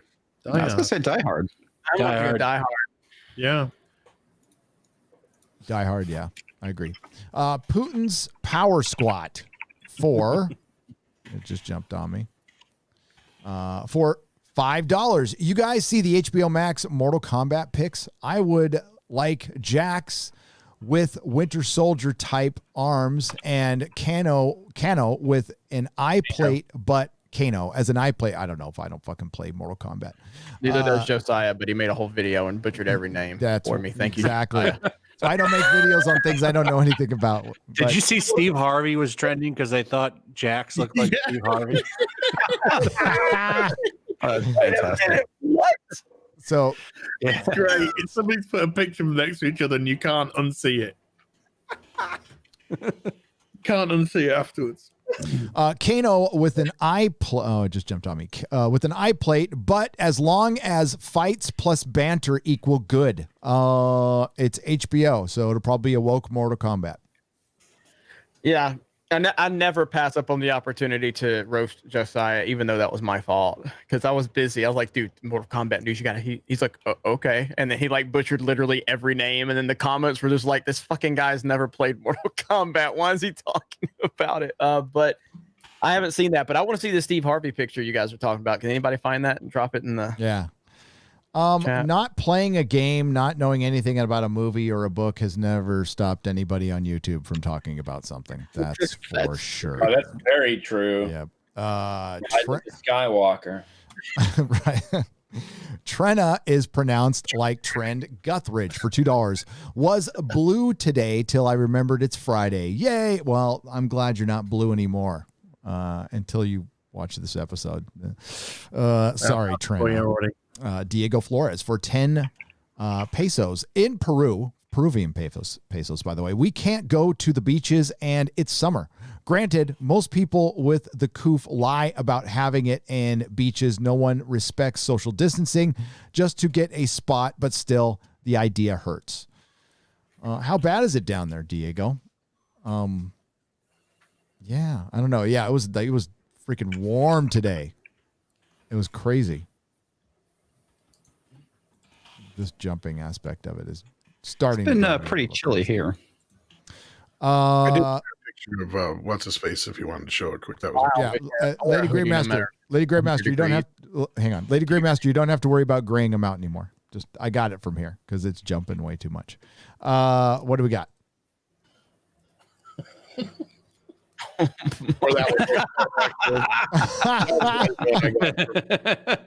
see it. Yeah. And then somebody actually oh my god. Let's play the feud. I was gonna say there's gotta be Family Feud clips. Yeah. God, that is crazy. So when's this coming out? Yeah, that.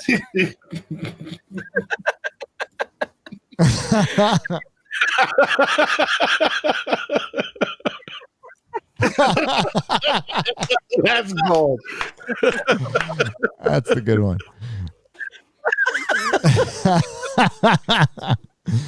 When's this supposed to come out? Not soon enough. Not soon enough. There you go. Not soon enough. I think it's supposed to come out in March March, I think.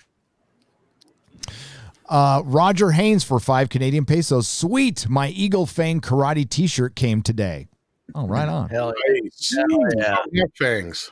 Almond and let's see if anybody's remembering Karate Kid in a couple months. Or I'm sorry, Cobra Kai. So it is getting a season 4, right, Tom? That's for sure. Oh yeah. Okay.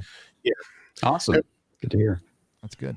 I hope you guys watched my editorial or documentary that I damn near killed myself. I haven't seen. Ryan, I hope, has at least. I haven't been able to yet. It's like the whole Karate Kid retrospective, right? Yeah. And everything. Yeah. There's no spoilers for Cobra Kai in it though. It just tells you how the show was made, basically. Yeah. Season 4 is just going to be Chinese people, though. Daniel, what happened? I got into an accident. Not many voices because that just come across as a bit. Yes, I know. I was thinking the same thing. Yep. Diego Flores for 5 Peruvian pesos. Also, to the esteemed council, if ever needed a place to retire, Peru is a safe place. 81% of the people don't believe in what the media says. Yeah, it's a chill country. There's actually a lot of cool stuff to see there.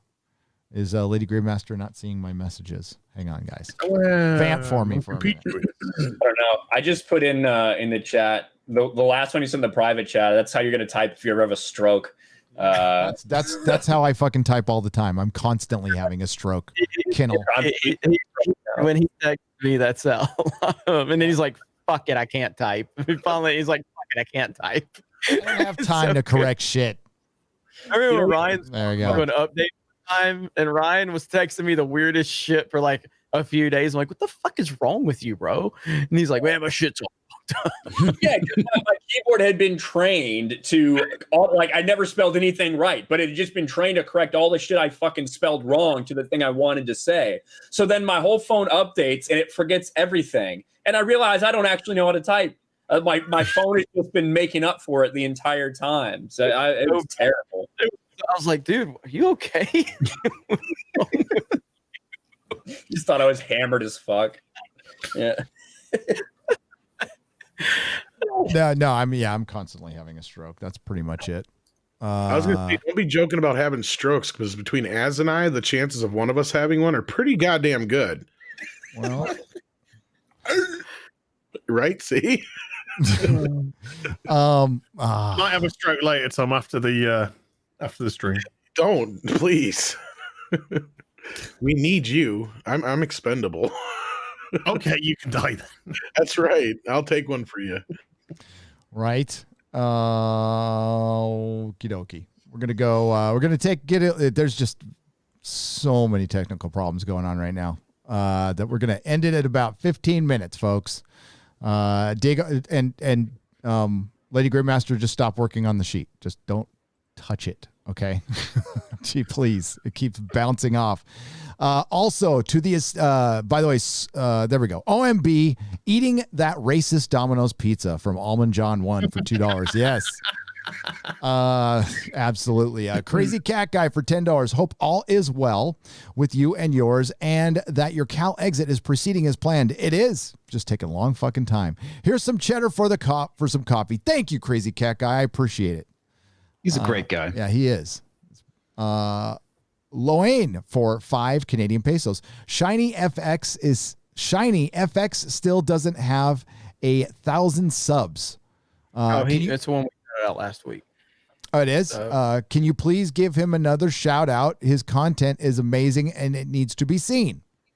Shiny FX does a great job. We did. We shouted him out last week. We didn't spend too much time. We've talked about other stuff, but yeah, go subscribe to Shiny FX. Great channel, great content, especially for Star Wars topics.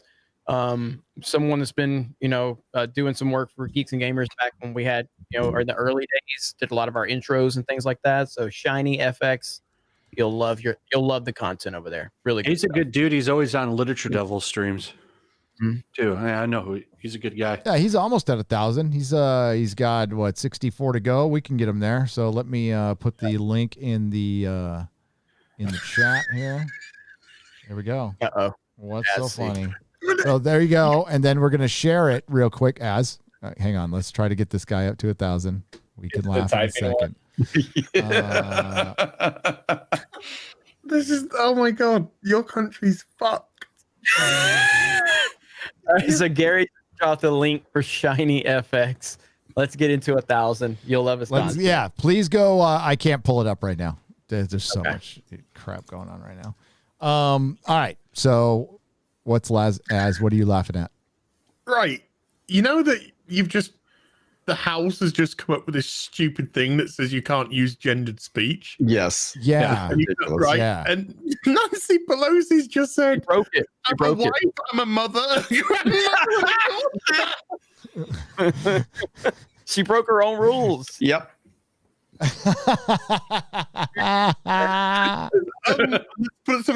thought you just told everyone they weren't allowed to use gender specific words like that. They are what a fucking dickhead. Yep. I'm a mother. My name is Nancy. A grandmother and a daughter. By the way, don't use any of those fucking.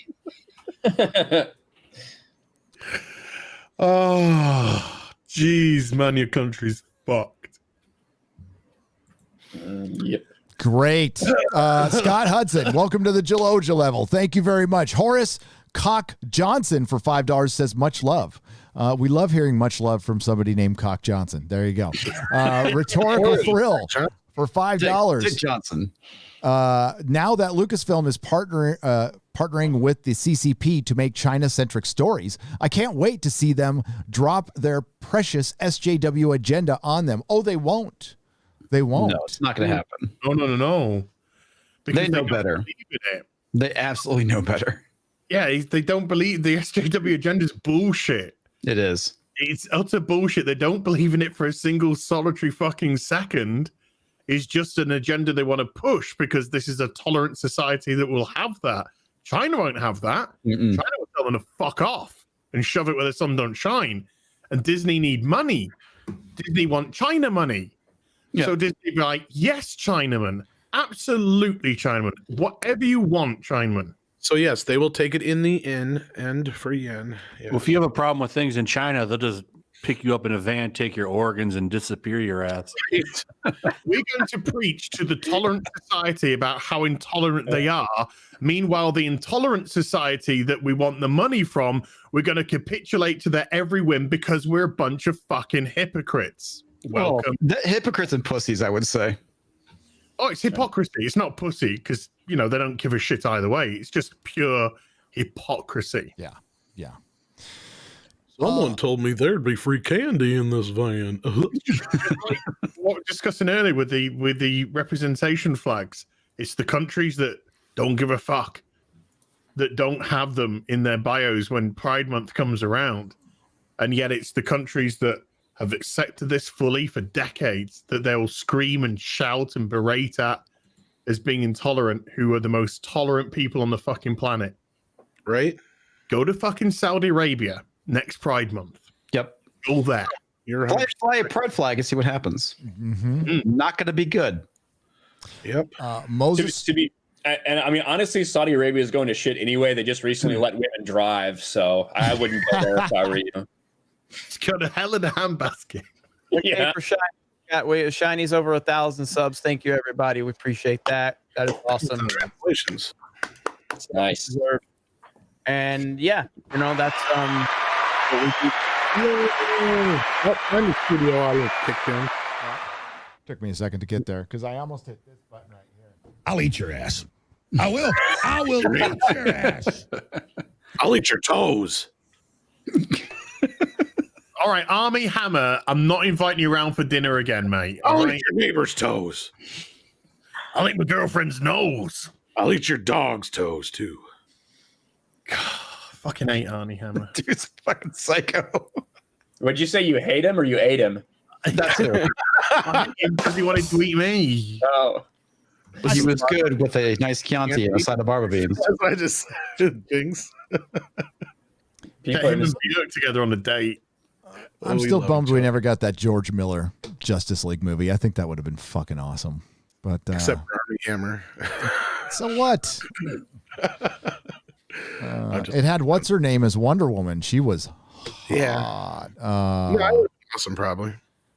I thought so much of her, I completely forgot her name. Like the true sexist I am. Getting close to production before, but that Justice League got damn near just as close to production. Yeah, they it sounded. Is that the one from back in like 2008 or something? Yeah, George Miller, fucking director of Mad Max, doing a Justice League movie. Fuck yeah. Yeah. They even had everybody on the set. They had sets built, costumes, everything. So what the hell happened?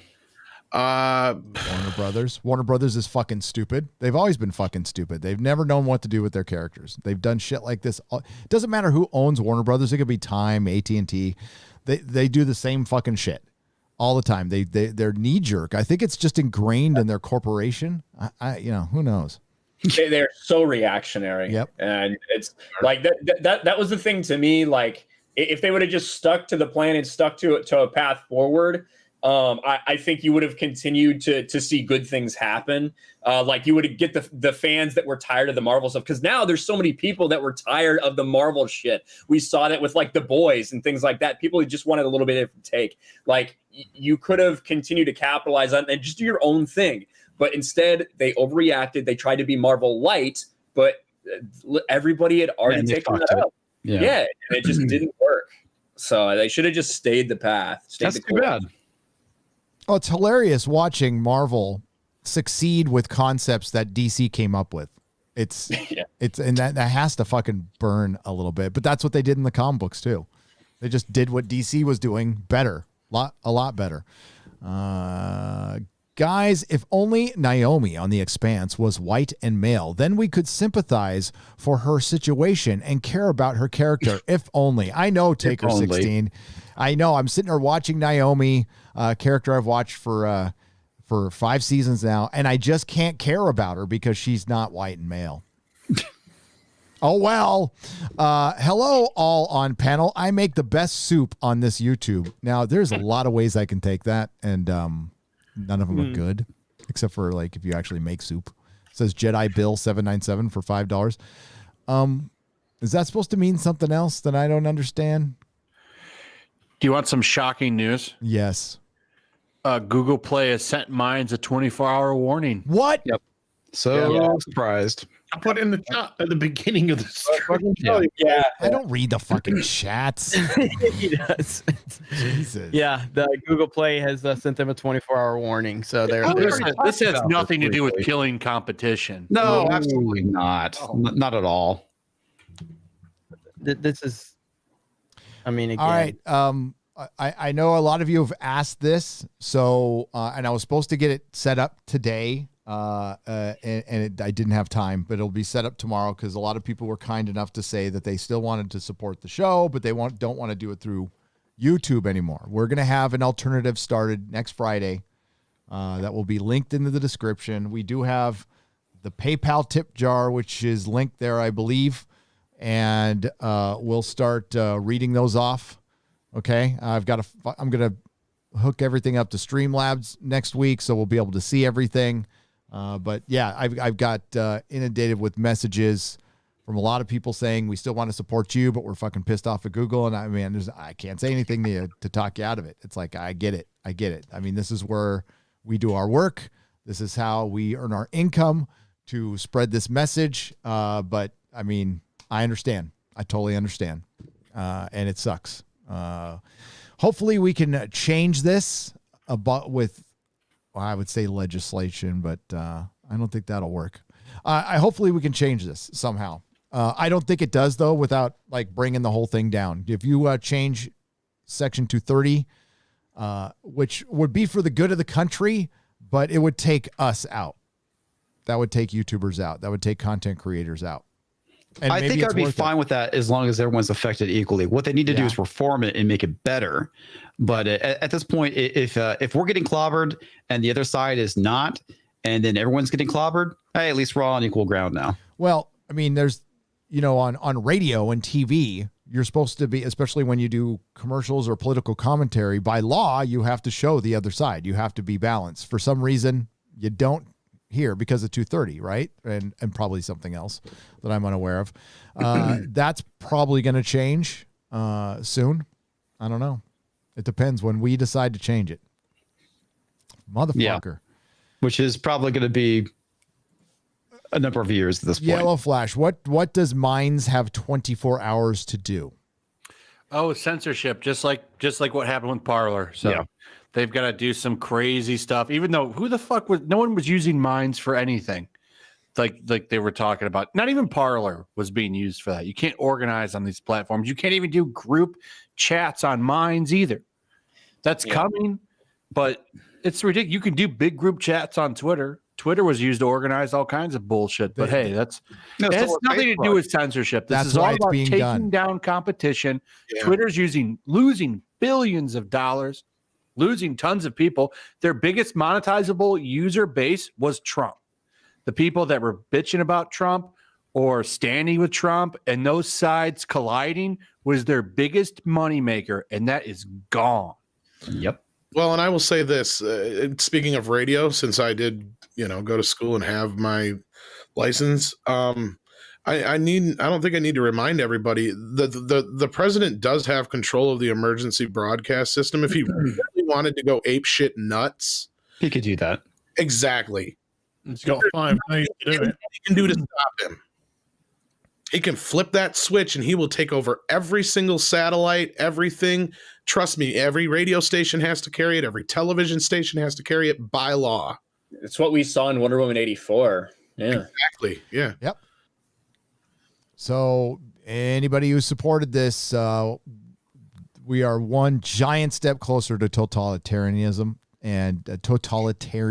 I can talk. And we have arrived at fascism, actual fascism now. No, I think Flash is 100% right on this, but anyway, sorry. I would love it if Trump just did that. If he just flipped the switch, went on there, is like, the country's shit, but it could be worse, and then just throws up a picture of Biden. Yeah, that's what I want. That's all I want, and I'll be happy funny with whatever the outcome may be. Or maybe some more Hunter Biden picks, compromising ones. Pygmalion for $4.99. May my descendants' future servitude stimulate your economy. That was good. G-Man for $5. Over 400 Starbucks locations closed in 2020. Something to consider if you're a Star Wars comic writer planning for next career move. YOLO. Oh, man. Yeah. They have been randomly closing Starbucks around me because of the break in the supply chain. They're running out of coffee, so they rotate how they're open now. Holy shit! I've seen this fucking Toya Wilcox video on YouTube. What? So somebody sent me a video. It's put on YouTube 5 days ago. Toya fucking Wilcox. You know Toya Wilcox? No. Singer? No. Punkish? From the 80s? Google Toya Wilcox. What's one of the hits? Toyah. That's how you spell Toya. Is the Sunday lockdown lunch one? Yes. What's up with her tits? She's just got them out. There, I don't want to get too into it. Like, Flash, you shared the nude yoga thing. Like, that's out there. Yoga. That is just out there on YouTube. Yeah. Fully searchable, which is like absolutely. What's really funny that I just want to point out. So I was wrong that it is made as adult content, but the thumbnails are still there. You can still see it's literally one's a girl, her fucking legs spread up in the air. You can see her pussy in the thumbnail. It's insane. Well, Toya's she's on an exercise bike. She's got a compression top like this, but it's white. No bra. If it's educational, it's okay. And just very chilly, shall we say. What the heck? I'm gonna put it in the chat for you guys. It's like 2.4 million views in 5 days. As you need to recreate that on your channel. Very can. You know what to do. Just you in the tightest white shirt you can get on. I'd be fucked after 10 seconds on the exercise machine. You know why there's 3 million views there almost. I know, it's a great song. She has other stuff on this channel too. Let's see. She's got to be crazy. Stream derailed. Her other stuff isn't like. Let's see what this is. Sunday lunch. She's in a leopard suit. It's just like her and her old ass husband in like what looks like your grandmother's fucking kitchen, and her tits are just bouncing around on this exercise bike. What in the world? Welcome to YouTube. Oh, I saw this the other day. What is it? Everyone's seen it. The link is it on Twitter? Chat. Here, I'll go look. Is this something you just tweeted? Don't play it. Don't play it. I'm not going to play it. I'm going to look. So it's in the chat down below in the. Oh my lord, the AT&T girl. Sorry. What about her? How the fuck did I get it? The AT&T girl is hot. The one who was supposed to be Squirrel Girl. Yeah, she is. So there's a big ad, and I was just. The AT&T girl is. So the one that she's like, she's stop sexy. harassing me. Please stop saying how big my tits are. Please stop it. I don't like it. What do you think is going to happen then? So, is this something you tweeted somewhere on your timeline? It's in the private chat. It's in the private chat here. Okay. Right. Gotcha. Yeah. The link in the private chat here. It's some really old woman with her tits bouncing around. Toya Wilcox. Yeah, her.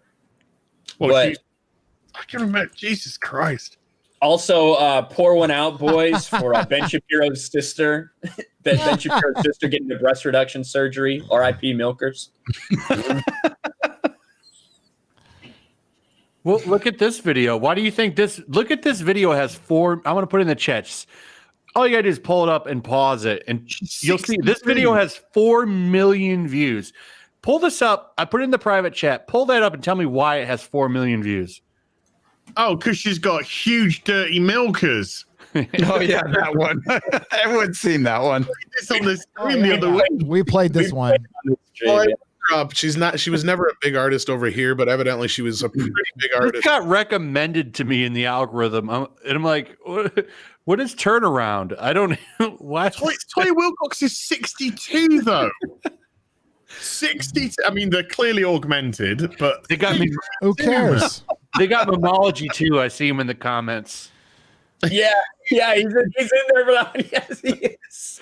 I think I'm in there somewhere. So don't. I got like 3,000 likes. And I clicked on this video to learn about turnaround.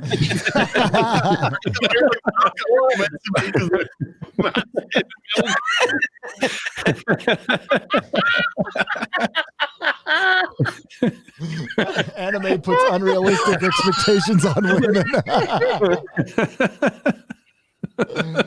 Oh my god, that is fucking hilarious. Yeah. All right. Sorry, guys. It's YouTube. I've been trying to figure out what the heck's going on, and it ain't me. So for once, it's not my internet. My internet is just fine. It is YouTube, whatever's going on. So we're going to read a couple more super chats, and then we're going to ditch out of here. Let these guys get about their day. Jeremy's probably got to upload 60 videos. It's funny as fuck. Well, YellowFlash has to put out 59. I only do 3 a day. Oh yeah, well, I do like one a week nowadays. I'm gonna change that, but no, dude. When I was streaming with Star Wars Theory and Drunk 3PO yesterday. Theory looked up how many videos Mike Zero did in like the last month. I think it was like 140 or something. Like Jesus Christ! God, is that more than Darkside Phil? Well, I mean, he's making videos. The way DSP does it, cuts up his stream. He clips up his stream and just spams out a bunch of stuff. Yep. If his first stream is 4 hours and his second stream, he does 6 a day. So 6 hours. The impressive thing about Mike Zero is that he makes 12 videos a day about the same fucking topic. Like the same fucking topic. Says it a little bit differently each one. It would take me more time to make his thumbnails than it would the video. I don't know how you 3. Sometimes like I get burnt out doing 3. Like I can't imagine doing like a bunch of it, like 8. I know like quartering does like 8 sometimes a day. God damn. Like I just can't do it. Well, if you're full time, I get it. But when you have a day job, it's a little bit more difficult. Jon Favreau just teased to save Grogu again. Jon Favreau's huge surprise for fans. It's milkers. Is it Grogu being saved? Yes. What do you call it? Grogu. Do all these videos get big hits? No. Want to blow up though. Like, I mean, he's making a pretty good living considering he's just making shit up. So. You might as well want to cashier at fucking 7-Eleven. That must have been a big flash drive, dude, that he found. Yeah. No, I mean, like the titles are amazing. Social Blade says he makes almost up to $25,000 a month. He doesn't make. You know how that works. It's usually about somewhere in the middle.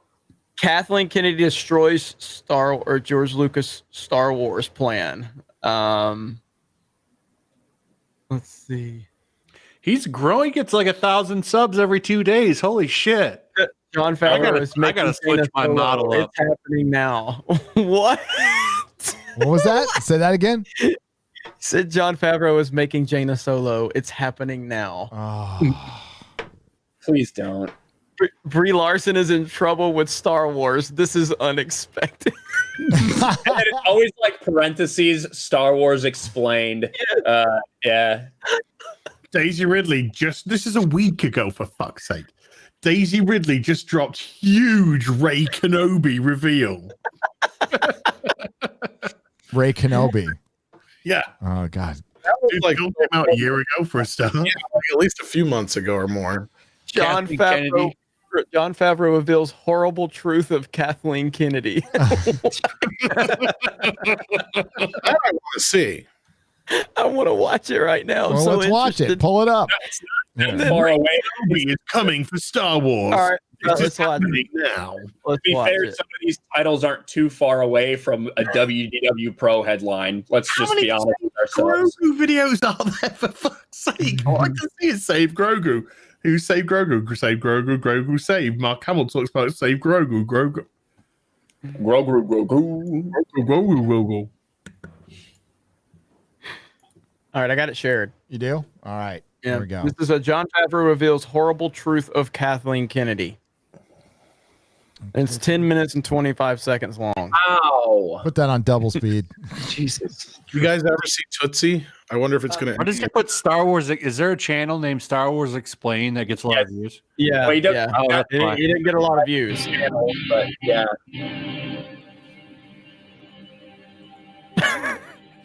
Zero credibility.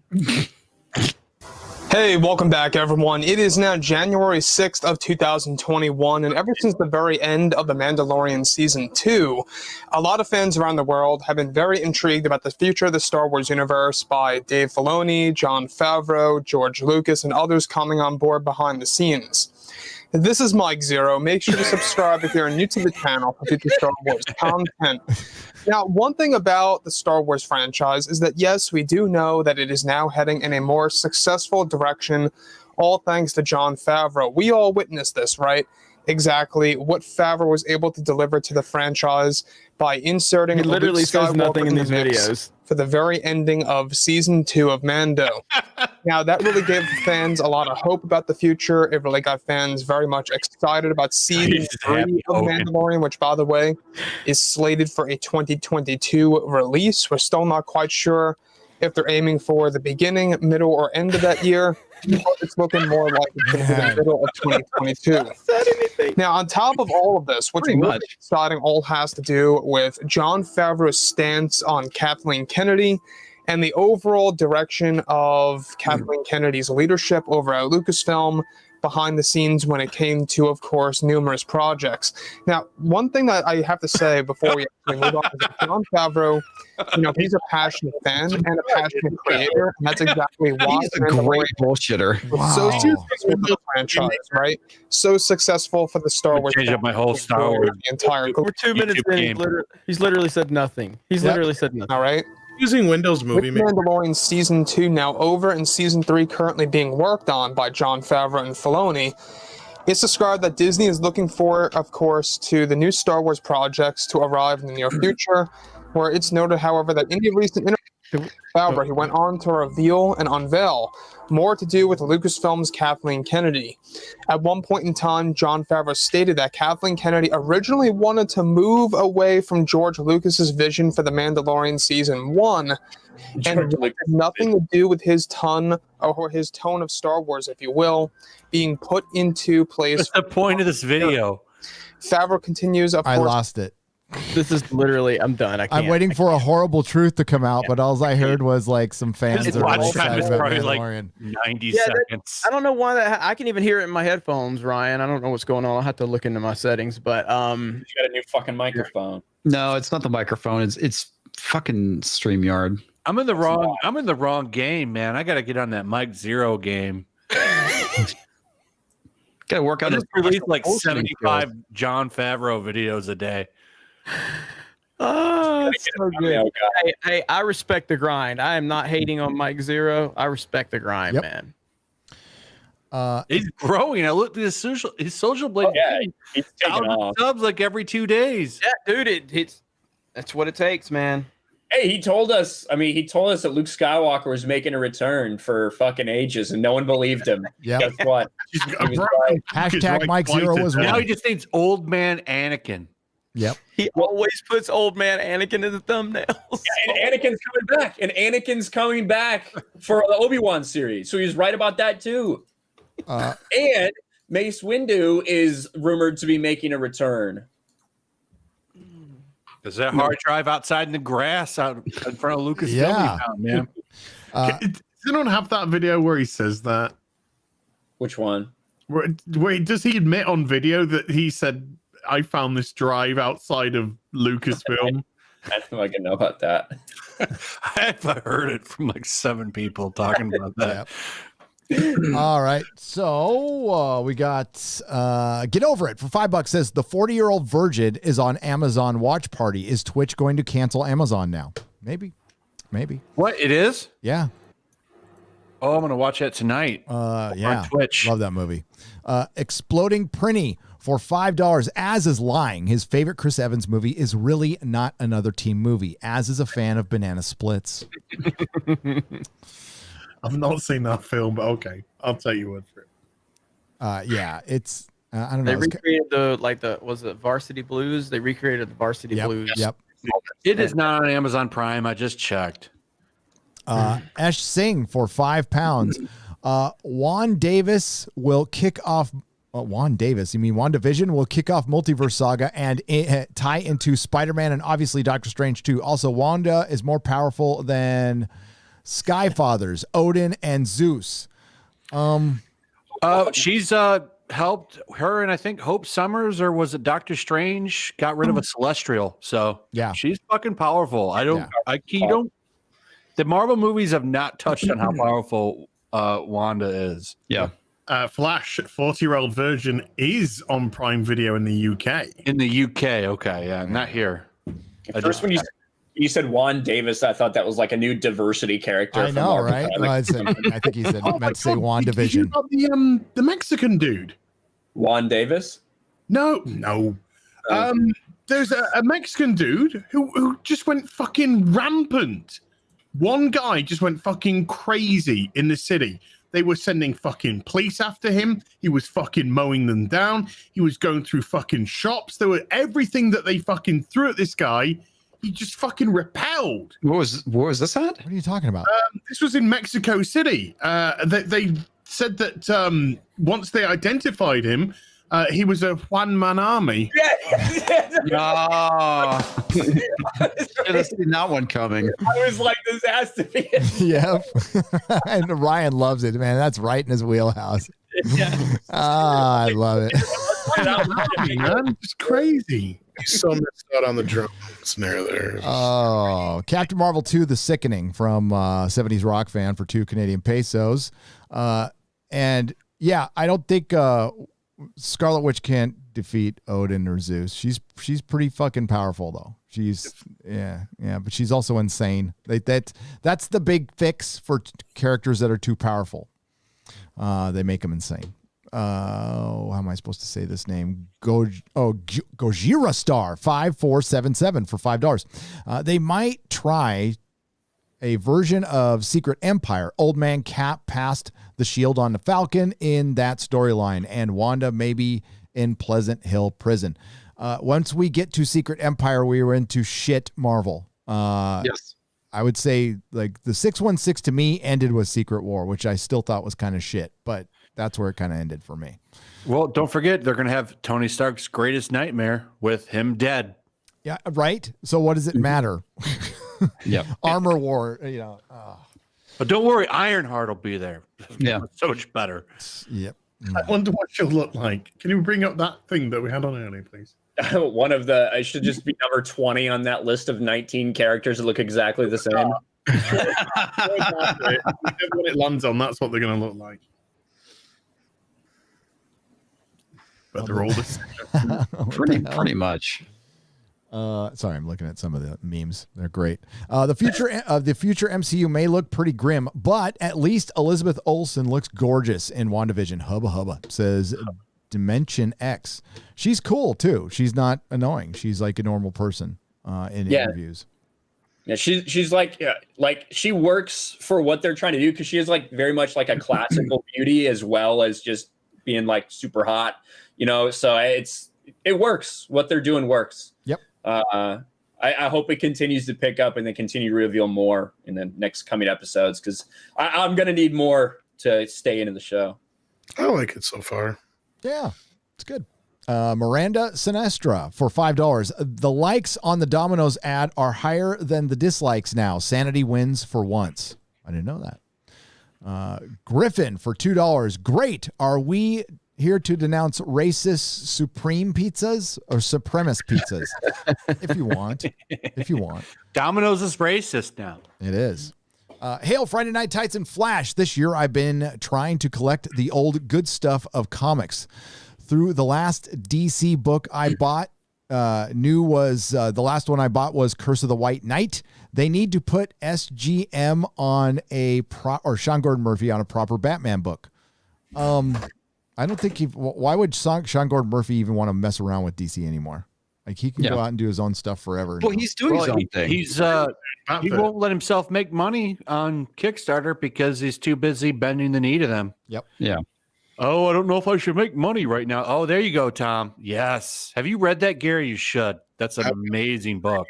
I just got it. No, I'm gonna. No. You told me. Wasn't that when I ordered this? The Last Ronin. No. Man, that's the best comic book I read all year. I ordered it as soon as you told me to buy it. You sent me a message. Good. So I'm waiting for it. Yeah. Oh man, it's amazing. I can't wait to read it. It's been a while since I read something good. Was that a Kickstarter? No, it's well, the original Ninja Turtle creators came together for the first time in like I don't even know how long it's been, but together they're making this. It's in the future. 3 of the turtles are dead. That's why it's the last Ronin. And I mean, just read it. You won't be disappointed. It's good. There's only 5 issues, so it's not a heavy investment. Eastman sold his part out to Laird, I want to say 15 years ago, roughly. And then Eastman worked on the comics for a while, but without Laird. And then they didn't get back together until they did the Toys That Made Us after they sold it to Nickelodeon. That's what reunited them. That was their first real reunion outside of just, I think they had a few like times where they showed up at like some Comic Cons, but they didn't really talk. But yeah, like this was that was their first time really being together in a long time. And this is, I think, the result of that. Oh man, it's such a good book. It blew me away how good it was. Oh, yeah, I can't wait to read it. Let's get a couple more in. Kinel, best testosterone line, women cooking and getting rutted. Much love, Kinel, with the red pills, LOL. He was born with the red pill in his mouth. There's yeah. That was my pacifier. Yeah. Thank you for the 5 Middle Earth dollars there. Nothing. Race Dorman for $5. She looks like a female Az. I think that might have been just Az's face on a female, but that's okay. For $5, Bionic Belly Button for $10. Poor Ryan has no idea what women do as a stay-home mom / housewife. Oh, just schooled by a bionic belly button. I saw that she put middle fingers in the. He was mad. He was mad. I saw that. She's mad I called her out. Ringy 542 for €5. A stream of legends. Haven't laughed this much during a stream in ages. Ryan, you are an absolute boss. Oh well, thank you very much. Ryan's got his This is all before everybody heard me talk about he loves Batman vs Superman and Man of Steel, and they all probably sent like, okay, never mind, retract. Yeah, we lost 600 viewers then. Yeah, we did immediately. Modalicious for $5. In the 50s, 1 person per household could work and the family could survive. These days, a 2-income family is a necessity because the dollar devalued. Absolutely correct. Yep. Gonna get worse. Mm-hmm. Get a lot worse. It used to be like a dude could be a janitor. Like you could be a janitor at a place, and that was like your family's career. You know what I mean? Yeah. Like that's just not a thing anymore. No. Nope. Women in the 60s only had to cook and get fucked. Women in the 60s only had to cook and get fucked. Maybe men in the 60s ate too much and didn't fuck well. Just saying, and really, just kidding. Love you guys. They had to clean the house too. $9.99. Come on. Yeah, I'm overlooking a man mowed the yard. That was what he did. That's Ryan, pissing off my 4% female audience out there. Oh, mine's like up to 15 now. Oh, boy. Well, because you I don't know what it is. Because all your stupid fucking Johnny Depp videos. That might be what it is, actually. Tubbs, that umbrella guy's like 30% or something. That's 100% what it is. I'm telling you. Well, he makes like one a day. Amber Heard said, "Fuck him." Cecil says that even entered my life. Whatever cologne he is a spokesman for, it's the one place that didn't fire him, right? Yeah, I don't remember the name of it, but yeah, my wife gave it to me. My wife saw, yeah, I got this because they didn't fire Johnny Depp. So there you got. My wife's on that side too. Cecil says is adults only content. Just finished watching WandaVision. Really enjoyed it. Yeah, it was good. What's up, Cecil? I like. Is somebody going to talk? Like it, Cecil. I'm not seeing. I can't see you guys right now. So. Huh? Yeah, Ryan's the only one who hated it. Like fucking Ryan, there's like this epic sunset, because I like beauty sometimes, and I shared it in the chat, and Ryan's all, fucking sunsets are fucking gay. That's not what I said. People are saying in the chat, savage. What I said was that sunsets in California are fucking trash because they are. They're like the most boring thing ever. Just living randomly anywhere else in the United States, you will see better sunsets than California. I don't know why it's so boring. You'd think with like he gets angry at sunsets. You see what I'm talking about? So it's because of all the wildfires. Our sunsets have been pretty crazy here. So it was like this weird looking fucking Blade Runner pink sky. Kenneth LaRocca for 5 Canadian pesos. The fun part is that this is the type of show people prefer watching now, 50s and 60s. Yeah, I was kind of reminiscing about the good old days. Pirate Tomsky for £5. Would you go on Unsafe Space like Comics did and talk about wokeism from the UK perspective? If they wanted me to. I'm sure Carrie will ask. John Hollow, welcome to the proto molecule level. I appreciate it. Cecil says for $2, Silicon Valley officially replaced DC on, and I got cut off there. Hang on, it got cut off. I can read it. I think he's on January 8th. Okay, yeah, which is true. That is our new capital. Yeah, it is.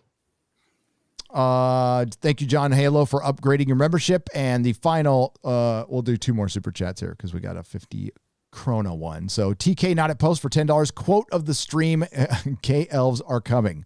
They are. C Quenza for 50 Danish Krona.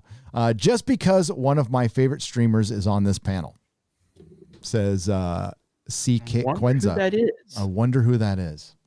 It's probably Yaz. All right. YellowFlash. Yeah. All right. We're going to wrap it up. Thanks, everybody, for hanging in there this long. And sorry about the technical difficulties. I'm going to have to do something to figure this out. And it's probably going to be dumping StreamYards. Bummer. I'm too cheap. Now I got to actually buy a very expensive option out there. I have a very expensive option out there that I'm going to have to pull the trigger on. So thank you for allowing me to be able to pull the trigger on that expensive option that I still hate doing. So let's go around the horn. Plug your channel, gentlemen. We'll start with Tom. You can find me on Midnight's Edge and Midnight's Edge After Dark. Otherwise, I'm hanging out with all these hooligans at some place or point or another. I may be a multiverse. I haven't decided yet. You may be a multiverse. How are you a multiverse? Yeah. He's everywhere at all times. That would make sense. Comics, plug your channel. Hey, everybody. I'm Comics Division. You can follow me over at Comics Division on Minds, as well as TwitTwat. I think that's kind of plunging stock values right now. As well as my own channel, Comics Division. You can also follow The Great Reset, which I'll have some announcement and interesting news about that. That's going to be pretty freaking awesome, but more on that later. The ink is not quite dry yet. Excellent. And good job on Unsafe Space, man. Carrie's awesome. Thank you. Yeah. They're awesome there. Yeah. I had a good time on their channel. Once we got the technical difficulties set up. Ryan, plug your channel, man. Well, thanks for having me on, Gary. It's always an honor and a privilege to be on with all these people, except for Jeremy. Fuck Jeremy. Come check me out, Ryan Kinel, RK Outpost. I'm also at RK Outpost on Minds, so follow me there. Subscribe or however it works while you can before they come to. But I talk about Star Wars, comics, bullshit, and pop culture. Shit on The Last of Us Part 2 because it triggers their fans, and that's fun. So thanks for having me on, Gary. Thanks for being on, Ryan. I appreciate it. Plug your channel, man. On YouTube and TwitTwat, and I created a Minds account yesterday. So it is there, which is at Heel versus Babyface. I am so sorry if I've mentally scarred anyone tonight. I'm lying. I don't care. And next week, there will be a test on who took the semen. Well, okay, then. Jeremy, plug your channel. Channels. You can find me on geeksgamers.com. That's where you can go get the link to our video game as well. It is on the top banner that's rotating. And yeah, check that out. Check us out on Twitch, Geeks _and_gamers. We will be streaming Mario Kart this Sunday. We will be live tomorrow on the main Geeks and Gamers channel with our podcast with special guest Twisted Jedi. We got a lot going on, too much to keep up with, but mainly check me out at geeksandgamers.com. And I guess Minds is where we're going to be for until next week, where we have to all migrate to something else. Is there an alternative at this point? I guess Gab, maybe. Hub. I'm not going to. I'm not spending time on Gab, really. I would rather remain silent, remain completely silent, than give Andrew Torba any I attention. know. I'm right there with you, man. Gab's not really an alternative for me. Nope. Yeah, I'm on. Yeah. So that's good. Yeah. I'm on Gab, but it hardly ever works. But Yeah, I'm on there as well. I just don't use the account. Either way, the only place I can somewhat control to an extent is geeksandgamers.com. So check us out over there. Sign up for some premium content. We got a lot coming your way. So thank you all for being here. We appreciate another successful Friday Night Tights episode. Go check out the game. Yes, check out the game. That is brilliant that somebody did that, and it looks cool as hell. I love it. Yeah, it's pretty difficult there. The final boss is really that's difficult. So it's good stuff, though. It's got enough of a challenge to where it's not just something you can just kind of breeze. So it's timing. It's just like old school Nintendo games. Like, you got to get the timing. You got to figure out the timing and the pattern. You got to be patient. And I think that's perfect. But yeah, it's got the right amount of difficulty. I did a lot of cussing, a lot of cussing. And I've gotten so much good feedback already. So yeah, I'm glad people are enjoying it. I saw that people, when I uploaded my video, there were people in my comments that said, dude, there's people on Instagram already like shitting all over, like hoping it fails when you announce it on Friday Night Heights. And I'm like, what is there to fail? It's fucking free video game. Yeah. This is an absolute fucking win. Somebody spent 2 years making a fucking video game on his channel. The guy in the pool house. It's already Just see how petty they are. I'm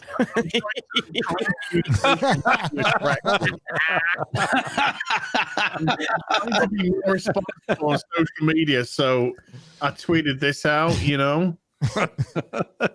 Oh man, just heard about racism. God, that shit sounds bad. This is how we do it. Yeah, this Yep. is That pretty much sums it up, dude. What I can say is Fact Blast already has a more successful launch than Cyberpunk 27. Ooh, that's true. That's right. YellowFlash. That's what I should have uploaded. That I should have titled that my video. I should have said better than Cyberpunk 2077 or something. That would have been algorithm gold. Would have been in the comments like, well, you really have to take this into perspective here. So somebody would take it seriously. They always do. They always do. Flash, YellowFlash, esteemed guest, thank you for being here. Please plug your channels. Tell us what you're up to. Lately, I've just been enjoying the corn. I mean, it's January, so there's not much news, but we always find something to laugh at. For my channels, the YellowFlash and YellowFlash 2. YellowFlash 2 is the main channel, which I know is funny. And then there's Minds at YellowFlash. I don't give a shit about my Twitter. Go follow me on Minds. And then I also have been on Twitch, which is YellowFlash TWO, because somebody took YellowFlash. And then you can also find me on BitChute and Rumble now at YellowFlash. The thing about YellowFlash is his channel is killing it. He's well over 200,000 subs. You're probably going to catch him 300 here for long. Tons of success. Everybody respects him, but the only thing I know him for is his Ryan meme, and that's all I fucking care about. I don't care about anything else except for his Ryan meme. That's where it was born. That's where I posted this picture. Motherfucker just started spamming me. Check the forums. I've exposed you. You've been exposed. I'm like, what are you talking about? I put a picture of him in front of a Last Jedi poster. I keep forgetting that it actually was here. I must see if I can pull that up. Holy shit, there's a lot of replies in that YouTube section. Holy fuck. Yeah, I'm not going to be able to find that no time soon. Holy shit. Yeah, I didn't realize there was that many. But yeah, I mean, it was born there. He posted. I was like, what the hell? Oh man, good stuff. But yeah, man, Flash, no matter what, whenever you hit 1 million subs, I will still always think of you as the person that has the god tier Ryan meme. That's it. It's good shit. Yeah. It'll never die. There's so many shapes I can make your head into, Ryan. Yeah, but the thing about the meme, the original meme was you kept shaving off parts of me, right? Like I kept getting smaller until there's almost nothing left. Eventually, but it's evolved into so much more. Yeah. You've abandoned what the original idea was, Flash. I have no respect for you if you do that.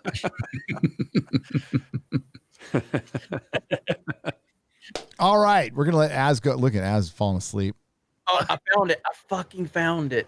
He posted 6 months ago. Ryan Kinel exposed. Yeah, there it is. Where's the picture though? You dropped that in the private chat. Yeah, it just said, I was told by a reliable source that Ryan loves The Last Jedi. Oh, the trolls show up now? Huh? Hey, you're late, trolls, you fucking idiots. Go on. To be fair, Gary, you're usually late too. Yeah, that's it. Okay. Fair I'm point. trying to find the picture though. You must have posted the picture in a different forum, so I'll have to look that up later. But yeah, good stuff, Flash. Congrats on all your success, though, for real, man. Hey, thanks, man. Same to you. Thanks. Yeah, thanks for being on, man. We always appreciate it. We will have you back very, very soon. And yeah, so I'm on Minds too. So everybody's on Minds. So it's minds.com/Nerdrotic. I'm on Instagram. That one's run by Mrs. Nerdrotic. I got a Facebook group. I've got a page and fuck Twitter. What else do I got? I got a Lord of the Rings video coming out tomorrow and a couple of other videos. I'll be reviewing Batwoman. Az and I are going to be covering Babylon 5. It looks like very, very soon. We also have bagging, boarding, and chatting this Tuesday at 10 a.m. And there's something else I'm forgetting. Oh, and the Nooner. The Nooner starts. It's not going to be next week after next. It's going to actually be on back to a set time. We got things settled up, and it's going to be starting at noon, believe it or not. The actual Nooner will start at noon, Monday, Wednesday, and occasionally on Tuesday and Thursday when I have time. So thanks, everyone. Thanks to the Modrotics. I appreciate you all out there. Thanks to everyone who gave a super chat. I will read them in a square up that will be on Nerdrotic Live. All live streams from my channel go to Nerdrotic Live within a couple of hours. I want to thank everybody who participated. You took time out of your valuable life that you're only here once for to spend it with us. And I do appreciate that. We keep growing, and it's because of you guys. So thank you so much. Have a good night. Please enjoy the great Perry Chan's credits. Bye. Good night. Night, everyone. Night. Spam is crazy. Yep. Spam is crazy. All right, I have pizza.